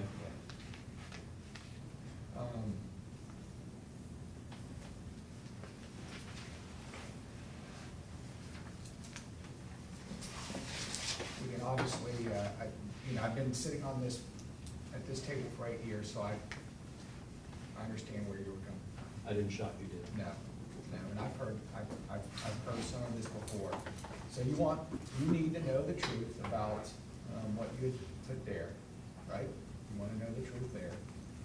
Those budget numbers and all of that, you want to shake out there. And then what you really are wanting is that, you said that Dan suggests that BPS postpone the $4 million transfer to operating, or to capital from operating. Well, I can't tell you how to do it, but I'm suggesting that those are dollars that rather than, these are operating dollars. They're currently slated as operating, there's a plan to move them. And I'm suggesting they not be moved. Now, the actual, how y'all go about that, I'm not gonna tell you how to do that, but yeah, you captured the idea. I got the gist of it. The one thing that I want come back to though, and I think before lunch, you understood what, but right before we broke for a little bit of a caucus, you seem to want to think that a supplement is gonna maybe be reoccurring. That it might be something that when we come back to the table next year, we discuss, that we're not starting from a zero in those blank areas, but that we're starting from where we are with whatever we settled with in those areas. And I want you to understand that it would have to be zeros. A supplement is a supplement. That's why we want you guys to go back and take a look at the language. Because we can't say, oh yeah, we're gonna pay a supplement, and then really pretend to pay base and begin negotiating right at that base with supplements. We feel that the intent of the law is not being met if we were to do that. You get what I'm saying? It's the danger of negotiating, is that technically every year you're starting with a blank piece of paper, aren't you? Well, yeah, that's true. Right? That's true.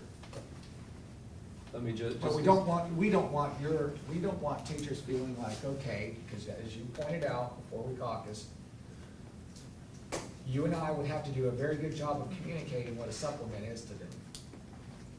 Mhm. But we have to also do a very good job of communicating that it's a one-year supplement.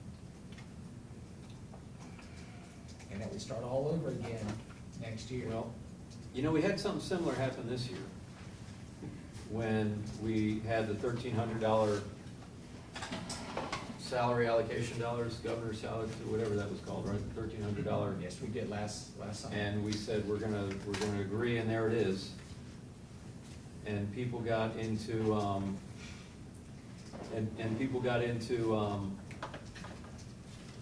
you know, couldn't that go away next year?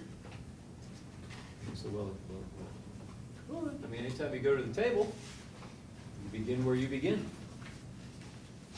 And that's just how that goes. I want to give I know where you're going with this, Jim, and I appreciate it.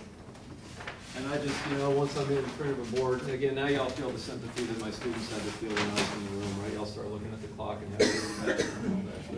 But here's the vision.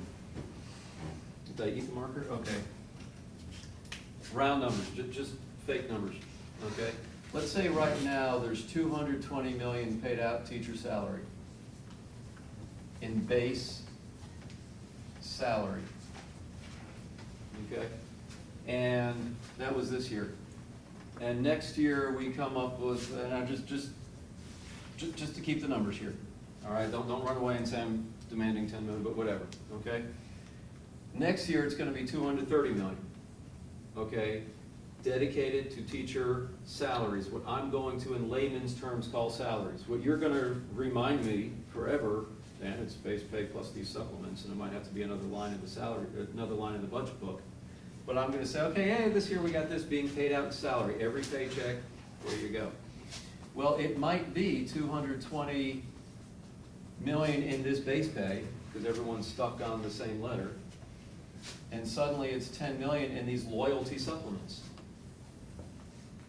So we come back to the table next year and y'all say, okay, we're starting at 230 million.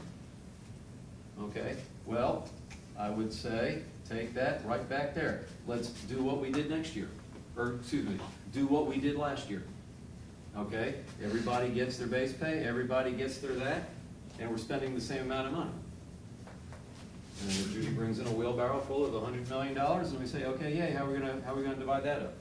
I can dream, but okay. So I'm saying this could just become a recurring part of the budget, and we will have to go through the formality of reminding everybody that your pay is made up of this and this. It's not a perfect solution, and we talked about this great length at lunch around my team. This is not at all ideal or perfect. But please understand, I think you do understand, I don't mean to be condescending when I say that, but please understand, I can't go to my 70% of teachers that are PSC and say, here's how this shakes out. Okay, give up your PSC if you want to get the best rates. I can't do that. All right, and But you shared a vision with me last year that someday we will trust VAM. Right? You can dream, I can dream, you can dream. We're all gonna trust VAM. We're gonna trust the evaluation system. Just because the earth keeps spinning, we're gonna have more AC teachers. Right? So someday we might not have to do little creative things to make a law palatable. We might have a new governor, we can all dream, right? A new legislature that respects teachers, and we might all have that. But for right now, we're trying to make the best of what we can. I think you appreciate that. Hey, we were trying to maybe wrap up at 3:30, right? So I was hoping to maybe get into talking a little bit about language, but I think right now we're all probably a little tired. You guys a little tired? You guys a little tired? Yep. I don't think we want to talk in 15 minutes back and forth with language, because there were some priorities you had listed, and there were some things that we haven't even showed you all that we'd like to pass out. What I would like to do is this: I'm making a recommendation that we now have a working model. We've got some numbers. We need to take it back to our board and allow them to, like I say, play around with that model, put in some numbers, maybe move a few things here or there. So we're willing to come back to the table next time, hopefully with some numbers for you all. And then maybe we could then get into discussing your all's priorities and also passing our language back and forth. That's at the next bargaining session, which is July, or June 24th. September 5th. June 24th. June 24th. We've got about That's a week. That's a Tuesday, right? That's a Tuesday. We're here on a Tuesday in the afternoon, am I right? Yeah, it's 2 to 6. 2 to 6, and then break for dinner, come back, and we got a all-day Wednesday, right? So we're gonna make a lot, okay? So are you guys comfortable with that? If we break now, we've got a lot now that we need to digest. Are you comfortable with that? Right, this one's on the record. I got a lot of people wanting to know, there's some hot topics, and there you go, when are we getting it? Just everyone knows, we're gonna get it, we're gonna knock them out. Well, I mean, I would do it right now, but I would think 15 minutes would not really be, Probably not justice. not doing justice to what we need to do, plus we've had a pretty long day. You gotta put up with me for 7 hours, yeah, you deserve a break. No, it's not that bad. You get a break. I've had breaks, as you said. All right. And I'll see you guys the 23rd and the 24th. 24th and 25th. 24th and 25th. 23rd, I'm. I do need to talk to you about a teacher, but All right. Thank you. Not on tape. Thank you. Thank you all.